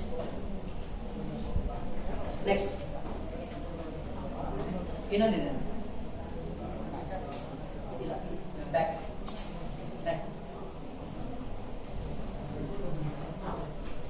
ಇದು ದ್ವಿಲ ಅಂತ ಆಗುತ್ತೆ ಸರ್. ಕೊಕಟ್ನೂರಿನಲ್ಲಿ ಉತ್ತರ ಕರ್ನಾಟಕದಲ್ಲಿ ಬಿಚ್ಚುಗತ್ತಿ ಪ್ರದರ್ಶನ ಆಗುತ್ತೆ. ಆ ಬಿಚ್ಚುಗತ್ತಿಗಳನ್ನು ಹೊರಗಡೆ ತರಬೇಕಾಗಿದ್ದೇ ನಮ್ದು ಆಕ್ಟ್ ನಲ್ಲಿ ಇಲ್ಲ. ನಾವು ಎಂದೂ ಕೂಡ ಓಪನ್ ಆಗಿ ಯಾವುದೇ ಅವಕಾಶ ತಗೊಂಡು ಹೊರ ಹೋಗಂಗಿಲ್ಲ, ನಮ್ ಜೈಲ್ ಹೋಗ್ತಾರೆ. ಆ ಬಿಚ್ಚುಗತ್ತಿಯ ಪ್ರದರ್ಶನ ಇಡೀ ಊರಿನಲ್ಲಿ ಆಗುತ್ತೆ. ದೇಸಾಯರವಾಣಿಯಿಂದ ಪ್ರಾರಂಭ ಆಗುತ್ತೆ, 4 ಮಸೀದಿಗಳನ್ನು ಹೋಗುತ್ತೆ. 4 ಮಸೀದಿಯಲ್ಲಿ 4 ಮಸೀದಿಗಳ ದೇವರನ್ನ ನೇಮಿಸ್ತಾರೆ. ಊರಿನ ಎಲ್ಲಾ ಗ್ರಾಮಸ್ಥರು ಬರ್ತಾರೆ, ಹಿರಿಯರು ಬರ್ತಾರೆ, ಎಲ್ಲರೂ ಬರ್ತಾರೆ. ಕೊನೆಗೆ ಬಂದು ಹಳ್ಳದಲ್ಲಿ ಏನಾಗುತ್ತೆ ಅದು ವಿಸರ್ಜನೆ ಆಗುತ್ತೆ. ಈ ಬಿಚ್ಚುಗತ್ತಿ ಪ್ರದರ್ಶನ ಇಡೀ ಕರ್ನಾಟಕದಲ್ಲಿ ಯಾವುದೇ ರೀತಿಯ ತೊಂದರೆಗಳಿಲ್ಲದೆ ಶತಮಾನಗಳಿಂದ ಆಚರಿಸ್ತಾ ಬರ್ತಾ ಇರುವಂತ ಏಕೈಕ ಗ್ರಾಮ ಕೊಕಟ್ನೂರು. ಆ ಬಿಚ್ಚುಗತ್ತಿ ಪ್ರದರ್ಶನ ಇವತ್ತಿಗೂ ಕೂಡ ಆಗುತ್ತೆ.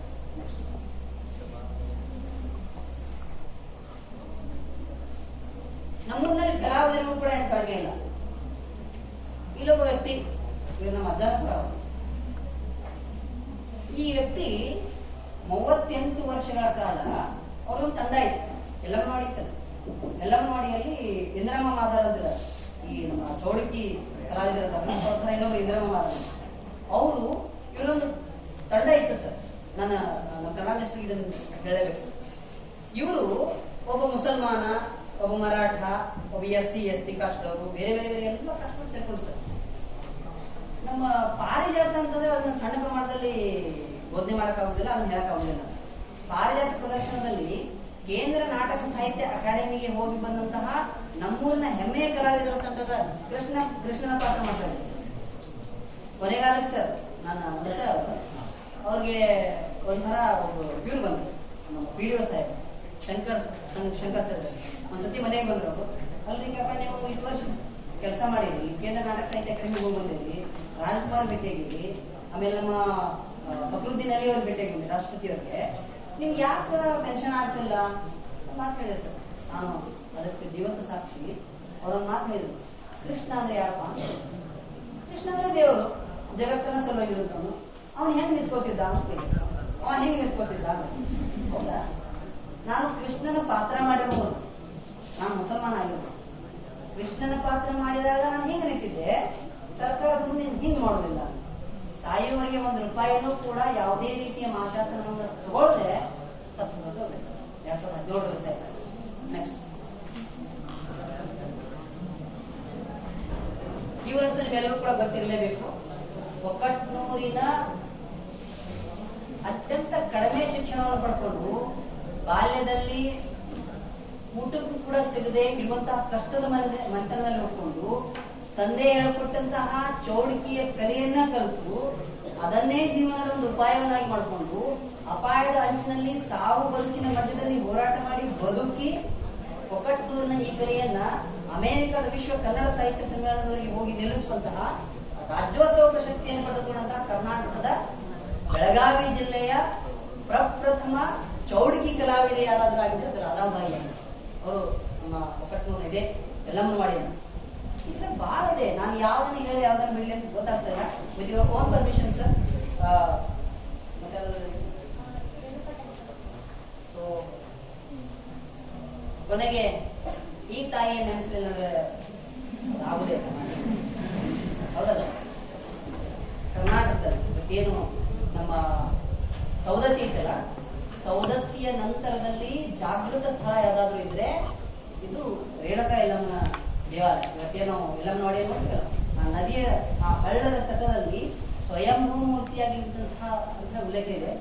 ಅದು ಉದ್ಭವ ಮೂರ್ತಿ, ಸ್ವಯಂಭೂ ಮೂರ್ತಿ ಇರ್ತಕ್ಕಂಥದ್ದನ್ನ ನಮ್ಮ ಜತ್ನಲ್ಲಿ ಒಂದು ಫ್ಯಾಮಿಲಿ ಇತ್ತು. ಅವರು ಡಬ್ಬಳೆ ಸರ್ಕಾರ ಸರ್, ಡಬ್ಬಳೆ ಸರ್ಕಾರ ಅಂತ ಒಂದು ಫ್ಯಾಮಿಲಿ ಇತ್ತು. ಆ ಡಬ್ಬಳೆ ಸರ್ಕಾರ ಸೌದತ್ತಿ ಯಲ್ಲಮ್ಮನ ಅತ್ಯಂತ ಪರಮ ಭಕ್ತ. ಅವನು ಏನ್ ಮಾಡ್ತಿದ್ದ ಅಂತಂದ್ರೆ ಪ್ರತಿ ಅಮಾವಾಸ್ಯೆ ಮತ್ತು ಹುಣ್ಣಿಮೆ ದಿನ ಬರಗಾಲಿನಲ್ಲಿ ನಡ್ಕೊಂಡು ಹೋಗ್ತಿದ್ದ ಎಲ್ಲಿಗೆ, ಸೌದತ್ತಿಗೆ. ಇವನು ಭಕ್ತಿಗೆ ಎಲ್ಲದೊಂದು ಮಿತ್ರವಾಗಿರ್ಬೋದು, ಸತ್ಯೋಗ್ರ ಆಗಿರ್ಬೋದು, ಅದನ್ನ ನಾನು ಒಬ್ಬ ಇತಿಹಾಸವಾಗಿ ಅದನ್ನು ಕೆದಕಕ್ಕೆ ಹೋಗುದಿಲ್ಲ, ಜಸ್ಟ್ ನಾನು ಬೀಳೋದು ಮಾತ್ರ ಹೇಳ್ತೇನೆ. ಸೊ ಅಲ್ಲಿ ಹೋಗ್ಬೇಕಾದ್ರೆ ಅವನ ಒಂದ್ಸತಿ ಅವನು ಕನಸಿನಲ್ಲಿ ಬಂತು ಎಲ್ಲಮ್ಮ ಹೇಳ್ತಾನೆ, ನೀನು ಎಷ್ಟು ಭಕ್ತಿ ಹೊಂದಿದವಾಗಿದ್ದೀಪ, ನೀನ್ ಯಾಕೆ ಇಲ್ಲಿಗೆ ಬರ್ತಿ, ನೀನ್ ಸಾಧ್ಯ ಅಲ್ಲ ನಾನೇ ನಿನ್ ಜೊತೆಗೆ ಬರ್ತೀನಿ, ನೀನ್ ತಲೆ ಕಟ್ಸ್ಕೋಬೇಡ, ನೀನ್ ಏನ್ ಬಂದಿಯಲ್ಲ ಈ ನದಿಯೊಳಗೆ ಸ್ನಾನ ಮಾಡ್ಕೊಂಡು ನೀನ್ ಹಿಂಗೆ ನಡ್ಕೊಂಡು ಹೋಗ್ಬಿಡು, ನಾನು ನಿನ್ ಜೊತೆಗೆ ಬಂದ್ಬಿಡ್ತೀನಿ. ನಾನು ಬಂದೀನೋ ಇಲ್ಲೋ ಅಂತ ಹೇಳಿ ನಿನ್ಗೆ ಭರವಸೆ ಇರೋದ್ರೆ ನೀನ್ ಹೊಳ್ಳೆ ನೋಡ್ಬೇಡ, ನೀನು ಎಲ್ಲಿ ಹೊಳ್ಳೆ ನೋಡ್ತೀವೋ ನಾನು ಅಲ್ಲೇ ಇದ್ದು ಬಿಡ್ತೀನಿ. ಕೊನೆಗೆ ಅವನು ಬಂದ ಇಲ್ಲಿ ಹಾದು ಹೋಗ್ಬೇಕಾದ್ರೆ ಇದು ಹಿರೇಹಳ್ಳ ಅಂತ ಕರಿತಾನ, ಹಿರೇಹಳ್ಳ. ಆ ಹಿರೇಹಳ್ಳ ದಂಡಿವರೆಗೆ ಬಂದ. ನಿಶಬ್ದವಾದಂತ ರಾತ್ರಿ ಹಾಗೆ ನಮಂಗ ನಾವು ಜನ ಕಡಿಮೆ, ದೇವಗಳಿಗಿಂತ ಜಾಸ್ತಿ ಪ್ರಾಬ್ಲಮ್ ಆಗಿದೆ. ದೇವ ಯಾಕೆ ಕಾಣಂಗಿಲ್ಲ ನೋಡ್ರಿ, ಒಂದು 10-20 ವರ್ಷದಿಂದ ಯಾರು ದೇವ್ ಬಿಡದೈತೆ ನಾವು ಕೇಳ್ತಿದೀವಿ. ಈ ದೇವ್ ಬಿಡಂಗಿಲ್ಲ. ಯಾಕೆ ಬಿಡಂಗಿಲ್ಲ ಅಂತಂದ್ರ ಯಾವಾಗ ದೇವ್ಗಳು ಹೆಚ್ಚಿರ್ಬೇಕು ಆಗ ನಾವೆಲ್ಲ ಹೆಚ್ಚಿರ್ಬೇಕು, ಯಾವಾಗ ಮನುಷ್ಯರ ಹೆಚ್ಚಿರ್ಬೇಕು ಅವಾಗ ನೋಡ್ಕೊಂಡ್ಬೇಕು. ಹೌದಾ? ಆಗ ಎಲ್ಲ ನಿಶಬ್ದವಾಗಿರುವಂತ ವಾತಾವರಣ. ಇಲ್ಲಿಂದ ನಡ್ಕೊಂಡು ಹೋಗ್ಬೇಕಾದ್ರ ಢಪಳೆ ಸರ್ಕಾರದ ಒಂದು ಅನುಮಾನ ಬಂತು. ಹೀಗೆಲ್ಲ ಹೇಳ ಹಿಂದೆ ಬರಾಕ್ತಾರ ಇಲ್ಲೋ ಅಂತ ಹೇಳಿ ಸ್ವಲ್ಪ ಅವನಿಗೆ ಡೌಟ್ ಬಂತು ಹೊಳ್ಳೆ ನೋಡಿದ್ರೆ ಎಲ್ಲಿ ಆ ತಾಯಿ ನೆಲೆಸಿದ್ಲೋ ಅದೇ ಇವತ್ತು ಸ್ವಯಂಭೂ ಆಗಿರುವಂತಹ ಮೂರ್ತಿ ಇದೆ. ಅದನ್ನ ನಾವೆಲ್ಲ ಕರಿತೀವಿ. ಆ ತಾಯಿ ಬಗ್ಗೆ ಹೇಳಿದೆ, ನಾನು ಸ್ಟೇಜ್ ಮತ್ತು ನಾನು ಆಗುತ್ತೆ. ನನ್ನ ಅನುಭವದ ಕೆಲವೊಂದಷ್ಟು ವಿಷಯಗಳು ಒಬ್ಬ ಲೇಖಕಾಗಿ ಅಥವಾ ಯಾವುದೋ ಬರಹಗಾರಾಗಿ ಇತಿಹಾಸ ಪ್ರಾಧ್ಯಾಪಕಾಗಿ ನಾನು ಬಂದಿಲ್ಲ. ನನಗೆ ನಾನು ಈ ಊರಿನಲ್ಲಿ ಹುಟ್ಟಿ ಅನ್ನೋದೇ ನನ್ಗೆ ದೊಡ್ಡ ಹೆಮ್ಮೆ. ಹೀಗಾಗಿ ಆ ಹೆಮ್ಮೆಯ ಊರಿನಲ್ಲಿ ಇಟ್ಕೊಂಡು ನಾನು ಕೂಡ ಒಬ್ಬ ಒಕ್ಕಟ್ಟನೂರಿನವನಾಗಿ ಒಕ್ಕಟ್ಟನೂರಿನ ಬಗ್ಗೆ ನನಗಿರುವ ಪ್ರೀತಿ, ಅಭಿಮಾನ ಮತ್ತು ಇತಿಹಾಸದ ಕಳಕಳಿ ಇಟ್ಕೊಂಡು ನಿಮ್ ಜೊತೆಗೆ ಮಾತಾಡಿದ್ದೀನಿ.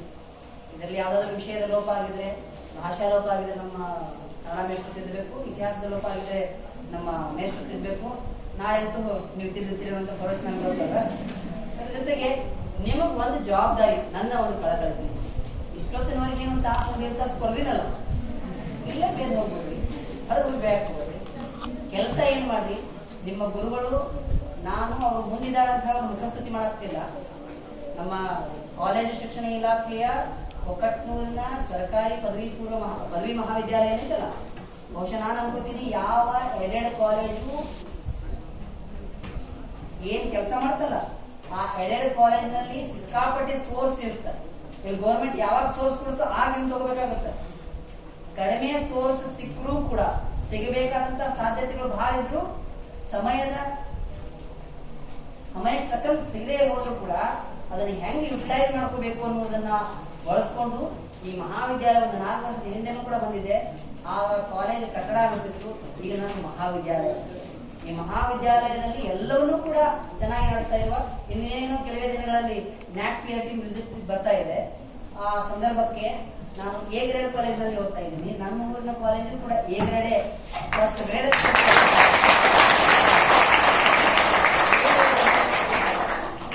ಮತ್ತೆ ಸಾಧ್ಯ ಆದಾಗ ಇತಿಹಾಸ ವಿದ್ಯಾರ್ಥಿಯಾಗಿ ಜೊತೆಗೆ ಸೇರ್ಕೊಂಡು ಸರ್ ಒಂದು ಪ್ಲಾನ್ ಮಾಡಿದ್ದಾರೆ.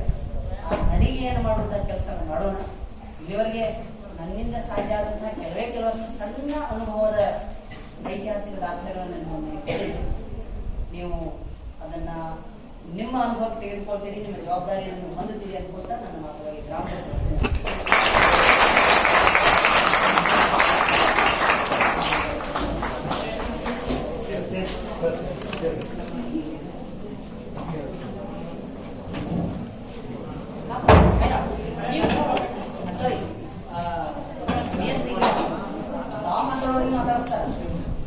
ಮಕ್ಕಳು ಮಾತಾಡೋರು ಸುಮ್ಮನೆ ಬಿಡ್ತಾರೆ, ಅದು ಅವ್ರು ಬೇಡ. If you have any queries, you can ask them. ನಿಮ್ಗೆ ಯಾವುದೇ ಪ್ರಶ್ನೆಗಳಿದ್ರೆ ನೀವು ನನಗೆ ಕೇಳಬಹುದು. ನಾನೊಂದು ಪ್ರಶ್ನೆ ಉತ್ತರ ಮಾಡಿ. 1-1.5 ತಾಸು ನಾನು ಓದಿಲ್ಲ. ಹೌದಾ? ನಿಮಗೆ ಬೋರ್ ಆಯ್ತು ಏನು ಅರ್ಥ ಆಯ್ತು? ನಿಮ್ಗೆ ಯಾವ್ದಾದ್ರು ಪ್ರಶ್ನೆ ಇದ್ರೆ ನೀವು ನನಗೆ ಕೇಳಬಹುದು.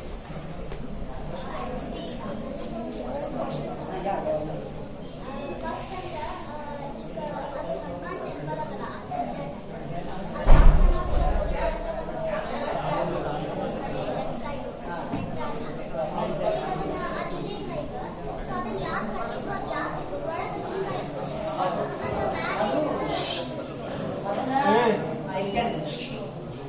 ಸಹೋದರ ನಿಧಿ ಒಂದು ಪ್ರಶ್ನೆ ಕೇಳ್ತಾರೆ.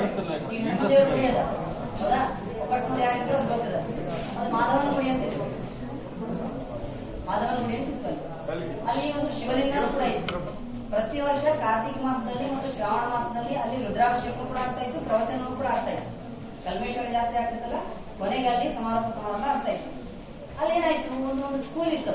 ಆಕ್ಚುಲಿ ಈಗೇನು ಸಭಾಮಂಟಪ ಮಾಡಿದಾರಲ್ಲ, ಅಲ್ಲಿ ಸ್ಕೂಲ್ ಇತ್ತು. ಬಹುಶಃ ನನ್ಕಿಂತ ಕುಮಾರಣ್ಣ ದೊಡ್ಡವರದಾರ, ಮೋಹನ್ ದೊಡ್ಡವರು ಕೂಡ ದೊಡ್ಡವರದಾರ. ಅವ್ರು ನನ್ಕಿಂತ ಜಾಸ್ತಿ ಗೊತ್ತದ. ನಾನು ಕೆಲವೊಂದಷ್ಟುಗಳನ್ನ ಕೆದಕಕ್ಕೆ ಹೋಗುದಿಲ್ಲ, ಯಾಕಂದ್ರೆ ಅವ್ರು ನನಗೆ ಜಾಸ್ತಿ ಗೊತ್ತಿಲ್ಲ. ಅವ್ರ ಅದು ಆಯಾಯ ಕಾಲಕ್ಕೆ ಏನೇನು ಅವಶ್ಯಕತೆ ಇತ್ತು ಅದನ್ನು ಮಾಡಿದಾರ. ಅಲ್ಲ ದೇವಾಲಯ ಇತ್ತಲ್ಲ, ಆ ಶಿವಲಿಂಗ ಇತ್ತು. ಆ ಶಿವಲಿಂಗವನ್ನು ರಕ್ಷಣೆ ಮಾಡುವಂಥದ್ದು ನಮ್ಮೆಲ್ಲರ ಜವಾಬ್ದಾರಿ ಇತ್ತು. ಅದು ಎಲ್ಲೈತಿ ಅಂತ ಹೇಳಿ ನಿಧಿ ನನಗೆ ಕೇಳತ್ತ. ನಾನು ಆ ಶಿವಲಿಂಗದ ಉಲ್ಲೇಖನೂ ಕೂಡ ಕೊಡ್ಬೋದು. ಈಗ ಅದು ಎಲ್ಲೈತಿ ಅಂತ ಕೂಡ ನಾನು ಹೇಳಬಹುದು. ಅದು ಹೇಳುವುದರಿಂದ ಮತ್ತು ಕೆಲವೊಂದಷ್ಟು ವೈಪರೀತ್ಯಗಳು ಆಗುವಂತಹ ಸಾಧ್ಯತೆಗಳು ಅದ. ಅದು ಜವಾಬ್ದಾರಿ ಹೊಂದಿರುವಂತಹ ನಾಯಕರ ಮೇಲೆ ಅದನ್ನ ಕಟ್ಟ ಅದು ಈಗಾಗಲೇ ಹೇಳಿದರು ಕೂಡ. ನಾವು ಅದನ್ನು ಸ್ಕೂಲ್ ಮಾಡಿದೀವಿ. ಅದರಲ್ಲಿ ಎಲ್ಲಿ ಶಿವಲಿಂಗ ಇತ್ತೋ, ಎಲ್ಲಿ ಗುಡಿ ಇತ್ತೋ ಅಲ್ಲಿ ಮಾಧವನ ಗುಡಿ ಖಂಡಿತ ಆಗುತ್ತಾ. ನಾವು ಮತ್ತೆ ಅದನ್ನು ಪುನಃ ಸ್ಥಾಪನೆ ಮಾಡ್ತೀವಿ. ಮತ್ತೆ ಅದರ ಕಳಸಾರೋಹಣ ಕೂಡ ಆಗುತ್ತಾ. ಎಲ್ಲಿ ಪ್ರವಚನ ಆಗ್ತಾ ಇತ್ತು ಅಲ್ಲಿ ಪ್ರವಚನಗಳು ಕೂಡ ಸ್ಟಾರ್ಟ್ ಆಗ್ತಾವ ಅಂತ ಈಗಾಗಲೇ ಭರವಸೆ ಕೊಟ್ಟಾರ. ನಮಗೂ ಅವ್ರ ಮೇಲೆ ಭರವಸೆ. ಇಷ್ಟನ್ನು ಮಾತ್ರ ಹೇಳ್ಬೋದು.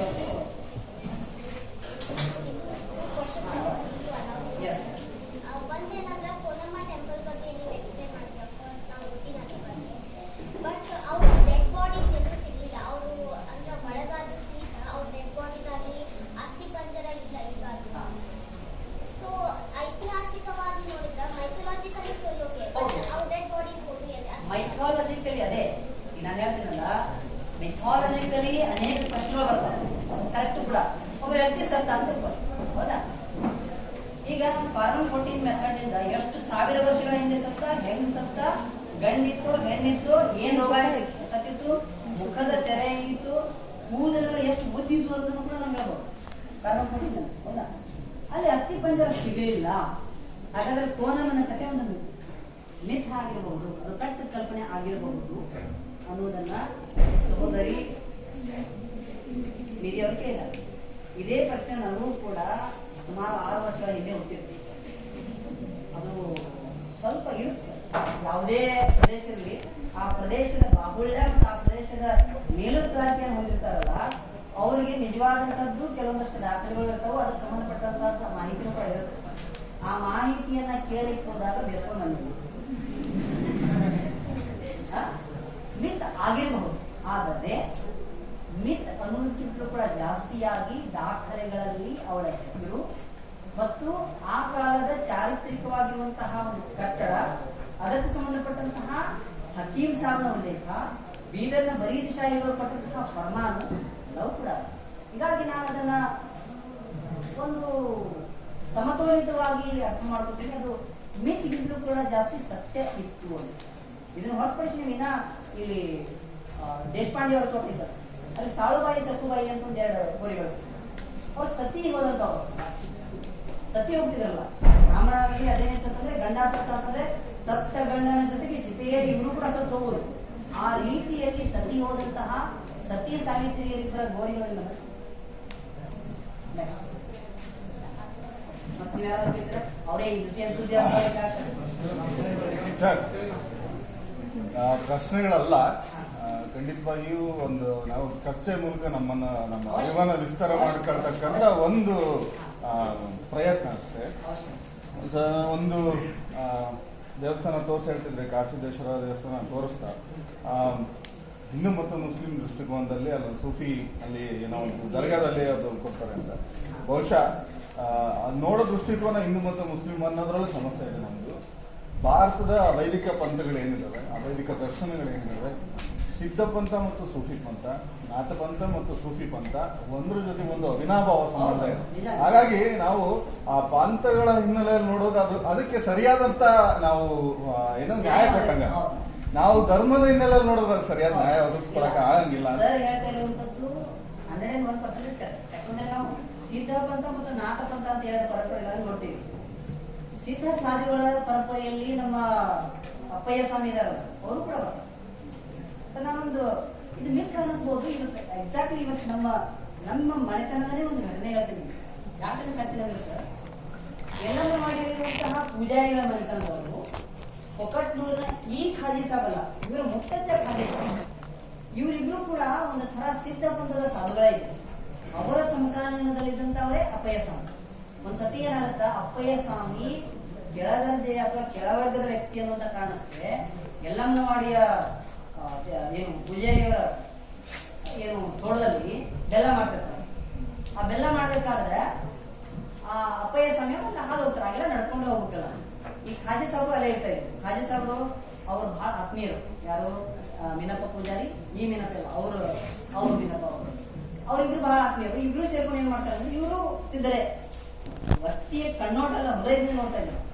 ಸೊ ಹಾಗಾಗಿ ಅವ್ರನ್ನ ಕರೀತಾರಲ್ಲ, ಕರೆದು ಅಲ್ಲಪ್ಪ ಅಪ್ಪಯ್ಯ ನೀನು ನಿನ್ ಬಗ್ಗೆ ಬಹಳ ಹೇಳ್ತಾರೆ, ಮಂದಿ ಏನಂದ್ರೆ ಬಹಳ ಬರ್ತಾರ, ನಮ್ಮಲ್ಲಿ ಬೆಲ್ಲ ಮಾಡಾಕ್ತಿವಿ, ಬೆಲ್ಲ ತಿಂತೀವಿ ಅಂತ ಹೇಳ್ತಾರೆ.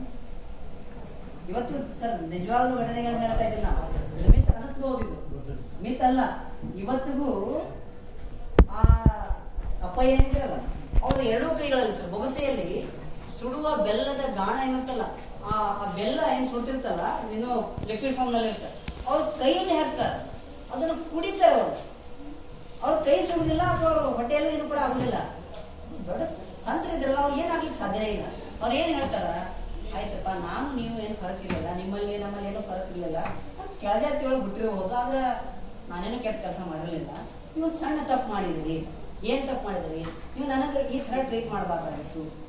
ಆಗ ಅವ್ರ ಮನಸ್ಸಿನಿಂದ ಒಂದು ಶಾಪ ಅಂತ ಅನ್ಕೊಡಿ, ಏನೋ ಅನ್ಕೊಡಿ, ಅದು ಸತ್ಯ ಘಟನೆಗಳನ್ನ ಹೇಳ್ತಾ ಇದ್ದೀನಿ ನಾನು. ಅವ್ರು ಏನ್ ಹೇಳ್ತಾರಂದ್ರ, ನನಗೆ ಈ ತರ ಆತ್ಮಕ್ಕೆ ಸುಡುವಂಗ ಮಾಡಿದೆಯಲ್ಲ, ಖಾಜಿ ಸಾಬ್ ಅಂತ ಯಾರ ಹೆಸರಿಡ್ತಾರೋ ಅವ್ರ ಮನೆಯಲ್ಲಿ ಮಕ್ಕಳಾಗ ಖಾಜಿ ಸಾಬ್ ಅಂತ ಯಾರ ಹೆಸರಿಟ್ಟಿದ್ರಲ್ಲ ಸರ್, ಆ ಹಳೆಯ ಖಾಜಿ ಸಾಬು ಈಗೇನು ಕೃಷ್ಣ ಪಾರಿಜಾತದ ಖಾಜಿ ಸಾಬ್ ಇದ್ರಲ್ಲ, ಇವ್ರಿಗೂ ಕೂಡ ಮಕ್ಕಳಾಗಿಲ್ಲ ಸರ್, ಇವ್ರಿಗೂ ಕೂಡ ಮಕ್ಕಳಾಗಿಲ್ಲ. ಆಮೇಲೆ ಎಲ್ಲರೂ ನೋಡಿ, ಆ ಪೂಜಾರಿಯವರ ಗಾಣದ ಮನೆ ಇತ್ತಿಲ್ಲ, ಇವತ್ತಿಗೂ ಕೂಡ ಅಪ್ಪಯ್ಯ ಸ್ವಾಮಿಗೆ ಬಂದು ರುದ್ರಾಭಿಷೇಕ ಮಾಡಿ 2 ಬೆಲ್ಲದ ಪಂಟಿಗಳನ್ನ ಅಲ್ಲಿ ಇಟ್ಟು ಕಾಲು ಬಿದ್ದು ಕ್ಷಮೆ ಬೇಡಿ ಹೋದ್ರೆ ಅವ್ರ ಗಾಣದ ಮೇಲೆ ಬೆಲ್ಲ ಆಗುತ್ತೆ.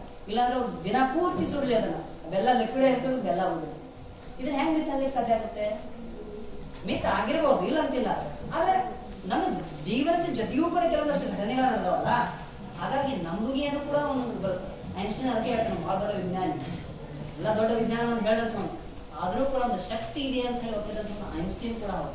ನಾವೇನು ದೊಡ್ಡ ಐನ್ಸ್ಟೈನ್ ದೊಡ್ಡ ವ್ಯಕ್ತಿ ಅಲ್ಲ, ನಾನು ಕೂಡ ಒಪ್ಪಿರ್ತೀನಿ. ನಾನು 2 ಪ್ರಶ್ನೆ ಸ್ವಲ್ಪ ಕೊನೆ ಕೇಳ್ತೀನಿ. ನಂದೊಂದು ಎಕ್ಸ್ಪೀರಿಯನ್ಸ್ ಒಂದು 2 ಮಾತಾಡಿ ನಾನು ಮುಂದಕ್ಕೆ ನಿಮ್ಮ ವಿಷಯಕ್ಕೆ ಸಂಬಂಧಪಟ್ಟಂತಾನೆ ಶಾಸನಗಳ ಸಂರಕ್ಷಣೆ ಅಥವಾ ಒಟ್ಟು ಸ್ಮಾರಕಗಳ ಸಂರಕ್ಷಣೆ ಬಗ್ಗೆ ಹೇಳ್ತಿದ್ವಿ. ನಮ್ಮ ಅನುಭವ ಕೂಡ ನಾನಿಲ್ಲಿ ಬಂದೆ 2017 ಆಗಸ್ಟ್ ಡೇ 1 ಫಸ್ಟ್ನೇ ದಿನ. ಎಲ್ರಿಗೂ ಕ್ಯೂರಿಯಾಸಿಟಿ, ಕುತೂಹಲ ಇರುತ್ತೆ, ಒಂದು ಸ್ವಲ್ಪ ಜಾಸ್ತಿ ನಮಗೆ. ಸೊ ಊರೊಳಗೆ ಹೋದ ಬೈಕ್ ತಗೊಂಡು ಗೋಡೆ ಕಾಣಿಸ್ತು. ಅಲ್ಲಿಂದ ಬಂದು ಸ್ವಲ್ಪ ಹುಚ್ತಾನೆ, ಅದು ಇದು ಹುಡುಕದ ಒಂದು ಸ್ವಲ್ಪ ಹುಚ್ಚಿದೆ. ಸೊ ಅಲ್ಲಿಂದ ಬಂದು ರಾಜೇಶ್ ಜಾಧವ್ ಸರ್ಗೆ ಹೇಳಿದೆ, ಸರ್ ಅಲ್ಲಿ ಗೋಡೆ ಇದೆ ಅಂತ. ನಮ್ ಕಪಿಲ್ ಸರ್ ಹೇಳಿದ್ರು, ಚಿತ್ರದುರ್ಗದಿಂದ ಬಂದಿರಿ, ನಿಮ್ಗೆ ಕಂಡ್ಕೊಂಡು ಕಾಂಪೌಂಡ್ ಎಲ್ಲ ಗೋಡೆ ತರ ಎಲ್ಲ ಕಾಂಪೌಂಡ್ ಗೋಡೆ ತರ ಇದಾವೆ ಅಂತ. ಅವತ್ತು ನನ್ನ ಜೊತೆಗೆ ಇನ್ನೊಬ್ಬ ಹುಚ್ಚರು ಸಿಕ್ಕರು, ಅದು ರಾಜೇಶ್ ಜಾಧವ್ ಸರ್. ನಾನು ಹೇಳಿದ ತಕ್ಷಣ, ಹೌದಾ ಸರ್ ಕೋಟೆ ಗೋಡೆ ಇದೆಯಾ, ಬರೀ ನೋಡ್ಕೋಬಾರ್ದು ಅದೇ ಮುಂದೆ ಕನ್ನೆ ಹೇಳ್ತಿದ್ದೆ. ಸೊ ಇವತ್ತು 3ನೇ ಹುಚ್ಚರು ನೋಡಿದ್ದೀನಿ ನಾನು. ಸೊ ತುಂಬಾ ಖುಷಿ ವಿಷಯ ಅದು, ಹುಚ್ಚಿನ ಸಂತೆ ಸೇರ್ತಿರೋದು. ಅದಾದ ನಂತರ ಊರಿನಲ್ಲಿ ಕೂಡ ನಾವೊಂದು ತಂದಿದ್ದೀವಿ. ಅವರೆಲ್ಲ ನಮ್ಮ ಇಡೀ ಕಾಲೇಜಿನ ಎಲ್ಲ ಸ್ಟಾಫು ಅದಕ್ಕೆ ಅನುಕೂಲ ಇದೆ. ನಮ್ಮ ಆಸಕ್ತಿ ಕೂಡ ಹೌದು, ಒಂದು ಖಾಸಗಿ ಮ್ಯೂಸಿಯಂ ಬೇಕಾದ್ರೆ ಮಾಡ್ಬೋದು ನಾವು ಅಂತ. ಅದ್ರ ಬಗ್ಗೆ ನಾವು ಕೂಡ ನಿಮ್ಮ ಜೊತೆ ಇರ್ತೀವಿ, ನೀವು ನಮ್ಮ ಜೊತೆ ಇರಬೇಕು. ನಂತರ ಪಾರಿಜಾತದ ವಿಷಯ ಒಂದು ಸ್ವಲ್ಪ ಮುಂಚೆ ಸಿಕ್ಕಿದ್ರೆ ನನಗೆ ಅನುಕೂಲ ಆಗ್ತಿತ್ತು. ಕಳೆದ ವರ್ಷ ನಾನು ನಾಟಕ ಅಕಾಡೆಮಿಯಿಂದ ಒಂದು ಮೈನರ್ ಪ್ರಾಜೆಕ್ಟ್ ಸಬ್ಮಿಷನ್ ಮಾಡಿದೆ. ಅದರ ವಸ್ತು ಕೂಡ ವೃತ್ತಿರಂಗಭೂಮಿಗೆ ಬೆಳಗಾವಿ ಜಿಲ್ಲೆಯ ಕೊಡುಗೆ ಅಂತಾನೆ ಆಗಿತ್ತು. ಇದೇ ಜಿಲ್ಲೆಯನ್ನು ಕುರಿತು ಅದ್ರ ಬಗ್ಗೆ ನನ್ನ ಲೇಖನಗಳಿದ್ದಾವೆ. ನಾನು ನಿಮ್ಗೆ ನನ್ನಿಂದ ನನ್ಗೆ ಬಹಳ ಖುಷಿಯಿಂದ ಕೊಟ್ಟಿಲ್ಲ.